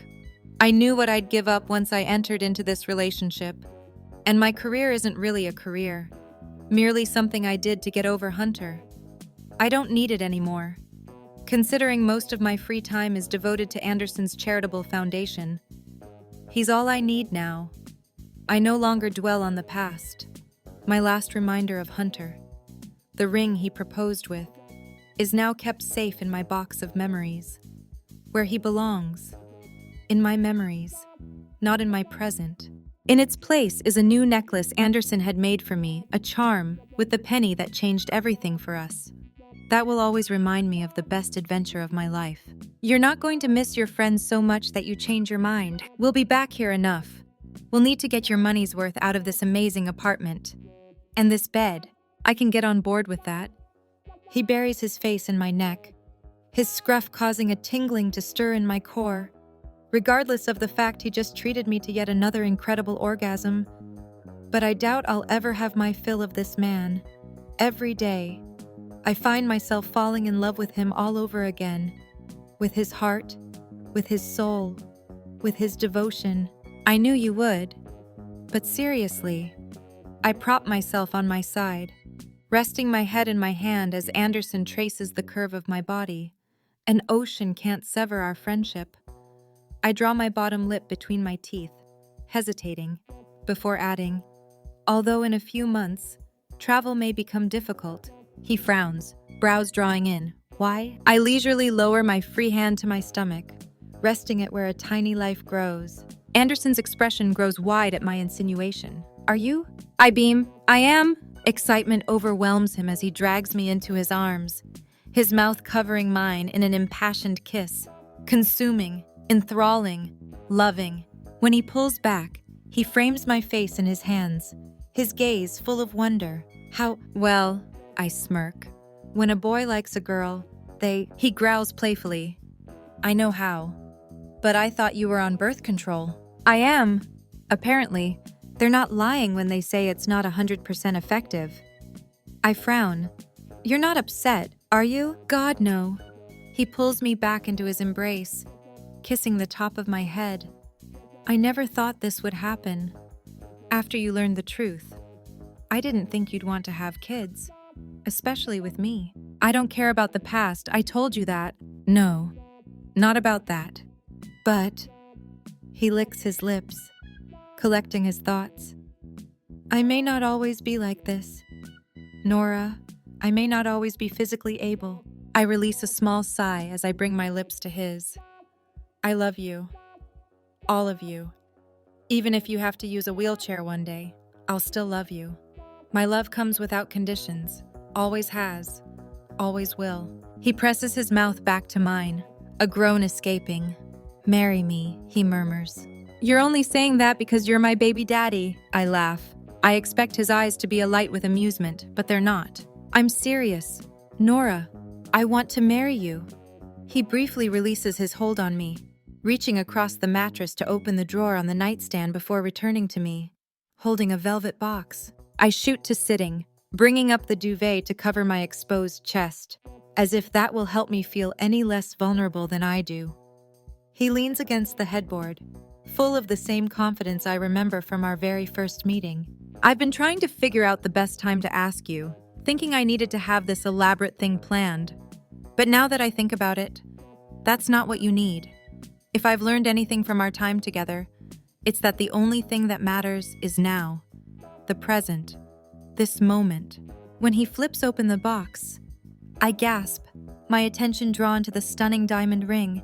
It has a vintage flair to it.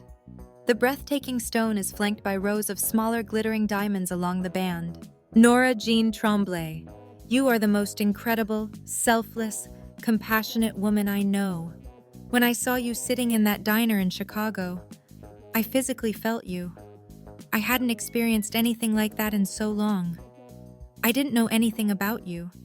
Your name, your smile, your voice. Regardless, in that moment, you saved me. Before then, I was in a dark place. I didn't think life was worth it anymore. But you reminded me what it felt like to live, to laugh. He cups my cheek, swiping the tears off my face. To love. So, please, be my wife, be my partner, be my lifelong road trip companion. He poises his lips on mine. Be my greatest adventure. I can barely breathe through the lump in my throat, but manage to squeak out a tiny, yes. He crushes his mouth against mine, tugging my body to his, grabbing my left hand. He slips the ring onto my finger. The instant it slides into place, a warmth fills me. This is now the third time a man has proposed to me. But it never felt like this, even with Hunter. Like a puzzle piece finally snapping into place. My mother once told me that falling in love is a lot like giving someone a loaded gun pointed at your heart and trusting them not to pull the trigger. I always thought it was a cynical way of looking at love, that allowing yourself to fall in love was giving someone the power to destroy you. For the longest time, that was how I looked at love, as something that could destroy, not uplift, something that could break, not mend, something that should be feared, not revered. She was wrong. I no longer look at love as something to be wary of, no longer keep my heart locked tight for fear that someone will destroy it. We can't control what happens in the future, but we can control what happens right now, in this moment. And right now, I have never been more in love with Anderson North. All little girls dream of finding their own Prince Charming. I finally found mine, the other side of someday. Here's a little taste of a fun and flirty romantic comedy. The Other Side of Someday. If you're looking for another heartwarming romance, this is perfect. Grab your copy here. I moaned, basking in the luxurious Egyptian cotton sheets caressing my skin. A whisper of breath warmed my mouth, followed by a soft tongue. It had been ages since I had woken up to the feel of a man's mouth on mine, so I didn't want the moment to end. Keeping my eyes blissfully closed, I tried to remember the previous night. Nothing momentous stood out in my mind, and I certainly couldn't recall meeting a handsome young stranger whom I would so willingly invite into my bed. The mysterious tongue grazed my cheek and I inhaled, only to be assaulted by a vile stench. I flung my eyes open, my dopey Beagle Terrier mix smiling his excited smile at me, wiping my mouth. I turned away from the dog, pulling the duvet over my head. "Sport, Mommy's sleeping." I groaned, still half asleep. I would give anything to return to the dream I had been having. There was a man. I didn't recall much about what he looked like, but he had the most mesmerizing blue eyes I'd ever seen. Every time he smiled, my heart picked up just a little bit. When he leaned in to kiss me, my leg kicked out slightly, just like the leading ladies did after her first kiss with the object of her desire in all those romance movies I watched. Until the funk of Sport's breath ruined my perfectly innocent fantasy. Sport burrowed beneath the comforter and found me. He incessantly licked my face, his friendly reminder that he needed to go for a walk. He'd never let me fall back to sleep. So I sat up, wiping my eyes. I stretched, yawning as I adjusted to my surroundings. "California," I murmured. The past few weeks seemed like a blur as I gazed out the sliding glass doors at the Pacific Ocean from 14 floors up. The sunlight rising behind the building made the water sparkle and dance. A month ago, I was living in the same town I had spent the past 28 years of my life. I was still married to my high school sweetheart. I was happy to maintain the same life I had since birth, until something inside of me snapped. Probably the result of walking in on my former husband, balls deep in my former best friend on the kitchen island of the house I had paid for with my inheritance. Despite Will's begging and pleading, I filed for divorce, hired movers to pack my belongings, and left North Carolina with his dog. I knew it was immature and spiteful, but I couldn't let Sport grow up in a house with a revolving door of women. Will was pissed, and rightfully so. But I knew him. He would simply replace the dog, just as he would replace me with the flavor of the day. A wet tongue met my cheek, bringing me back to the present. "Okay, boy," I said to Sport. "Want to go explore your new home?" The 30-pound dog barked excitedly and darted off the bed, running circles through my legs. I padded across the hardwood floor and rummaged through my suitcase, pulling on a pair of yoga pants and a long-sleeved t-shirt over my tank top, sliding on my flip-flops. I made my way into the hallway and down a set of stairs, entering the open living area. I hadn't had a chance to take in my new home since arriving late last night. Still, I couldn't really get a feel for the place. Nearly every corner filled with boxes the movers had arranged in the condo, while I took my time driving across the country. The lower level was flooded with natural light from the floor-to-ceiling windows adorning most of the walls. The architecture had an almost industrial feel to it. The kitchen was any chef's dream, and I couldn't wait to finally settle in and put it to use, despite my relatively mediocre cooking skills. Sport's paws clicked on the hardwood floors as he ran around the living room, exploring. "Come on, buddy, let's go for a walk," I called out. He ran toward me, sliding across the travertine tile in the kitchen area and practically slamming into the wall. I laughed to myself. It's going to take a bit to get used to not having carpeting, isn't it, pal? He sat on his hind legs and raised his liver-spotted paw. Finding his collar on the kitchen island, I clipped it around his neck and hooked him up to his leash. He jumped, grabbing part of the leash in his mouth, and we left my new penthouse condo. After the elevator whisked me down 14 floors, I sauntered through the lobby and emerged onto Ocean Avenue in Santa Monica, smiling at the doorman and inhaling the late September air. It was a comfortable day. There was a slight chill, but the sun was already beaming, Even at 8 in the morning. Smog. I snorted. Better than horse shit, I guess. I glanced over my shoulder, hoping no one had heard me talking to myself. The doorman tipped his hat at me and I cringed. You heard that, I asked. Heard what he responded slyly. Okay then. I turned back around and waited for the walk signal at the crosswalk. For the record, ma'am, you'll get used to the smog. I couldn't help but laugh as I crossed the street to Palisades Park, a grin on my face. For the first time, I actually felt grateful Will couldn't keep his willy in his pants. If he hadn't been stupid enough to bang my best friend at the precise time he knew I would be home every night, I would still be stuck in North Carolina, miserable and waiting for my life to truly begin. Now, I finally had the opportunity to make my dreams a reality. And what better place to do that than somewhere with sun, sand, and surfers? What do you think? Sport? I glimpsed at the amused expression on his furry face as he set his eyes on the ocean for the first time in his life. Happy to be out of Carolina. He looked back at me, his tongue hanging out of his mouth as he sniffed every tree and bench we passed, and I knew he was thrilled with his new zip code. And the best part? It doesn't snow here, bud. No more having to go out in nasty weather. I surveyed his reaction, which remained the same.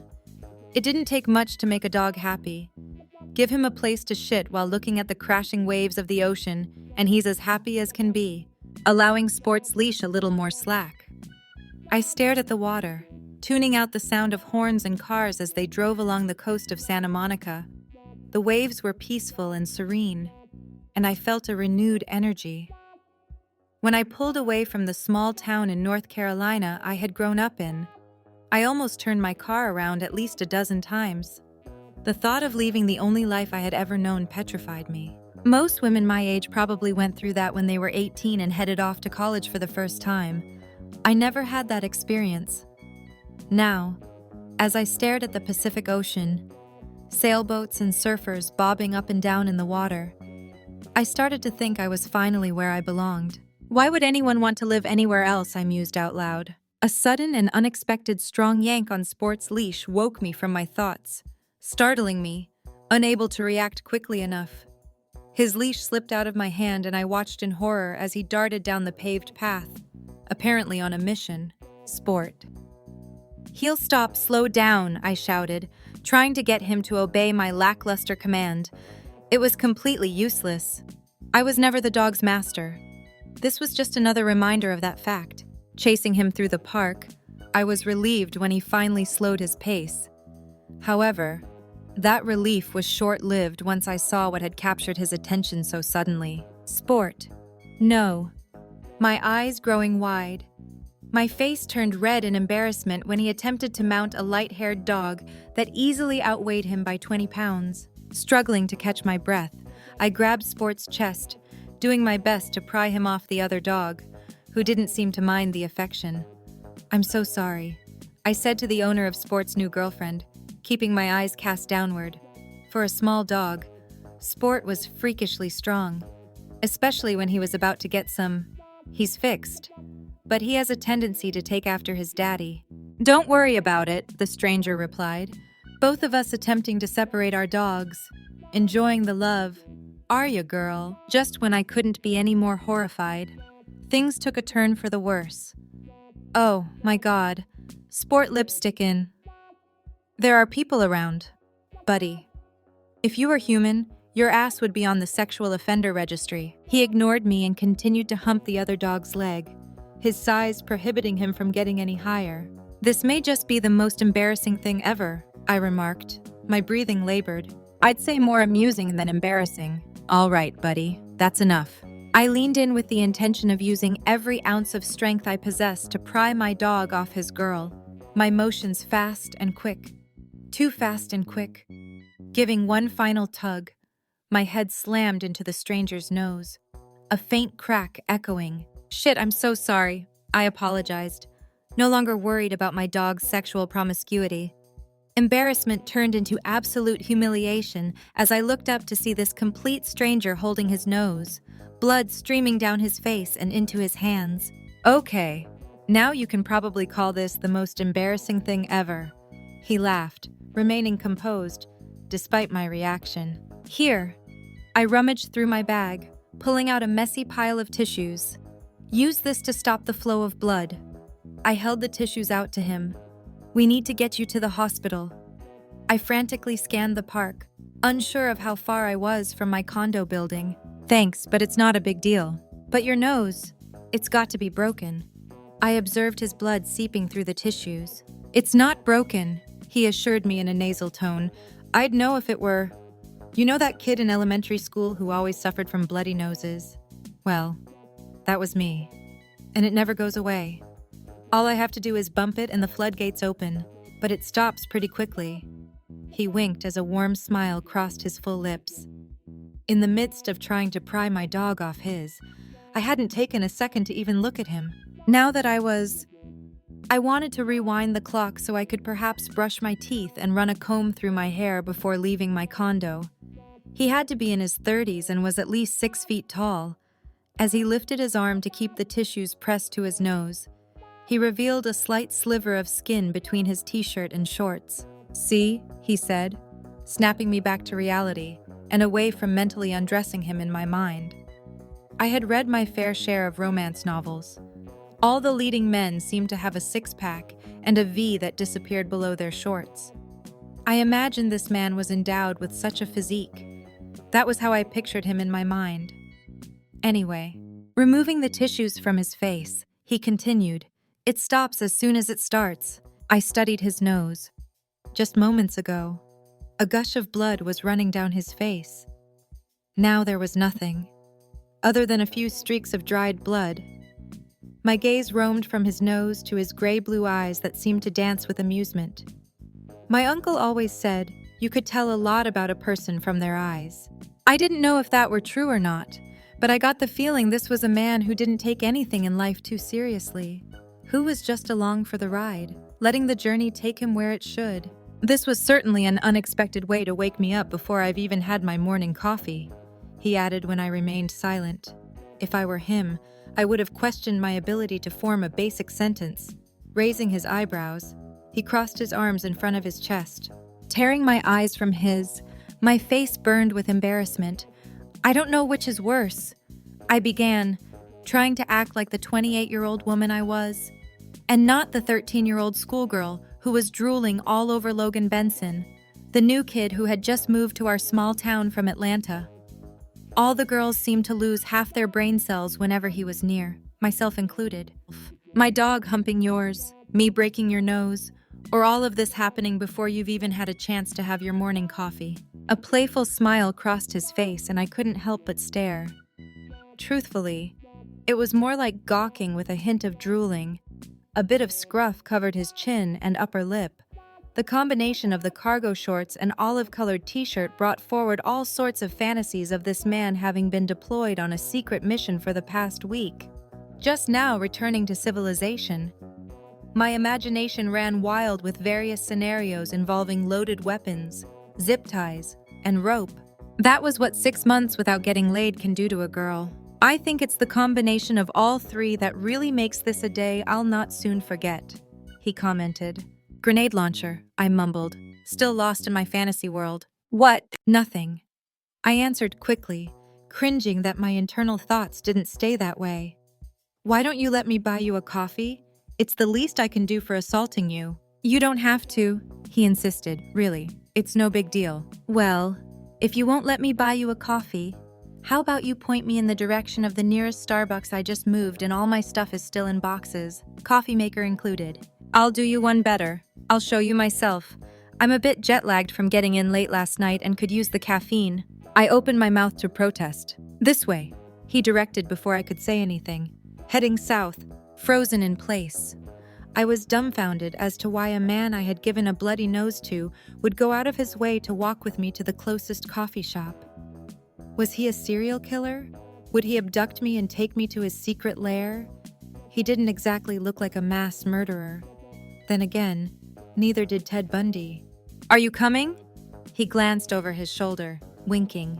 His wink was like pancakes on a Saturday morning. His wink was like watermelon on a hot summer day. His wink was like sniffing your dog's paws. Okay, that one may not sound too enticing, but trust me, if you've ever owned a dog, you know exactly what I'm talking about. His wink made me forget all about him being a potential serial killer. Not yet, but there's still time for that, I muttered as I caught up to him, tugging sport with me. We walked along the ocean for a while. Then the Santa Monica Pier came into view. A lightness ran through my chest at the idea that I was here, that I set out to do something and I actually followed through. No one had talked me out of it. No one had given me a guilt trip about being selfish. I was in charge of my own destiny for the first time since I could remember. What kind of dog is she? I asked, breaking the silence. It seemed awkward to me. Silence always had that effect on me. It made me nervous. She's a Labrador boxer mix. She's probably got some other stuff mixed in. But that's what they figured at the shelter when I adopted Gidget. Gidget. I stopped abruptly. Is that seriously your dog's name? He faced me and shrugged, running his fingers through his light brown hair. What can I say? I'm a sucker for old beach movies and Sandra Dee. I eyed him suspiciously. Part of me wondered if Will had bribed this guy to spy on me, but I knew he wouldn't care enough to do so. All he cared about after I left was getting his dog back, and I had already put my foot down on that matter. He was an unfit parent, what he pushed when I remained silent. Did I say something wrong? Sorry, I responded, continuing down the path once more. You just seem too young to like that movie. I remember watching it with my dad when I was a little girl and dreaming of having my own surf shack on the beach, although I doubt I'd have the coordination to surf. I may have dressed up as Big Kahuna for Halloween when I was 10. I laughed. I wanted to be Gidget one year, but she was blonde, I admitted, gesturing to my red hair, so I was relegated to being Annie. You seem to be more like Moondoggy, if you ask me. He stopped walking and stared at me. His lips turned up at the corners, a small but heartwarming smile drawn on his mouth. Who are you? I didn't think anyone else liked that movie. At least no one our age. Hey, I punched him playfully. Don't assume we're the same age. Fine. How old are you? I gasped in faux shock. Didn't your mother teach you it's rude to ask a lady her age? I played up my southern accent and bat my eyelashes. Especially a complete stranger. Oh, she raised me to be a perfect gentleman. He responded as we came to a stop at a crosswalk by the pier. But there's a time and a place for everything. He took a step closer. My entire body flamed from the way he was gazing at me, as if I were a meal and he had gone hungry for days. Don't you think? He raised his eyebrows and licked his lips, surveying my petite frame. I would have given anything to know what he was thinking at that moment. I was pretty sure it wasn't about the upcoming presidential election. Yes, I swallowed hard, backing against a metal pole. I had nowhere to go as he drew closer and closer. My heart thumped in my chest, and I couldn't help but think that LA was a very friendly town. Or maybe my original gut instinct was right, and he was Ted Bundy's protege. His breath whispered against my neck as he leaned toward me, his arm reaching for my waist. He pressed the walk request button on the pole and stepped back. I took a deep breath, trying to get my raging hormones under control. I had no idea if this guy was flirting with me, or if I was so sexually deprived. I was making it all up in my head. I was starting to lean toward the latter. So you just moved to town, he inquired, as if nothing had just almost transpired between us. Where were you living before then? North Carolina, I squeaked out, questioning my sanity. Why the change of scenery, new job, new life? He smiled. Nice, I like that. The crosswalk signal changed and we walked across the street. The background noise of cars honking and crashing ocean waves filling in the silence. Approaching our destination, he turned to me. Why don't you wait out here with the dogs while I run in to clean up and grab our coffees? He handed me Gidget's leash and led me toward a small table on the sidewalk. I offered to buy you a coffee and now you're getting me one. I placed my hand on my hip and gave him an incredulous, albeit playful look. Doesn't seem fair if you ask me. I didn't ask you, he responded slyly, turning from me and heading into the small shop. I lowered myself to the chair, fighting back my smile, and turned my eyes to the street, soaking in everything about my new hometown. The Santa Monica Pier was visible just a block or so away, tourists already beginning their day as they strolled along the boardwalk. Men and women in business attire entered and exited the coffee shop like a revolving door, obviously needing their caffeine fix to start their day. Sport and Gidget simply curled up at my feet, sniffing each other. Dogs were such basic creatures. A simple butt sniff was all it took. "Hope you like Americanos," a voice interrupted. "That's what I got. I'm not picky when it comes to caffeine." I turned my attention to see my new friend take the seat opposite me, and after driving across the country, I've sworn to never take a good, strong cup of coffee for granted again. Taking a sip, he then placed his cup on the table between us and leaned back into the chair, crossing his arms over his chest. His muscles stretched the fabric of his shirt slightly. It wasn't in such a way that I thought he was about to rip his shirt off and announce to the world that he was the Incredible Hulk. It was just enough so I knew he cared about his body. "You drove across the country," he asked, cutting through my thoughts about whether the Hulk was green all over, including you know where. I've always wanted to do it, and I knew I may never get the opportunity again, since I'm all about having a new adventure. I figured starting with a cross-country drive was perfect. Sure, I could have just as easily flown and had my car shipped, but that sounded boring. I even spray-painted my name on a car at the Cadillac Ranch in Texas. "You're definitely not like a lot of people I know." "Dixie," he commented, taking another sip of his coffee. "Dixie, yeah, that accent of yours. It's cute." He beamed the most amazing smile at me, his lips full, his eyes brimming with amusement. Heat flamed my face and my heart fluttered uncontrollably, all because of a knee-weakening look from an attractive man. Taking a deep breath, I once more tried to calm the hormones raging inside me from my lack of intimacy over the past 6 months. Of course, it had been at least 5 years since I really felt fulfilled from sex. I had relied on myself to take the edge off when needed. Life with Will was all about Will, in his job and in the bedroom.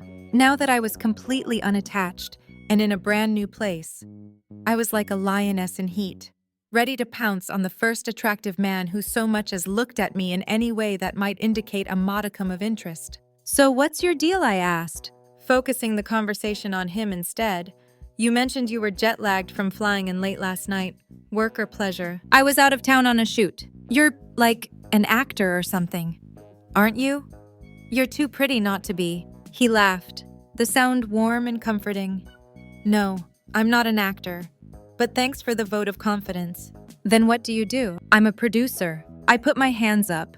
"Please don't say you're an associate producer because I've seen State and Maine and I know all about how an associate producer credit is something you give to someone instead of a raise." He scrunched his eyebrows. "You've seen State and Maine?" "Of course, one of my favorite last lines of any movie." He laughed even louder. "We are oddly similar." Our eyes met, an awkward silence stretching between us.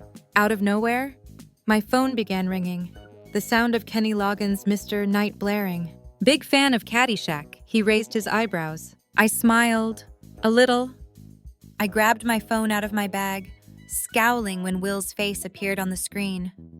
I knew he was only calling to convince me to bring sport back to him once again. One thing was certain. He was a persistent bastard.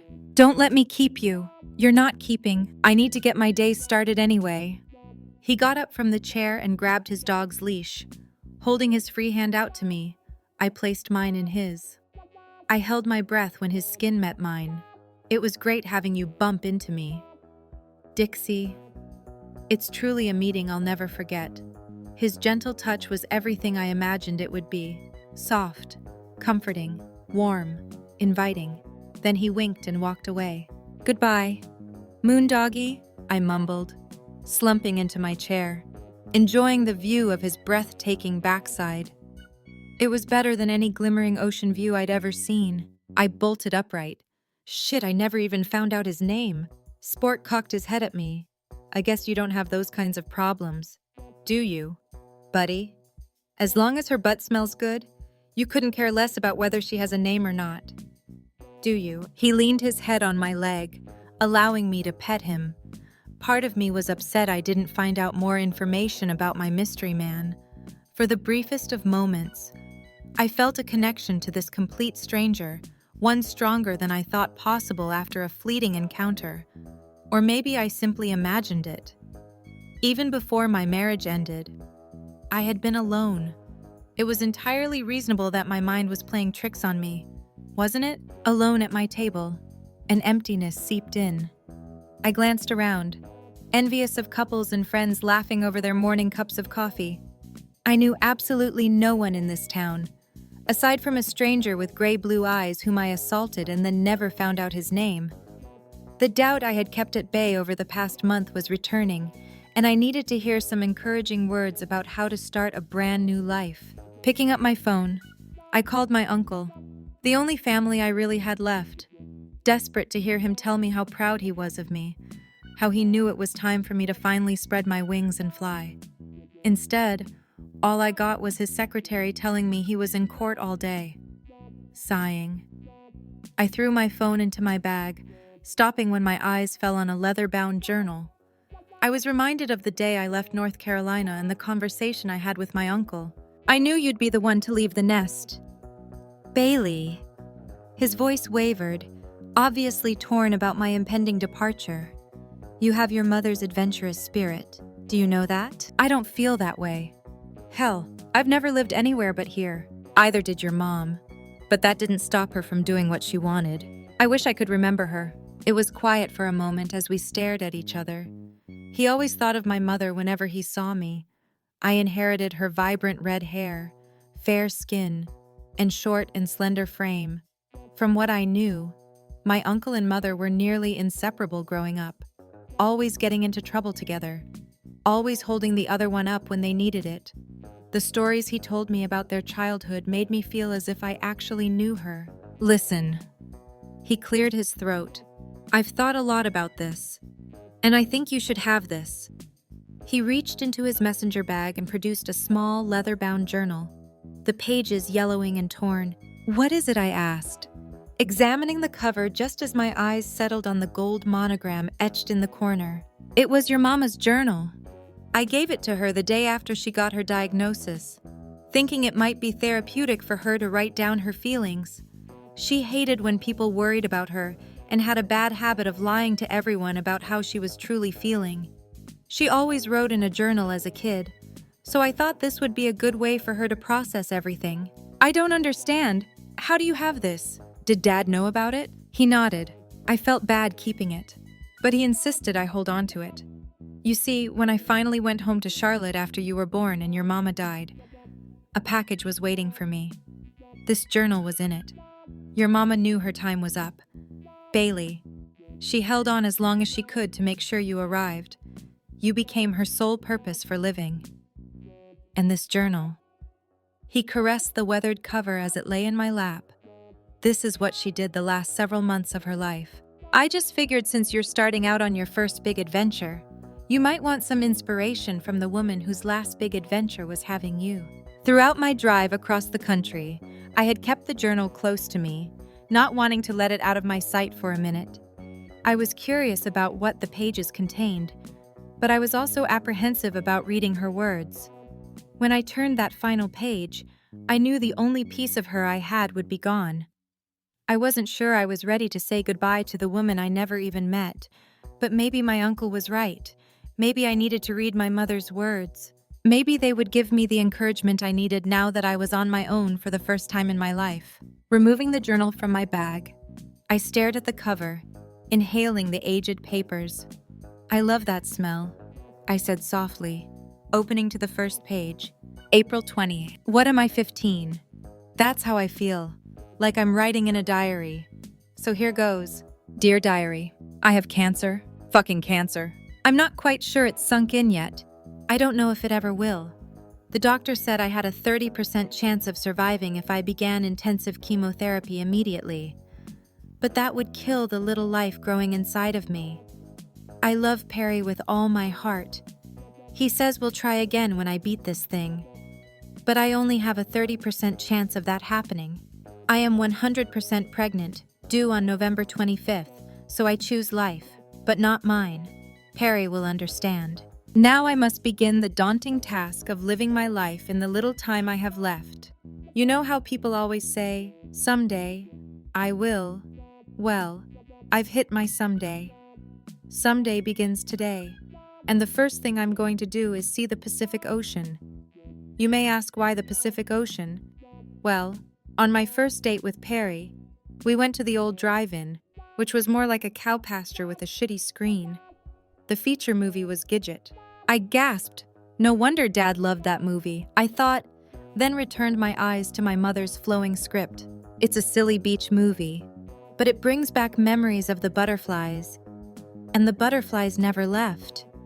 To this day, when I gaze at Perry, I still feel like the giddy 16-year-old at the annual church cookout who was asked out by a boy from another town.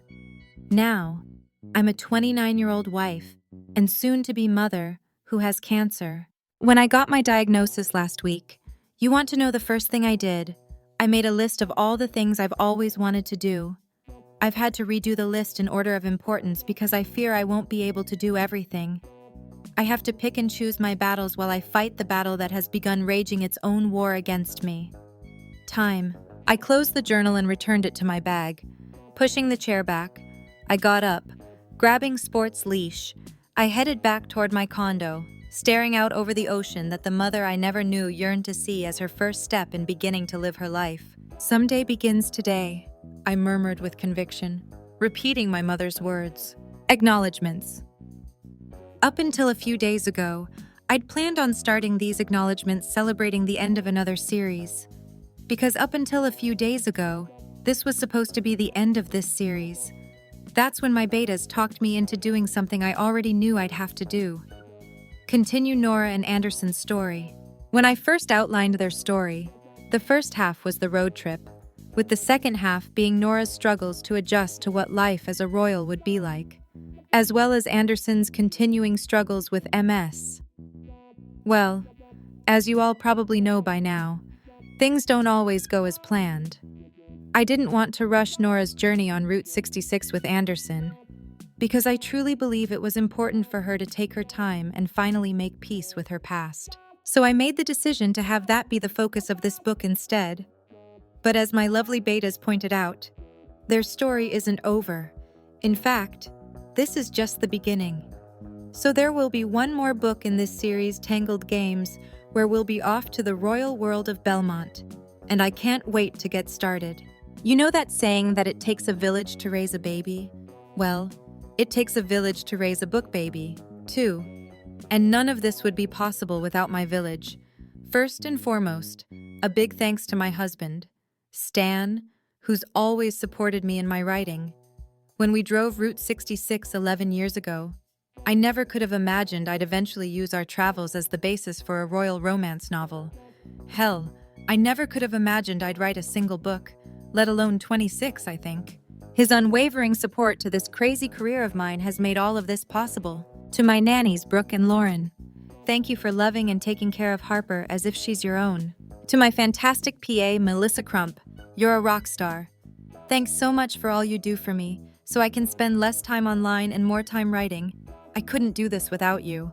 To my amazing editor, Kim Young, thank you for all your amazing work on every single one of my book babies. You're the only person I'd trust with my manuscripts. Thank you for all the care and expertise you show in your work. To my author, BFFA, D, Justice, I love you. Thanks for always being there for me and always giving your honest advice, even if it's not what I want to hear. But I've known you long enough to pretty much always know what you're going to say. To Emily and the entire gang at Social Butterfly PR, thanks so much for all your help with this release. You make publishing infinitely easier. To GB, thanks for letting me pick your brain about your MS diagnosis and everything you went through and are still going through, not just physically but psychologically. It really helped me shape Anderson's character and gave me a grasp of what his mental process was.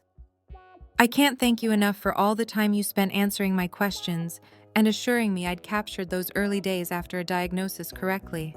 To my beta readers, Lynn, Stacy, Sylvia, Vicky, and Joelle, thank you for always dropping whatever you have going on to read my stuff.